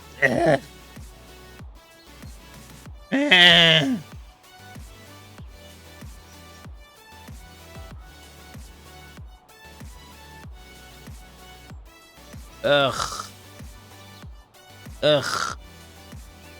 No, you just get more work, lol. I was promised an assistant manager position for like 3 months before I stopped doing assistant manager stuff, and they fired you a few weeks later for underperforming. That tracks.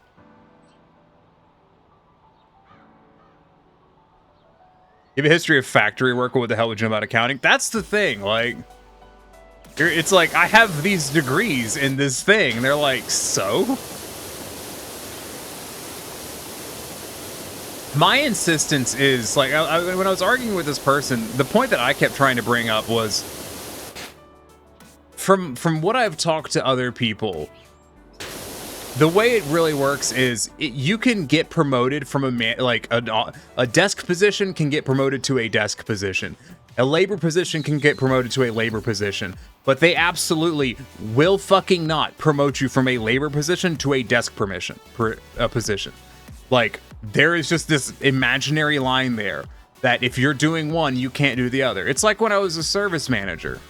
You know, I was talking to a dude and I'm like, hey man, you know, like, I was a mechanic prior to this, you know, can I do the mechanic position? And they're like, no, you're a service advisor, so you obviously don't know anything about fucking being a mechanic. And I'm like, but I was a goddamn mechanic. Like, I was a fucking mechanic prior to this. But no, like, you know, now I've taken this position, so now I'm labeled as not knowing about these other positions, even though I had more experience as a fucking mechanic than as a goddamn service advisor. But that didn't matter, because my most recent work was the service advisor position, which I actually fucking hated. I don't like talking to people. I'd rather wrench on things.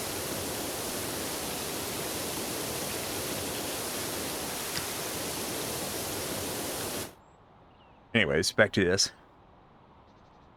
That feeling, they keep trying to pile more work on me with zero mention of extra pay. Every job I've worked, well, for the last while, last several jobs I've worked at, every time they have asked me to do something additional, I've always asked them immediately, does this come with additional pay? And when they say no, then I look at them and then I say that I'm not doing it. And I recommend that as a strategy. Because as long as you never take on the additional responsibilities, they're not going to fire you for not doing them. Probably. You know a guy who works in the kitchen. He complains all the time about the conditions, about the management, about how uncomfortable it is. And he complains about not being able to get good workers in who will work hard and stick around. My first question is always, what's the starting pay? Minimum. That's why. You never get good employees. Yeah, no, like, I'm not even going to fucking bother applying to a job that pays less than $15 an hour. Because I can't live off of that, so it's not worth my time.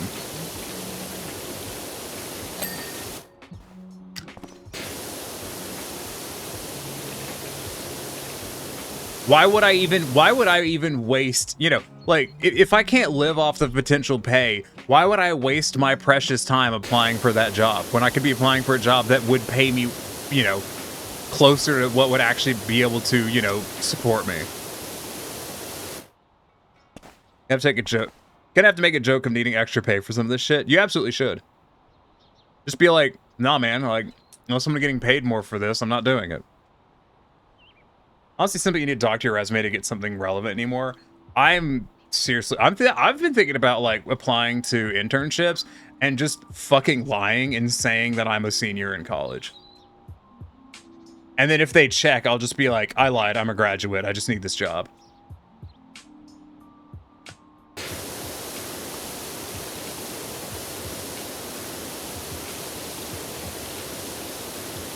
You know, if I get caught, then I get caught, but you know, the way I see it, I probably wasn't going to get the job unless I lie, so.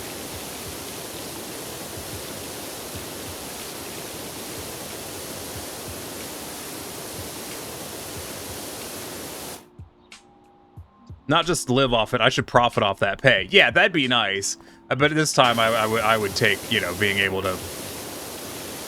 My thing is, like, if I'm making survivor pay, like, if I'm just making enough to survive off of, I don't want to work a 40-hour fucking work week to do it.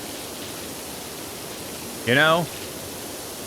Like, I'm okay with the concept of only making enough to afford what I have right now, but that better leave me enough time to go do other shit.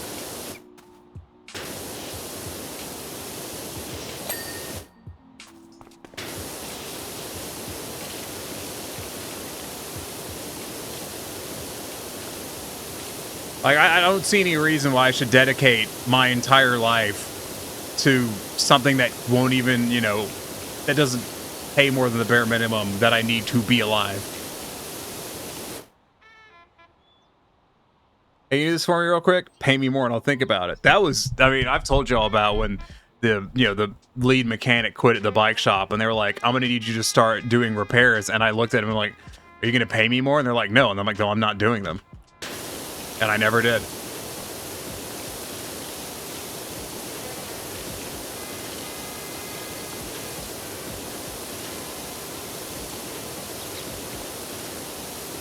I'm like, you pay me to sit behind this counter and check in bikes. You don't fucking pay me to go upstairs and repair. Actually, the best part with that is I told them, I'm like, listen, dude, like, I'll be a mechanic. Like, if you want to just, like, swap me to being a full-time mechanic, I'll do that. Like, I'll go be a wrench. I will happily be upstairs, not talking to customers and just wrenching on shit. But I'm not doing both. I'm not mode switching between, you know, I'm not going to sit here and try to get some fucking, you know, repair done while also being on call for whatever fucking 2-bit moron comes through the door.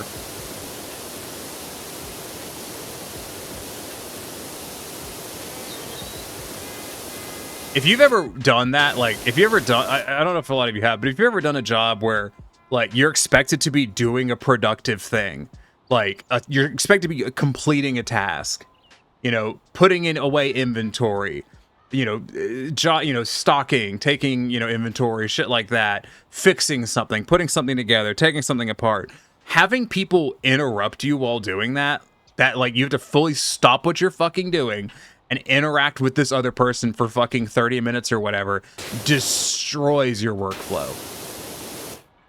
Because then you have to get back on task and shit. You have to figure out where you were, what you were doing. And it's just a huge waste of time.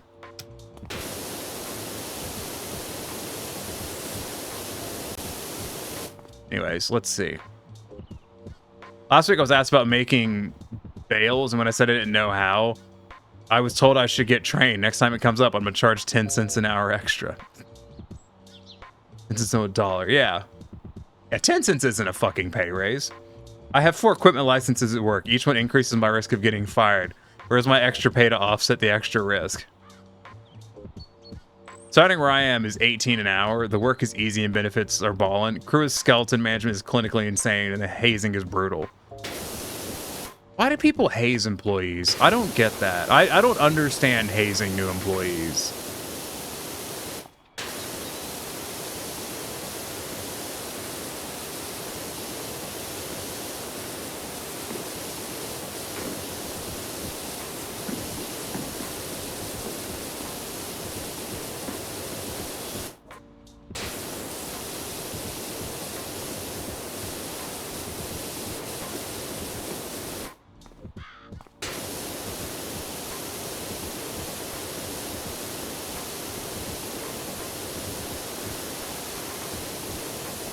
Wash. Some days just wrenching all day long can be nice. Those days are few and far between, but they exist. Dude, for the mechanics at the place I worked at, that's what they did. I'm not even kidding. That's what they did. They came in and they wrenched all day, except for, you know, lunch break. And then they went home. They didn't have to talk to a single fucking person the entire day.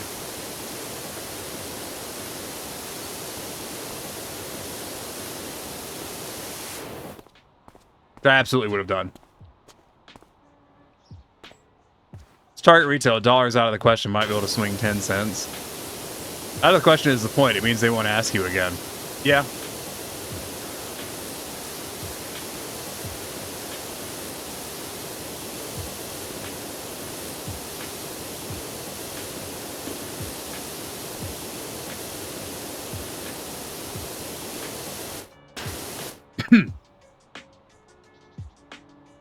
Because of the bullshit at work, I've been seriously considering buying an engine to bust your knuckles tearing apart.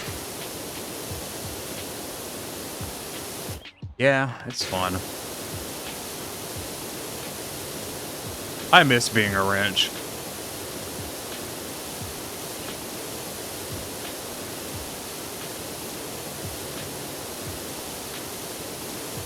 And honestly, being a mechanic is not nearly as fucking hard as people say it is. Like, I've known dudes who are like, yeah, man, being a mechanic's super hard. But I've also known a number of mechanics who are just like, honestly, man, like, if you can read the goddamn diagram for how the fucking thing's put together, you'll be fine. That's all it takes. You know, you're not machining new parts 99% of the time. You're just replacing shit.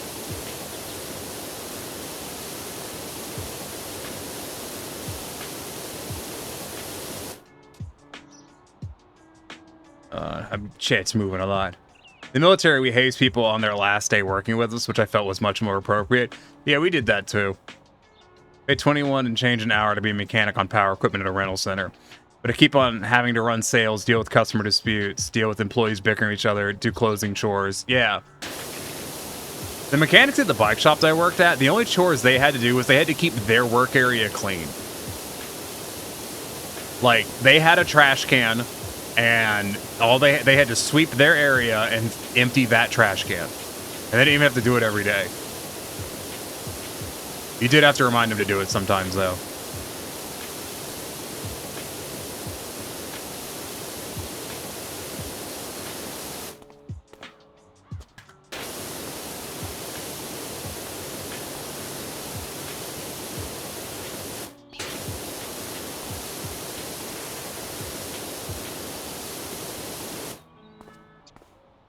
Anyway, let's see.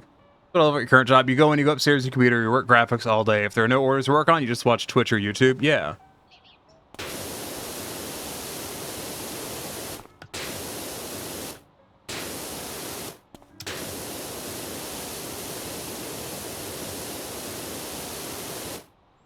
I'd have to buy tools, and I don't care. I just want to work with your hands. Fun fact, Raven, a lot of mechanic jobs, like at car dealerships and shit, require you to own your own tools. They do not provide them.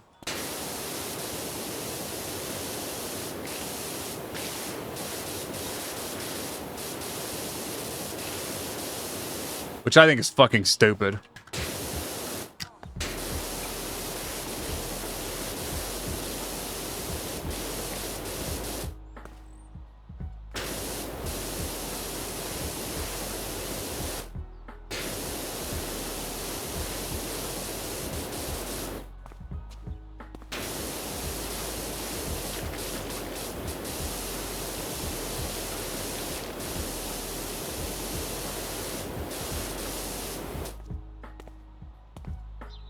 Seriously, they pay decent enough to get good people, but hire the most toxic assholes you can find.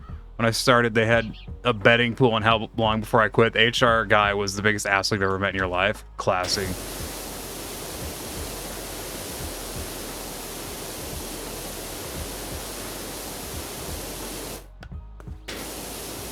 I just had a thought cross my mind that holy shit I could not say on Twitch.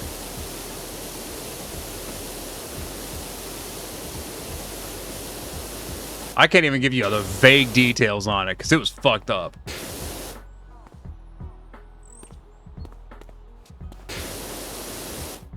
I'm still thinking it.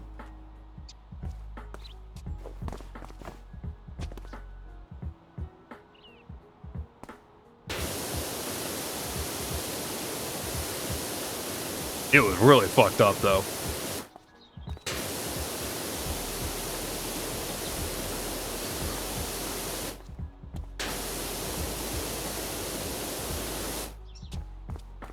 It's one nice thing at work. I do not get questions on what I spend the money on, and they provide basic tools. Communist detected on American soil. Lethal force engaged.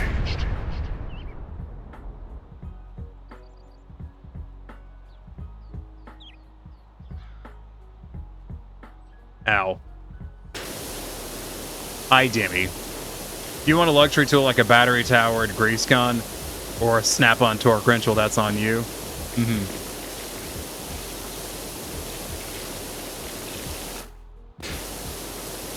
One thing at the bike shop is like there were specialist tools that were needed to do certain jobs. So, you know, every now and then if the mechanic was on his best behavior, they might get something like a slide hammer.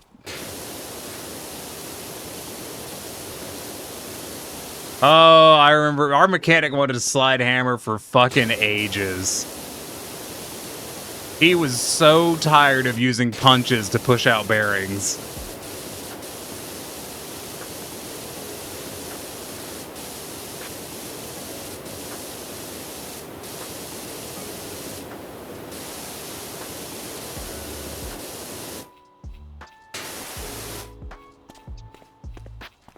You've been wrenching on old Mercedes, so special tools are plenty. Yeah. I like the Tecton torque wrenches. Good quality for reasonable price. How was it? We had some of the Nipex, I believe it is. Like some of the Nipex pliers. And those are like, they seemed bougie and unnecessary. And they weren't. You really needed good pliers, man. They made such a fucking difference. I remember we had a tool that was it was a brake caliper separator. And every shop had one of these things, because like Park Tool had come out with this thing. And I fucking hated it. Like I thought it was the biggest piece of shit I ever used. Like I wouldn't even use it. I used a big honking big fucking flathead screwdriver instead. And then we got told to stop using the screwdriver because some lady saw us using a flathead screwdriver to separate brake calipers, like brake pads, and like whined to the fucking manager, like the operations manager, that we scratched her fucking brake pads and demanded that we give her new ones, and they fucking did, rather than telling her to eat shit, which is what they should have done. But well, they should have sat her down and explained to her that scratch brake pads don't matter. And even type in chat, you're breaking the covenant. Hey, that's between you and Raven. I don't work here. But I was browsing the Park Tools one day, and we had this brake caliper separator that we had to use when there was a customer around, and I hated the fucking thing. And it was like a $15-$20 tool, and it couldn't stand the thing. And I was browsing Park Tool, and they had come out with a new brake pad separator. And it was effectively, it was basically part of a brake rotor on the end of a stick. And it was $5. And I went to my manager, I'm like, can we get one of these? Can we get one of these? Please? And it was $5. He was like, fine, okay. And he ordered one, and it came in. And we both used it like 3 times, and then he ordered like 3 more of them. He ordered one for each mechanic station because it was so much better than like the $15 tool that we'd been using. Oh my god, it was so much better. Holy shit, it was so much better. The other tool sucked ass. It's the worst. Hate that tool.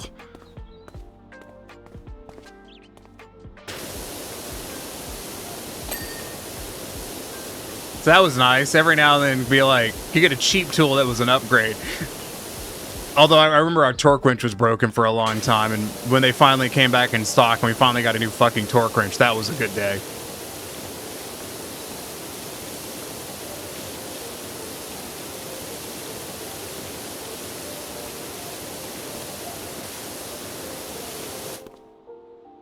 Got a step a Nipex circlip.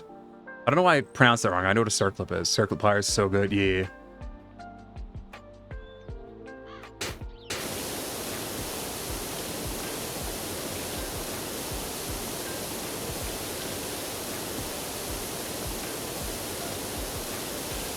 It's a running gag where you work that you don't have tools.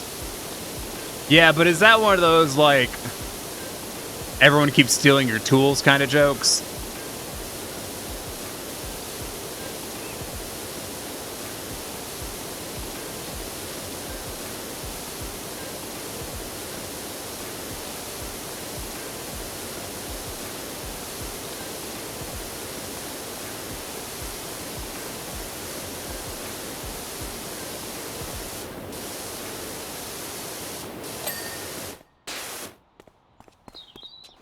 Snap-on torque wrench was stupid money, but it's digitally set, has audio alarm, vibration, indicator lights tell me to stop wrenching. You bought it after the Husky you were using snapped 3 crankcase bolts? What the fuck? First of all, ew, you had a Husky. That's just gross.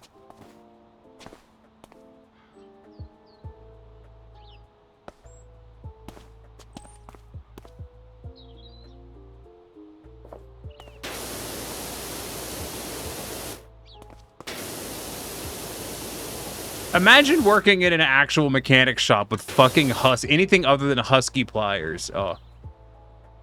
Sorry, I accidentally kicked my foot pedal. That's just ridiculous.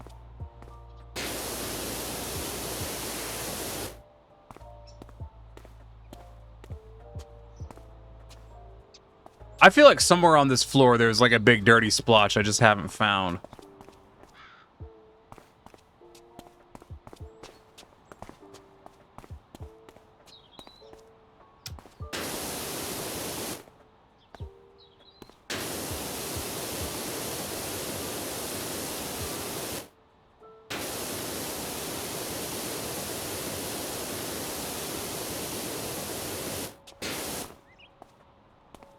Whoever Iki doesn't wrench on anything other than their machine and has grown into the building, they forget you exist when the topic of tools comes up.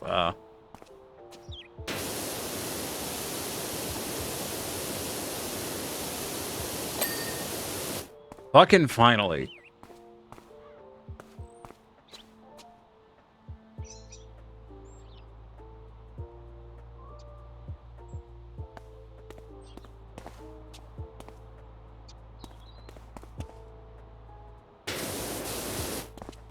Okay. Rail. I do hope I can find a good job when, you know, the whole cancer thing is over.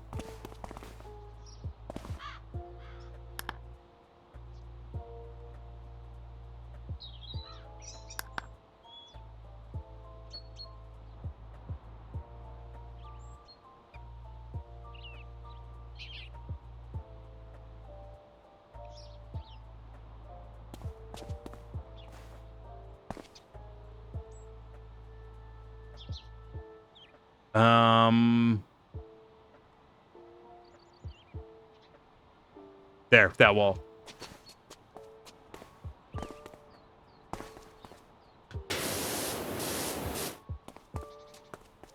Beacon needs a tool. They have to go borrow one.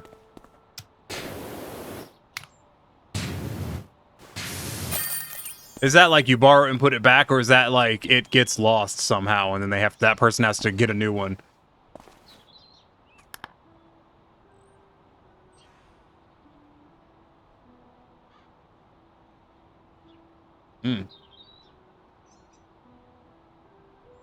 Nice.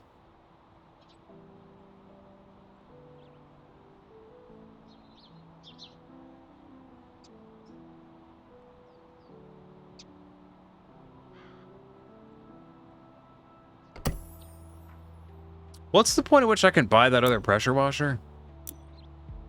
I know I can't afford it, but when can I buy it? 90. Holy shit. Does this pressure washer come with a fucking happy ending? God damn.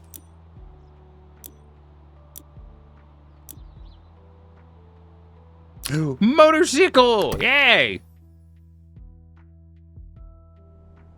A motorcycle.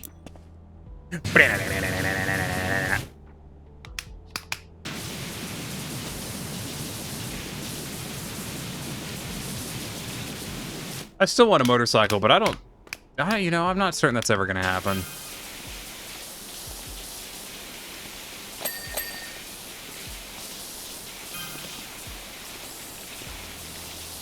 I was talking to someone, they're like, oh, what are you gonna do when you're done with your cancer treatment? And I'm like, find a job. And they're like, oh, you're not gonna go travel or anything? And I'm like, are you out of your fucking mind? Like, what?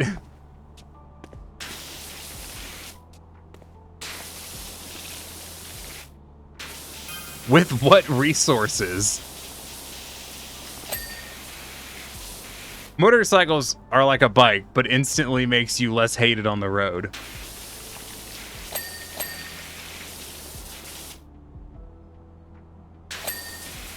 There are some proper hooligans on motorcycles, though. And I know I sound like a fucking 90-year-old saying hooligans, but you know what I mean. Shh. Phone, shh.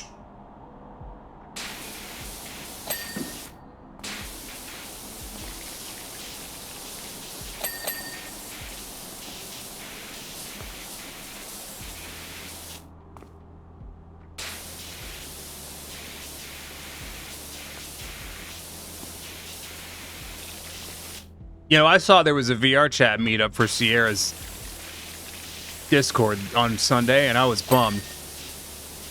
Because those don't happen very often, and I missed it. I mean, not that I would have skipped MomoCon for it, but, yeah. It's just a shower thought.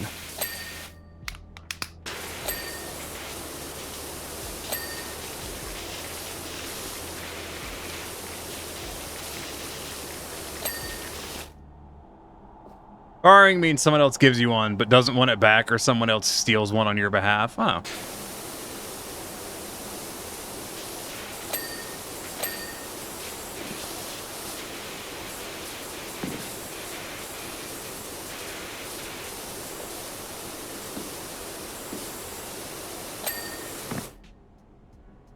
Could have e-commuted to it from MomoCon.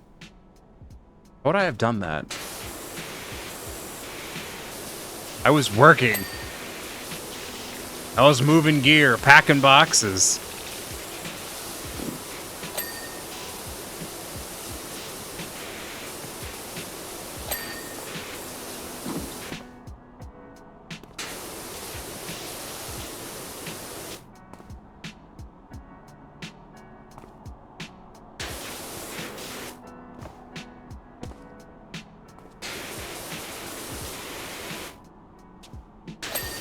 I was busy, shall we say. I think motorcycles would do the opposite. What? Make you more hated on the road?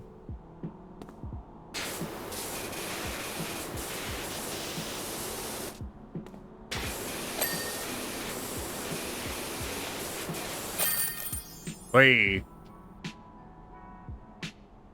Public use VR set is EU. They did have those at Momo. And I would not. But they were very popular. There was always a line.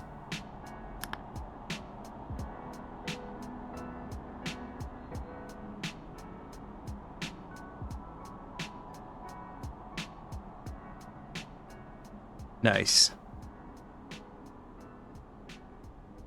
Sue Berry.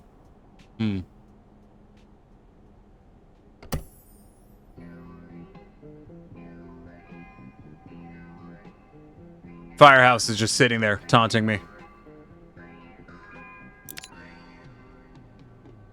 Two humble confectioners, brother and sister. Yeah. I know Hansel and Gretel. I'm not stupid. I mean, I might be stupid, but shut up. Yeah, I didn't take pictures of the public VR things, nor did I take a picture of the streaming setup, which I did see.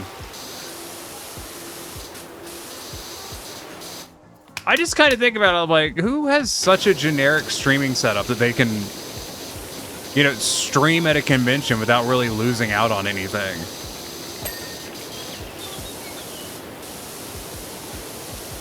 Maybe there's more to it than I know.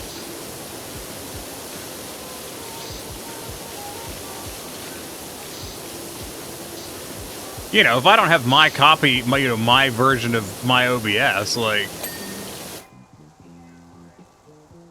I think about it, like, I need all these. Even if I wasn't VTubing, you still need your copy of OBS with all your, overlays and shit. So let everything into Stream Elements and call it good. Yeah, but you still gotta have your Stream Elements overlay on your OBS.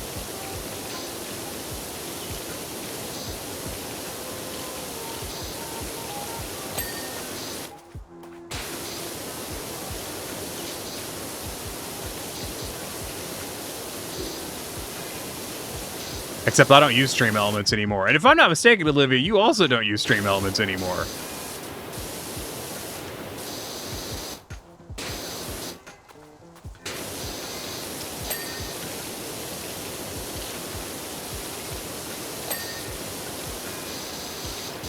You do not, yeah. We've moved past that. I haven't used it for almost a year now.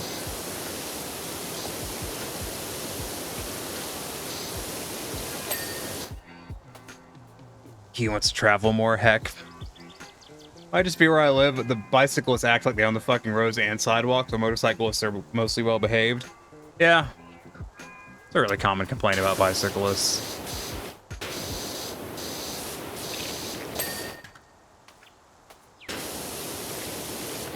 Well, you know, Iki, you could always go to MomoCon next year.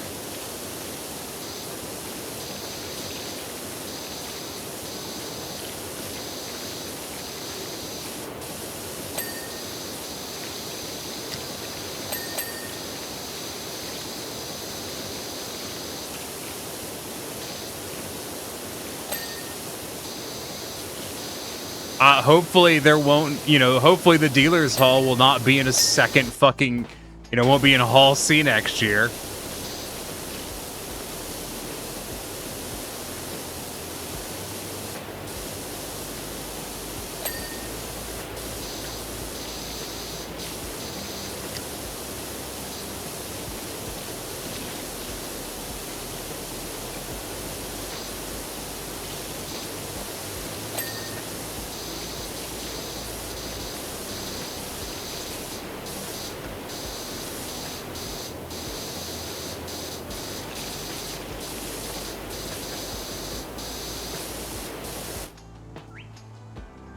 Such a fucking long walk. Fucking insane.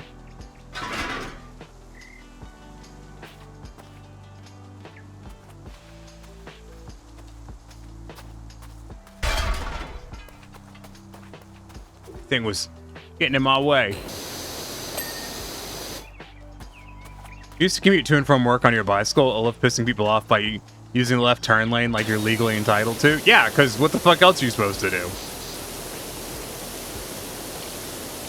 Make a left turn from the right-hand side of the road? No, that's a terrible idea.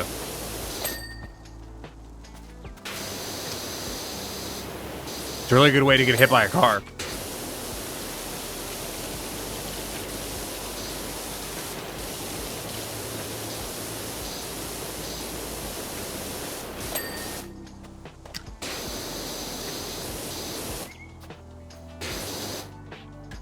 It's quite the opposite over here.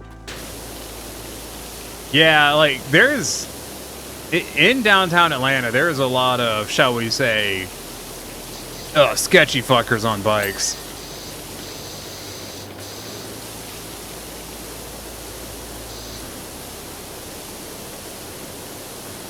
Get that ATL fucking bike life shit going on.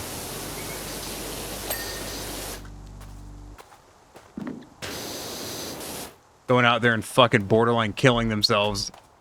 And then getting mad because they plowed into someone's car or some shit.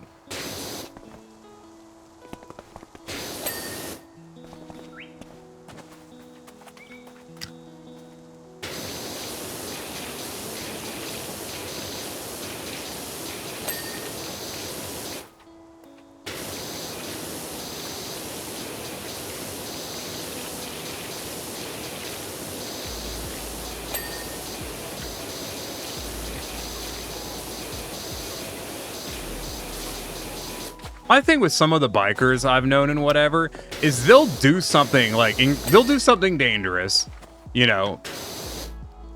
They'll cut someone off, they'll do some shit like that, and they'll be like, "Well, I'm just lane splitting, bro," and then get mad at the fucking driver who, you know, got mad at them or whatever. I just like, there's a lot of really entitled motorcycle riders who basically have the attitude of, if I can get my bike there, I'm allowed to be there.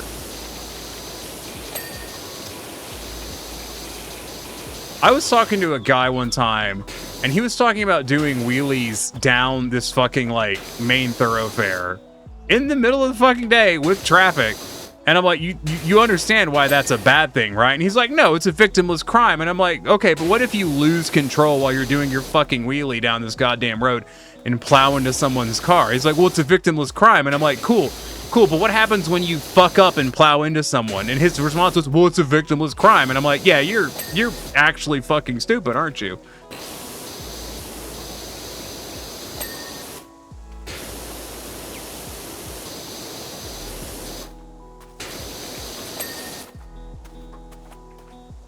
but I won't lose control. Yeah, that's listen. That's what every drunk person says in their fucking car.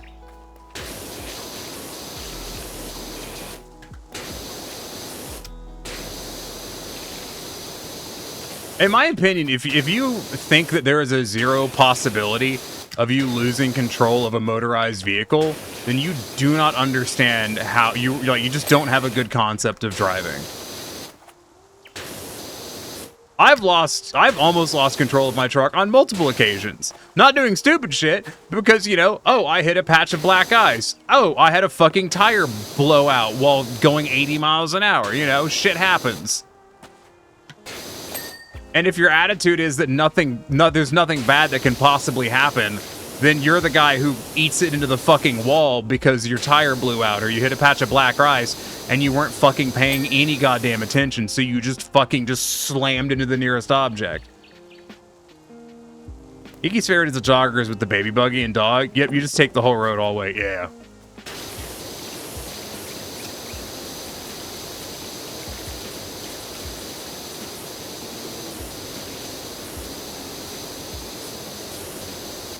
I watched a dude on a motorcycle the other day just pop a U-turn in the middle of a street. Like, not at an intersection. No, just in the middle of the fucking street. Just middle of the goddamn road. Just popped a fucking Yui. And I'm like, do you realize why that was a terrible idea? I was watching a video of this dude, like, it was a reaction content video. I watched those from certain channels. And I was watching this video of this dude, and he was looking at this... He was watching this video of this dude trying to lane split. And he was, you know, he's a motorcycle advocate. And he's like, here's the thing. He's like, you know, motorcyclists complain that cars need to be more, you know, it needs to be more apparent about what a driver is doing on the road. They need to be, you know, telegraph what they're doing more. He's like, but on the motorcycle, you need to do the same thing. Because he pointed out, he's like, this dude on the motorcycle, you know, was in the middle of the lane behind this car and then decided to lane split and swerve to get in between this car and the car next to it as this car went to change lanes. He's like, there's no way for this car to have known that this dude was about to try to lane split. Like, he gave no indication of that. He just decided he was going to fucking do it.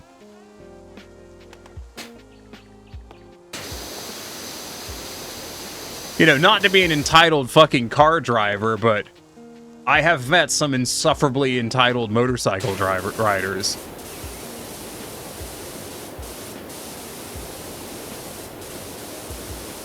And I think it's a regional thing. Because I know of people who live in areas where, like, all the dudes who ride in that area are just chill. You know, they're not out there to go super fast. They're not out there to do sketchy shit. But in the area I am, like, everyone I've ever met who rides a motorcycle is out there to go fast as fuck and do sketchy shit.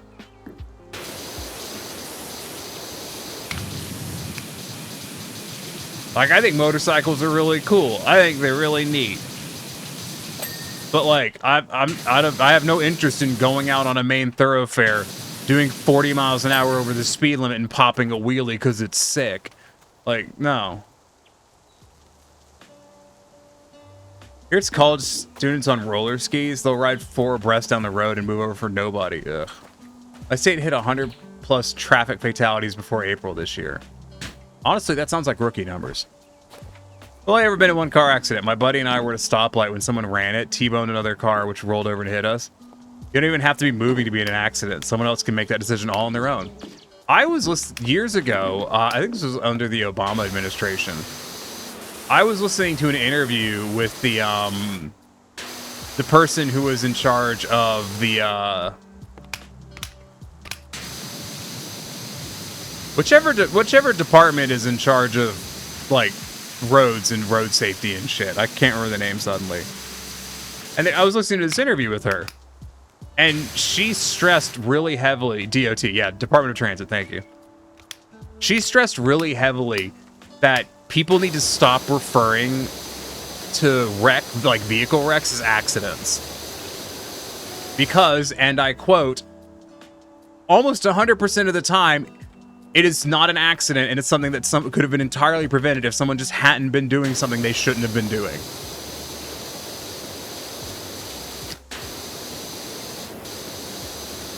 You know, if you get in a wreck because you're talking on your cell phone, that's not a fucking accident. You shouldn't have been doing that. Like, that's your damn fault.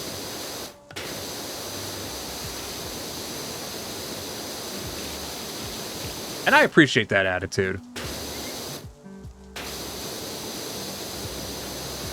As someone who has been rear-ended at a stoplight twice in a sky blue pickup truck, yeah, no, like, it's entirely those people's fucking fault. I was sitting at a stoplight for several seconds, minding my own damn business, and then just plow into the back of me.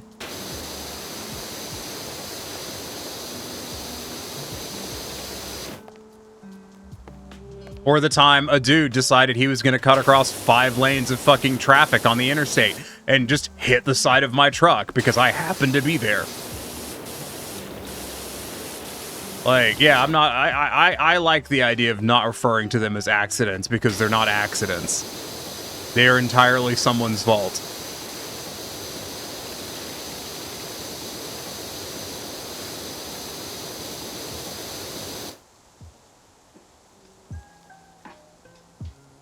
We have littles on mini bikes and quads by me, and they do zoomies all summer. I would hate to live in an area where there's like teenagers and shit just ripping it around on mini bikes. They do that in certain parts of the city of Atlanta, though. That's pretty common.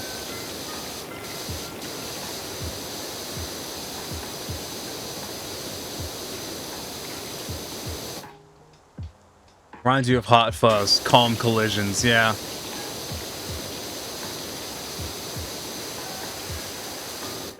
It's not teens, grade school kids. Oh, littles, yeah.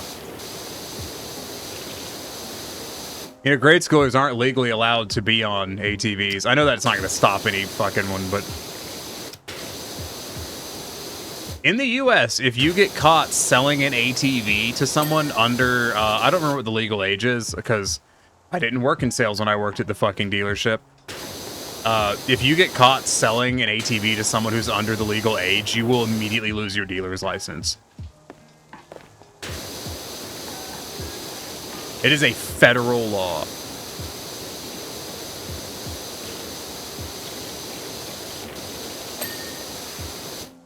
Which I think is interesting. Motorcycles, no, because they, I was talking to someone about it, and they were like, basically, the reason it's okay to sell kids motorcycles is because a kid can't fit on an adult motorcycle. Like, they physically cannot ride an adult motorcycle.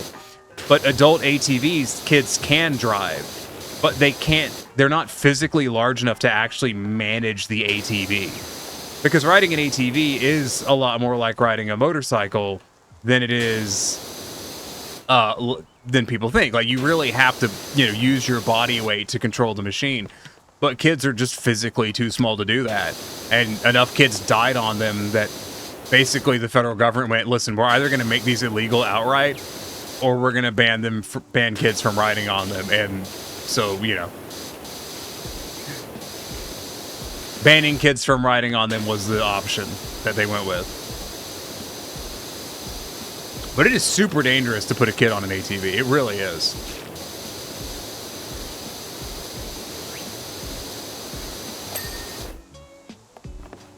Do you want to know what one of the most common ATV accidents is?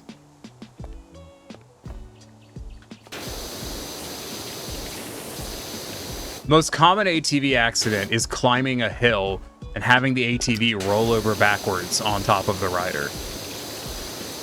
You've crashed snowmobiles a few times? I have actually... This is going to come as a surprise, but I have driven a snowmobile. Not very far, but I've driven one. In Florida.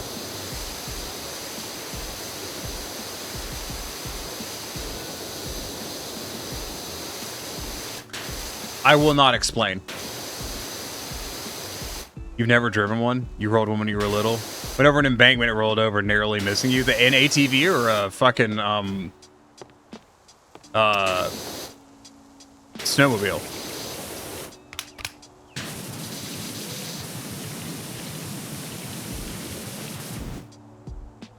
Indoor ice park? Nope, drag racing strip.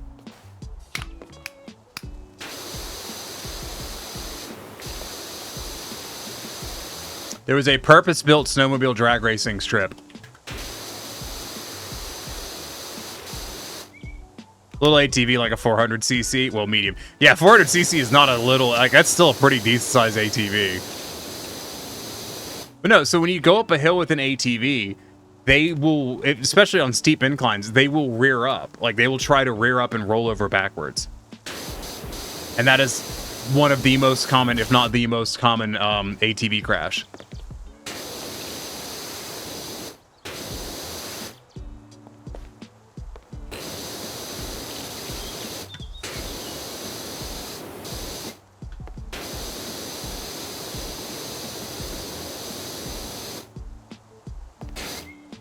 Center of gravity is biased towards the engine. It is, and those engines are typically really close to the rear axle. But the thing is riders, you're supposed to scoot forward on the ATV and lean out over the handlebars when you're climbing a steep incline. But a lot of people will sit at the back of the ATV, and then as it goes up, they'll whiskey throttle that motherfucker and just dump it straight on top of themselves. And I don't know if anyone here has ever had the pleasure of manhandling an ATV, pushing it, or just nudged up against one. They're really heavy. They are not light. They are much heavier than they would appear.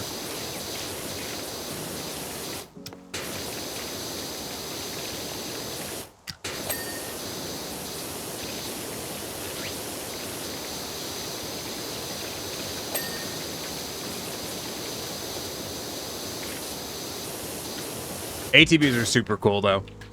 And I've only ever ridden them at really, really, really, really fucking low speeds. And I would like to actually take one outside and actually, do a thing on it. As opposed to scooting it around in a little lot or whatever because I need to move it from point A to point B.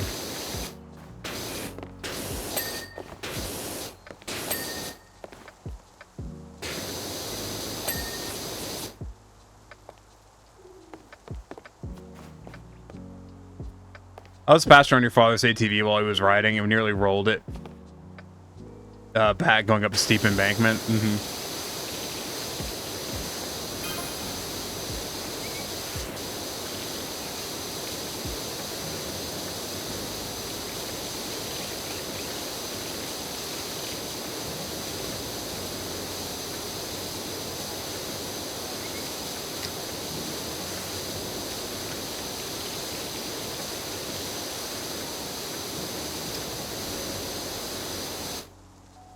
Driving a friend's ATV turned me off the idea of getting one. Not that you wanted one to get with. Yeah, I don't think I'd want. I mean, if someone gave me one, I would take it, But I don't think I'd go out and buy one because I live in a fucking house in the outer suburbs. Like, what the fuck am I gonna do with it?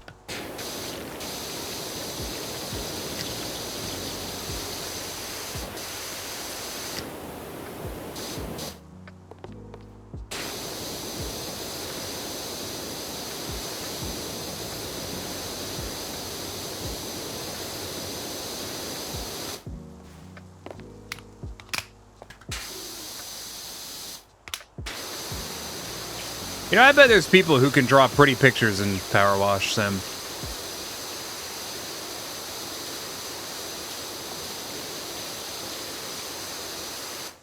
Snowmobile is worse. If the snow is not packed, you have no solid footing to brace against. Huh. Explain.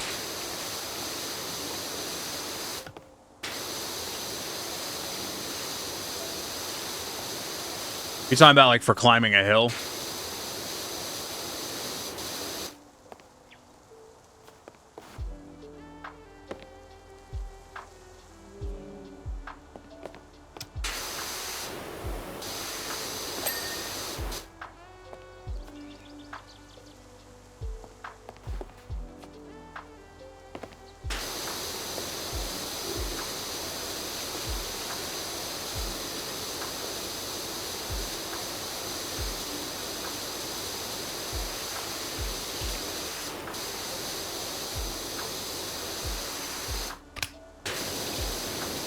Trying to flip a rolled sled or trying to get it unburied because it went into super soft snow and sand instead of floating on top of it.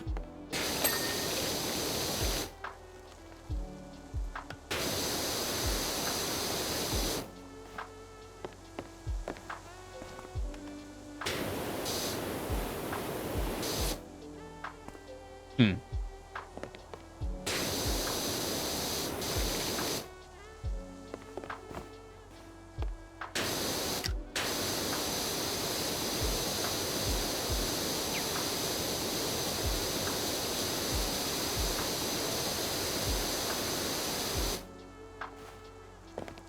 So when you lift on the sled, you just push yourself into snow. Got a nice overextension injury on the on one of your legs, huh?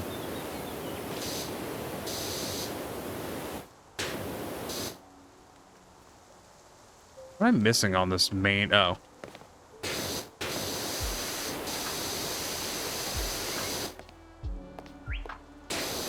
I hope this main roof isn't going to be like the fucking ground on that last one, where it's just little piddly ass little pinpricks here and there that I missed that I have to go find. I did not enjoy that.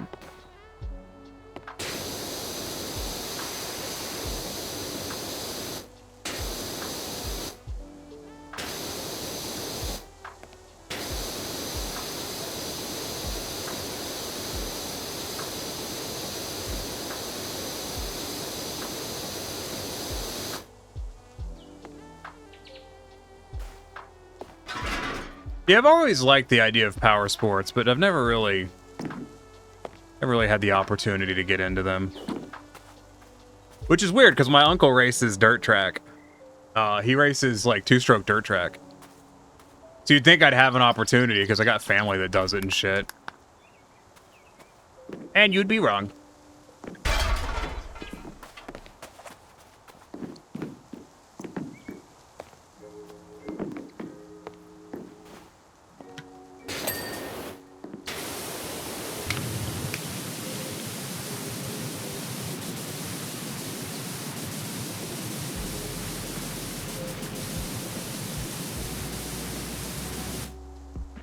You haven't touched the snowmobile since high school. What are your main gripes with this game? Sometimes, damn it, dirt you missed is too hard to see, so you just end up waving the wand around until it pings. Yeah.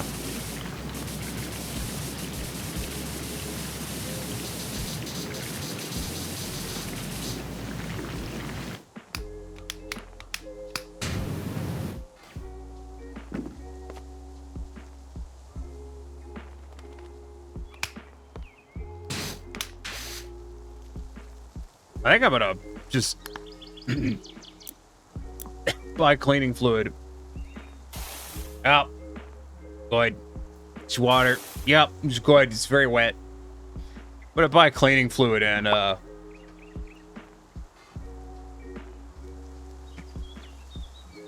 spray the whole damn thing. It is one thing though, like those like, you know, power sports and stuff. They're really kind of you got to get into them young, I think. Especially with, like, you know, you get to your 40s and whatever, and you decide you want to start riding a motorcycle. That may not be the greatest decision you'll ever make.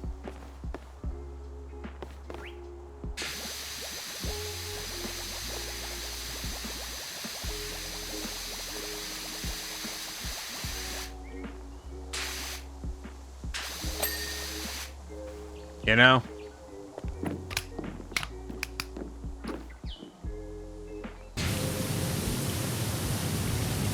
Boy, I'm sure I'm spending a lot of time washing this cock.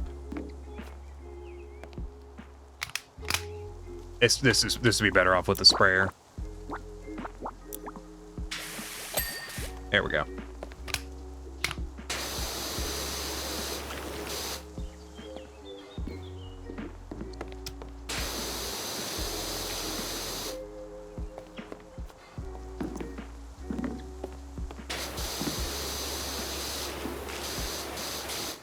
But I still like boats.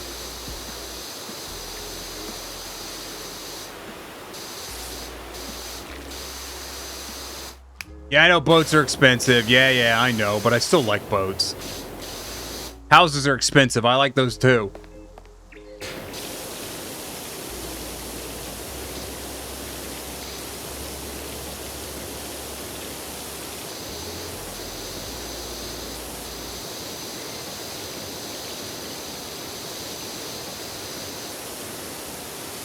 Why are houses expensive? Why can't they make a house for one person? Actually, those aren't super uncommon in Atlanta, ironically. They're all old, though. Like, no one's making new ones. But I know what you mean.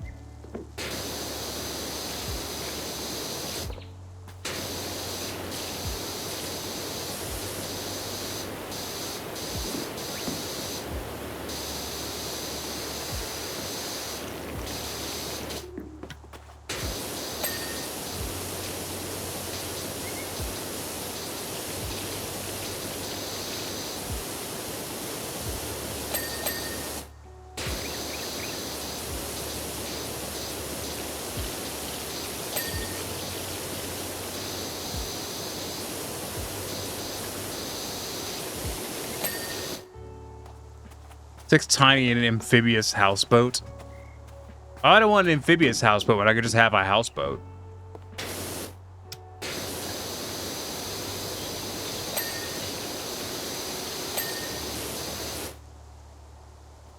I think boats are neat. Where they go is the nope zone, which is not so neat. You mean the nope zone? Are you saying the ocean is scary?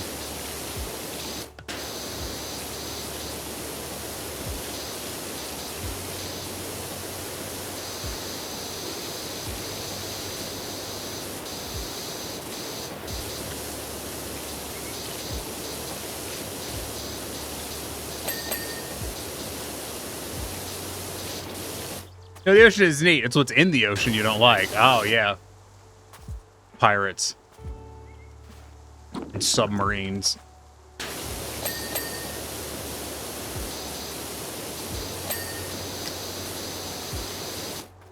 Insert the fun fact that it's considered traditional for submarines in the Royal Navy to fly the Jolly Roger because they weren't allowed to fly the Royal Ensign during their initial adoption.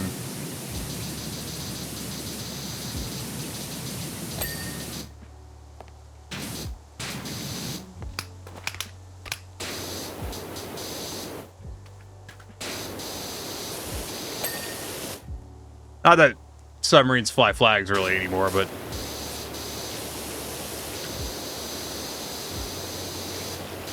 it'd be hard for us to find a submarine that has the stuff to fly a flag at this point. Can't imagine rigging makes for a very stealthy sounding vehicle underwater. It'd probably vibrate. Speaking of submarines, did you hear that another billionaire wants to take a trip down to the Titanic in their own sub to prove it's safe? Well, unless it's James Cameron, I don't think it's going to be.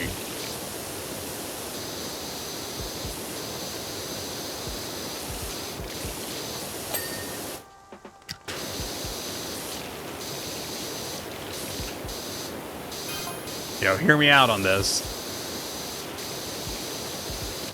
But maybe they should try visiting something else first before they strew more rich people across the fucking Titanic.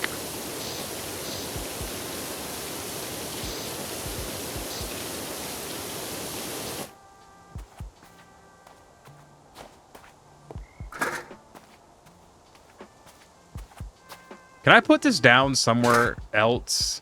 No. Well, it's really in my fucking way.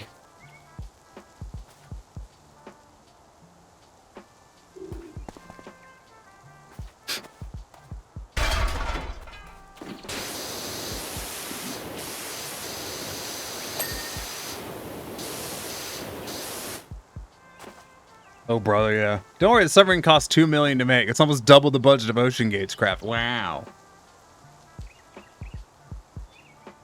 Hey, Vickrel.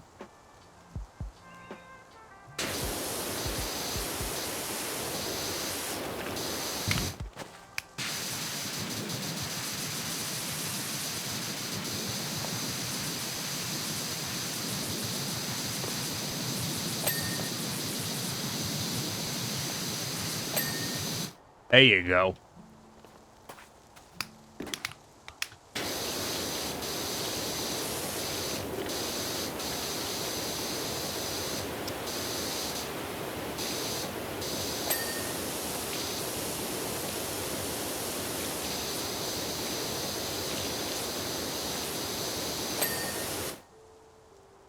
How's everyone? $2 million anchor.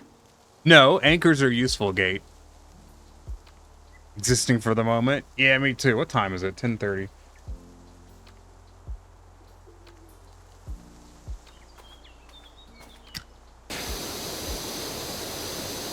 I mean, it is technically stopping time. But wash house.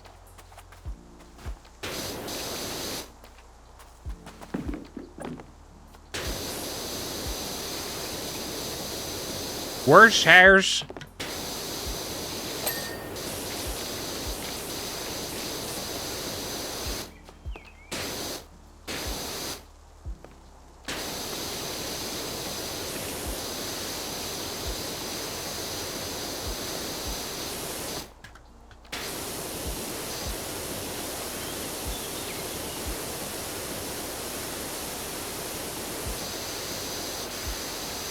Wash the house.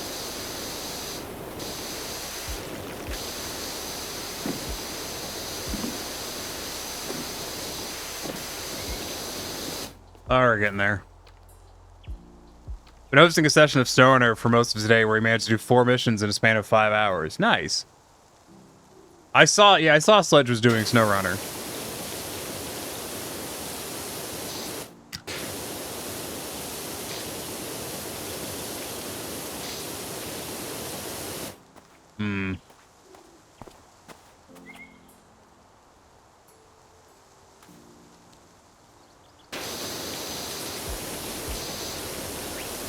Kind of looking around the house, seeing what else I want to do before I go to bed.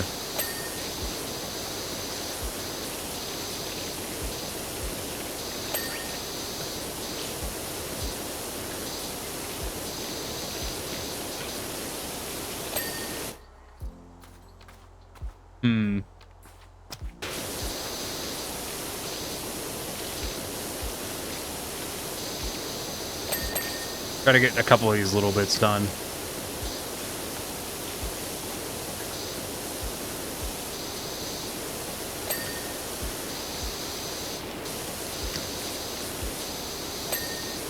There you go.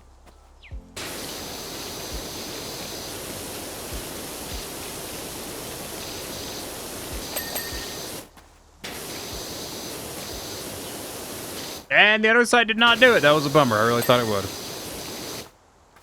Oh.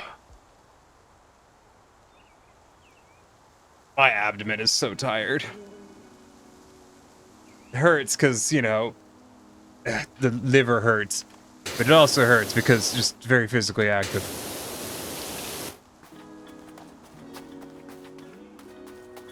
Well, it's kind of a stopping place. I'm super fucking tired. I am very much ready for bed.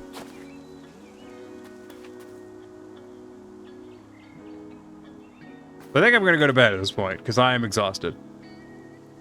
I had a very long weekend, as you know. Get some sleep, Tiny? I think I might. Alright. Let's weasel our way out of here.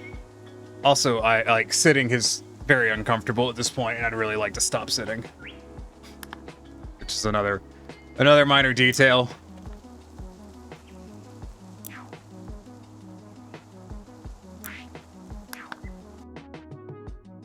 All right, let's see who's doing stuff. I am just shifting around in my chair because I am just really uncomfortable. Let's see who's up and doing stuff. Who's doing things? Thanks for the stream. Thanks for coming by. You know, we haven't raided Sabin in a very long time. Let's raid Sabin. They're doing Sinuous Saga, that new game. Yeah, I'm unironically just super uncomfortable.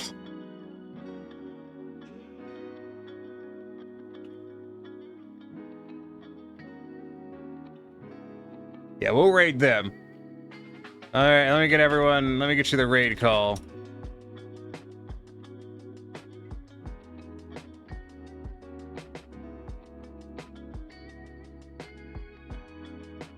All right, as always, everyone, I'm so glad you could have been here.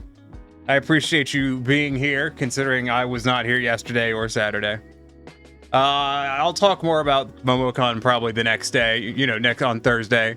Maybe rehash some stuff, answer questions and all that jazz. OIC? No, man, I hurt, man. I just gotta go right now. I'm sorry, dude. As always, everyone, you know the deal. Stay safe, stay hydrated, eat something tasty, eat something healthy, and have a good one. I genuinely just need to get up at this point. It was a pleasure seeing all of you. I hope to see you on Thursday. Get sleep. Yep, I will. Bye-bye.